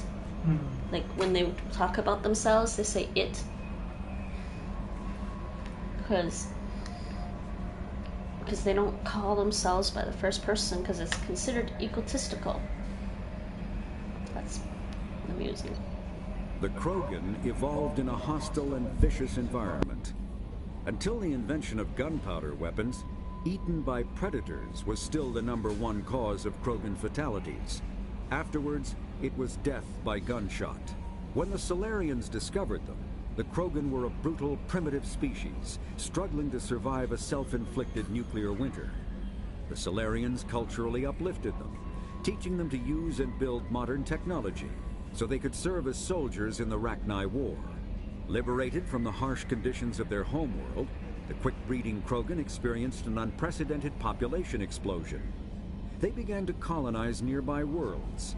Even though these worlds were already inhabited, the Krogan rebellions lasted nearly a century, only ending when the Turians unleashed the Genophage, a Solarian-developed bioweapon that crushed all Krogan resistance. The Genophage makes only 1 in 1,000 pregnancies viable, and today the Krogan are a slowly dying breed.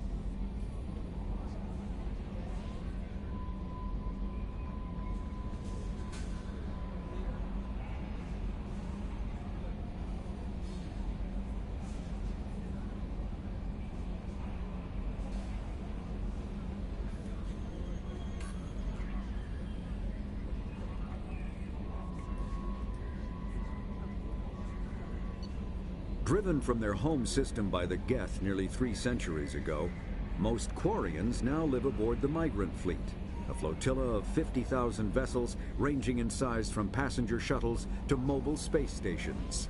Home to 17 million Quarians, the flotilla understandably has scarce resources. Because of this, each Quarian must go on a rite of passage known as the pilgrimage when they come of age. They leave the fleet and only return once they have found something of value they can bring back to their people. Other species tend to look down on the Quarians for creating the Geth and for the negative impact their fleet has when it enters a system. This has led to many myths and rumors about the Quarians, including the belief that underneath their clothes and breathing masks, they are actually cybernetic creatures, a combination of organic and synthetic parts.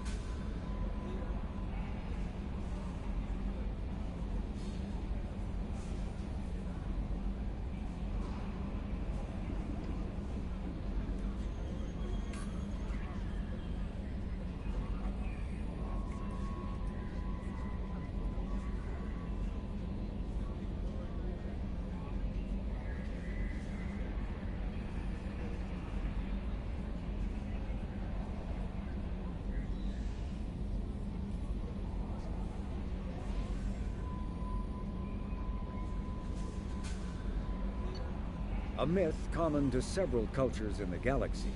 Reapers were imagined to be space monsters who consumed entire stars. Archaeologists and mythologists attempting to uncover sources for such myths have yielded little, except interstellar religious themes of all-consuming devils common to primitive cultures.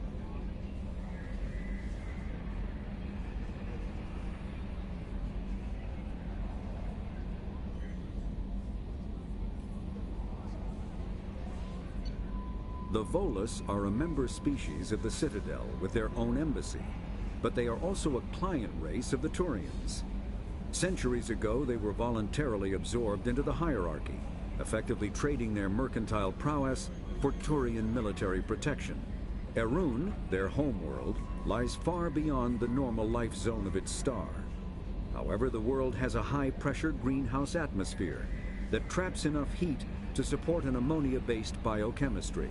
As a result, the Volus must wear pressure suits and breathers when dealing with other species, as conventional nitrogen-oxygen-air mixtures are poisonous to them, and in the low-pressure atmospheres tolerable to most species, their flesh will actually split open. Volus culture is tribal, bartering lands and even people to gain status.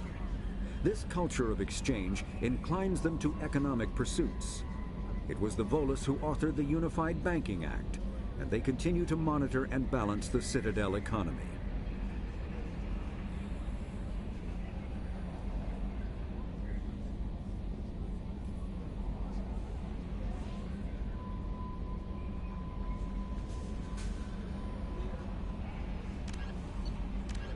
The Citadel is an ancient deep space station, presumably constructed by the Protheans. Since the Prothean extinction, numerous species have come to call the Citadel home. It serves as the political, cultural, and financial capital of the galactic community. To represent their interests, most species maintain embassies on the Presidium, the Citadel's inner ring. The Citadel Tower in the center of the Presidium holds the Citadel Council chambers. Council affairs often have far-reaching effects on the rest of the galactic community. 5 arms, known as the wards, extend from the Presidium.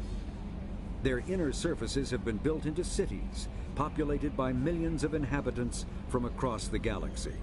The Citadel is virtually indestructible. If attacked, the station can close its arms to form a solid, impregnable shell. For as long as the station has existed, an enigmatic race called the Keepers has maintained it. Alright, and then let's back out of this for a second, because I don't know why there's so much background noise in the game right now, or is it just meant to be like that? Yeah, there's a ton of background noise in the game while I'm listening to the codex entries.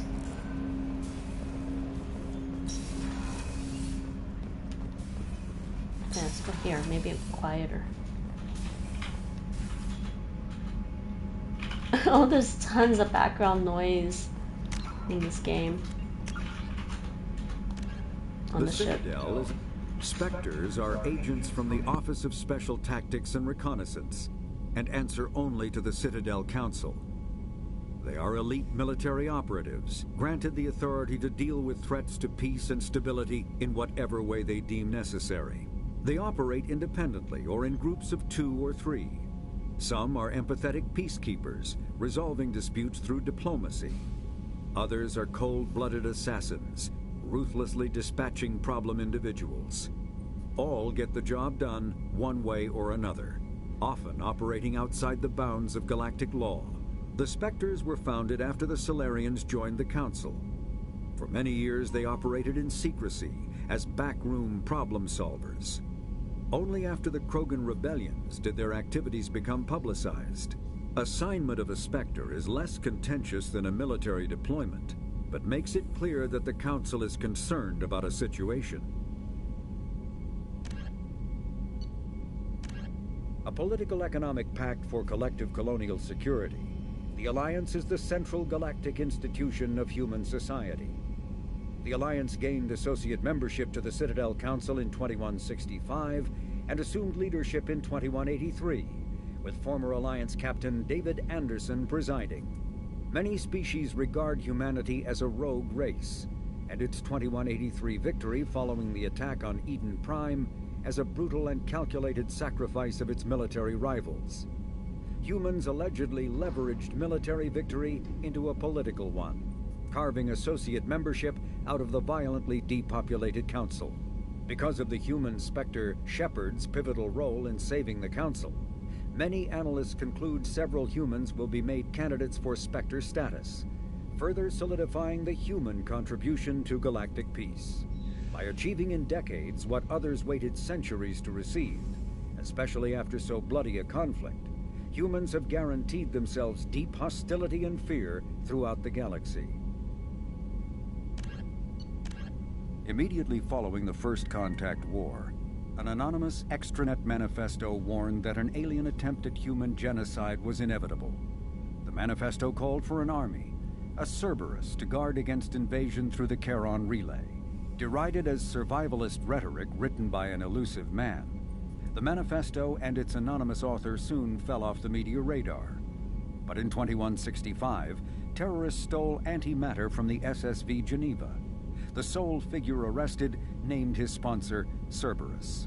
Throughout the 2160s and 2170s, alleged Cerberus agents assassinated politicians, sabotaged starships bearing Ezo, and conducted nightmarish experiments on aliens and humans. Denounced as human supremacist, Cerberus calls itself human survivalist. Counter-terror experts speculate Cerberus may have changed leadership with its recent shift to stockpiling ships, agents, and weapons.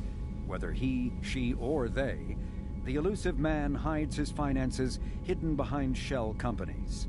Few doubt he will kill anyone attempting to expose him.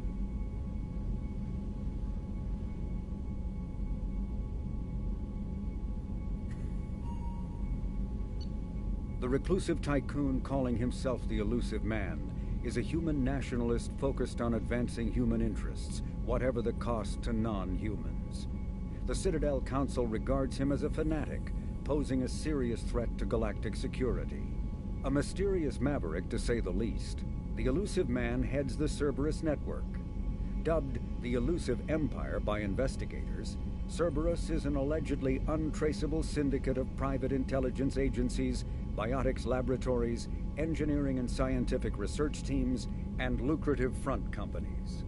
Branded a terrorist and seditionist organization by authorities, Cerberus is the only human power base other than the Terra Firma Party strong enough to embarrass, if not threaten, the Council and its human representatives.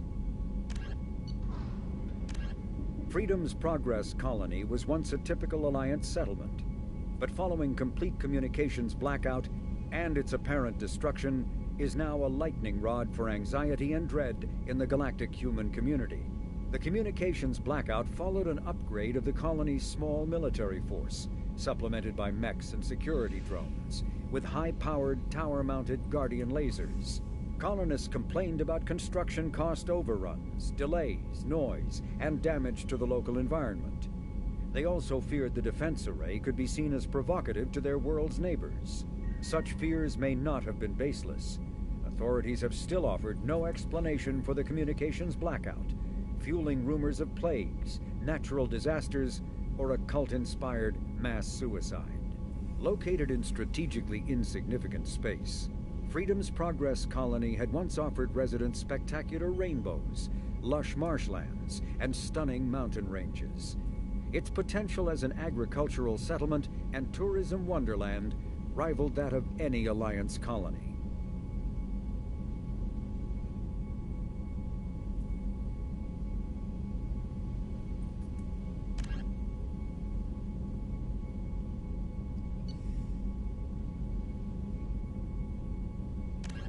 The Systems Alliance space vehicle Normandy is a prototype starship created as a joint human and Turian venture. A frigate optimized for reconnaissance missions, the vessel uses state-of-the-art stealth technology. Most ships generate tremendous heat that is easily detectable against the absolute zero background of space. The Normandy, however, temporarily sinks this heat within its hull. Because of exterior hull refrigeration, the ship can travel undetected for hours, or drift passively for days of covert observation. That heat sinking carries the risk of cooking the crew alive if the stored heat is not eventually radiated. Also contributing to stealth is the Normandy's revolutionary Tantalus drive, a Mass Effect core double the standard size. The Tantalus generates mass concentrations that the Normandy falls into, allowing it to move without the use of heat-emitting thrusters. With elaborate secrecy, Cerberus labored for years to build a new, superior Normandy. The vehicle's many alterations produced a craft nearly double the original size, requiring an even larger Tantalus drive core to compensate. The new Normandy features greater space in living quarters, research laboratory, observation deck, and cargo bay. Its shuttle can make landings the Normandy cannot attempt. In addition to tight beam communicators, Normandy's Quantum Entanglement Communicator, QEC, provides instantaneous contact with the elusive man. The Enhanced Defense Intelligence AI coordinates many of the ship's combat functions, assisting and even supplanting human piloting. Potential upgrades are numerous. The airframe could support additional armor and an axial mass accelerator. The thrusters could support recent advances in fuel technology beyond H2O2 chemical rockets. And the hull can mount double the standard number of kinetic barrier projectors, leaving space for stronger shields, easily sustainable via the new EZO drive core.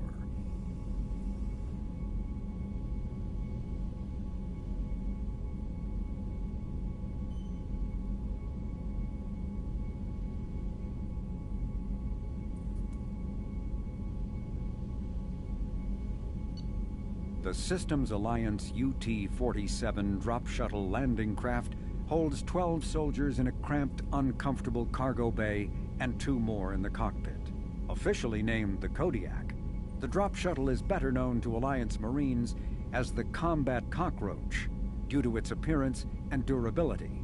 The vehicle's robust environmental sealant technology exposes few vulnerable parts to the elements. First tested in the sulfuric acid clouds and extreme temperatures of Venus, the Kodiak can land in hard vacuum, high pressure, and temperatures from near absolute zero to over 900 degrees Celsius. A true contragravitic vehicle, the Kodiak's substantial Element Zero core allows flight by entirely countering the vehicle's mass.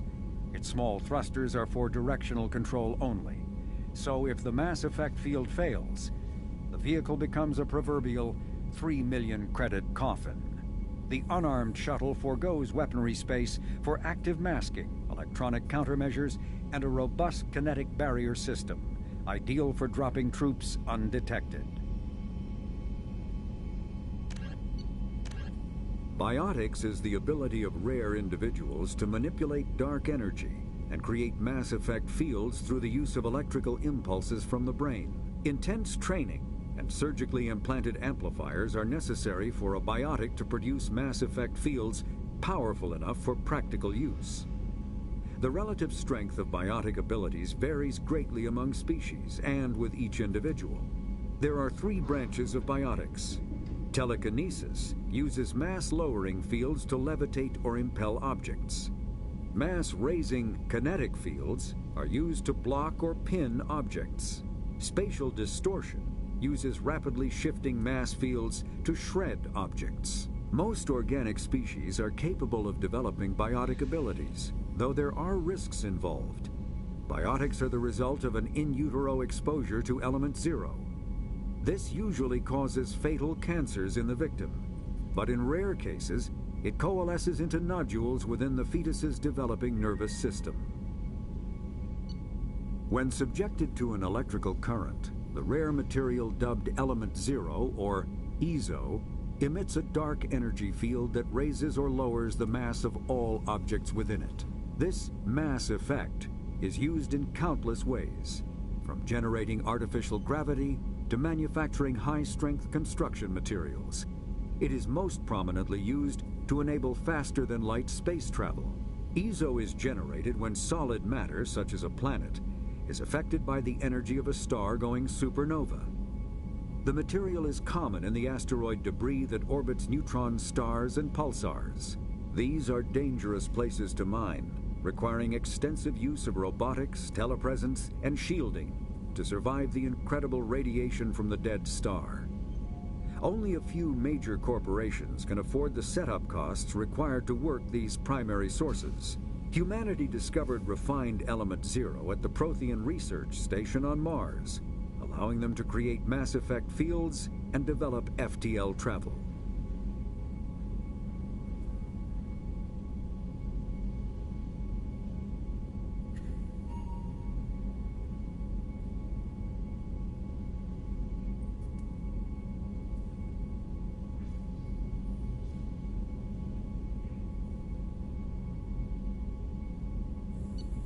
Element 0 can increase or decrease the mass of a volume of space-time when subjected to an electrical current.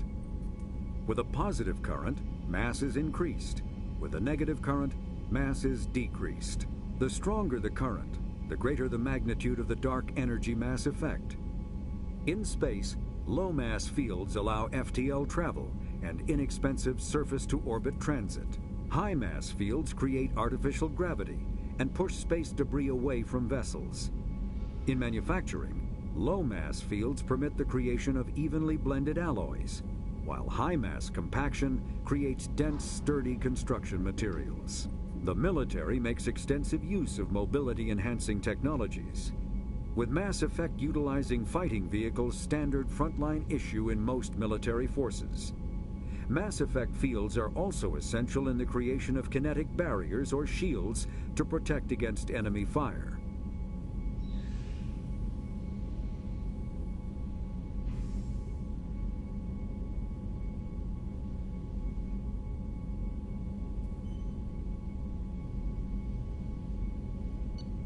Mass relays are feats of Prothean engineering advanced far beyond the technology of any living species. They are enormous structures scattered throughout the stars and can create corridors of virtually mass-free space, allowing instantaneous transit between locations separated by years or even centuries of travel using conventional FTL drives. Primary mass relays can propel ships thousands of light years, often from one spiral arm of the galaxy to another. However, they have fixed one-to-one connections. A primary relay connects to one other primary relay and nowhere else. Secondary relays can only propel ships across a few hundred light years. However, they are omnidirectional. A secondary relay can send a ship to any other relay within its limited range. There are many dormant primary relays whose corresponding twins have not yet been located. These are left inactive until their partner is charted, as established civilizations are unwilling to blindly open a passage that might connect them to a hostile species.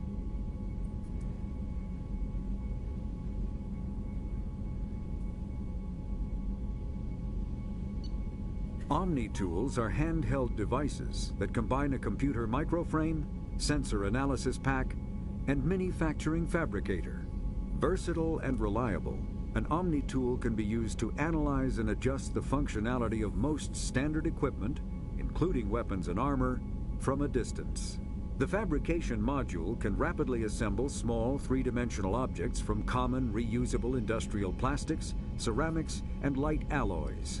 This allows for field repairs and modifications to most standard items, as well as the reuse of salvaged equipment. Omni tools are standard issue for soldiers and first-in colonists.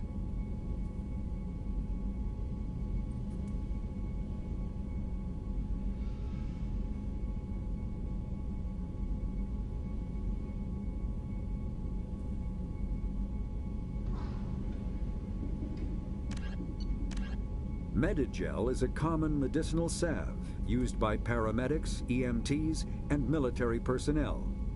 It combines several useful applications: a local anesthetic, disinfectant, and clotting agent all in one. Once applied, the gel is designed to grip tight to flesh until subjected to a frequency of ultrasound. It is sealable against liquids, most notably blood, as well as contaminants and gases. The gel is a genetically engineered bioplasm created by the CERTA Foundation, a medical technology megacorp based on Earth. Technically, Medigel violates Council laws against genetic engineering, but to date, it has proved far too useful to ban. Alright, we are done with those. That was a lot. From just basically finished the prologue and talked to people on the new Normandy. I talked to the new crew members on my Normandy and my teammates Miranda and Jacob, and there's a ton of primary codex entries after all that, and there's a bunch of secondary ones too, which I'm not going to bother going through on stream. If people are curious about any of these codex entries, I'm pretty sure you can go to one of the Mass Effect wiki pages and look them all up. And I can just read them to myself later if I really feel like it as well. So we're done with that. Let me just get saved there. Go back to here. I haven't just actually... Wait, where'd she go? Yeah, I haven't actually decided what I'm going to do next as the next time, but we did the prologue, and the first real main mission was in the prologue. We went to Freedom's Progress, and now I have a ton, so I'll decide later. I do need to recruit some people.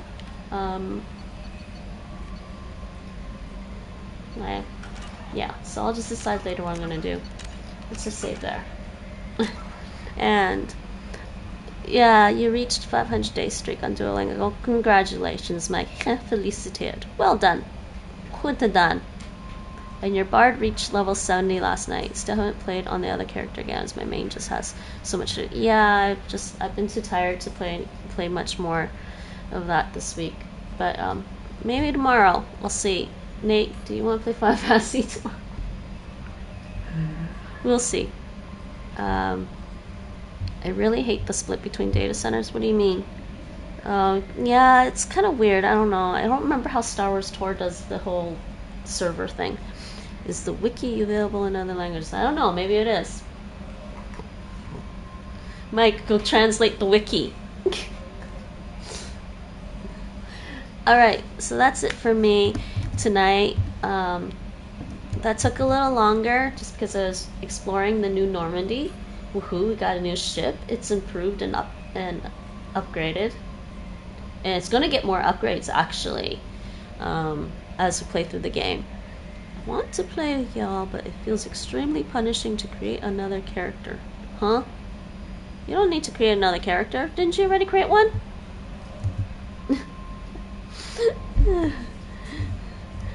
Alright, let's check out Twitch.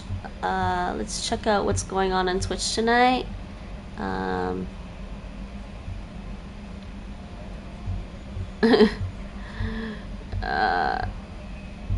know what? I'm just gonna send you over to somebody else I already know, because he's playing Sid Meier's Civilization 6 tonight?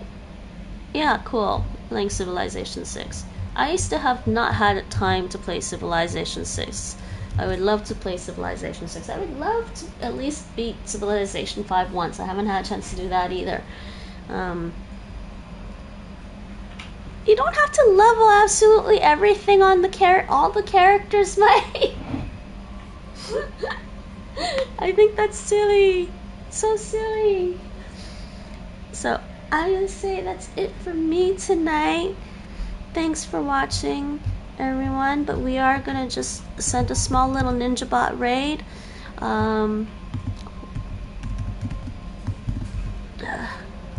trying to get the name right. We're gonna send a small little ninja bot raid. If you're feeling chatty, please say ninja bot raid or ninja bots incoming.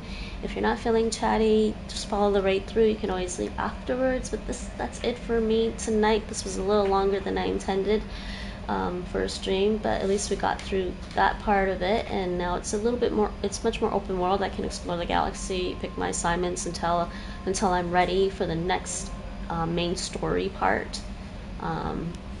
So we will see next time. Next time I'll be streaming, this is probably next Friday, and my next stream is Sunday, as usual, Sunday afternoon around 4:30 p.m. Central European Summertime, UTC +2. It'll be another non-monolingual and multicultural stream, and I'll be learning some Hungarian and Vietnamese, and maybe a little bit more. We'll see. It depends how tired I am. And between now and Sunday afternoon, if I have time to stream something, I will. If I don't have time, I won't be streaming. But on schedule, yes, Sunday afternoon, you can find me streaming. Alright, let's set up this raid. So that's it. Thanks for watching. I think in Dutch maybe dank je voor kijken. I don't know how to say that in Dutch. Thank you for watching. And so see you all later. Oh, you can't see me wave now. See you all later. See you next time. Tot de volgende keer. Raid now. Sneaky little ninja bot raid.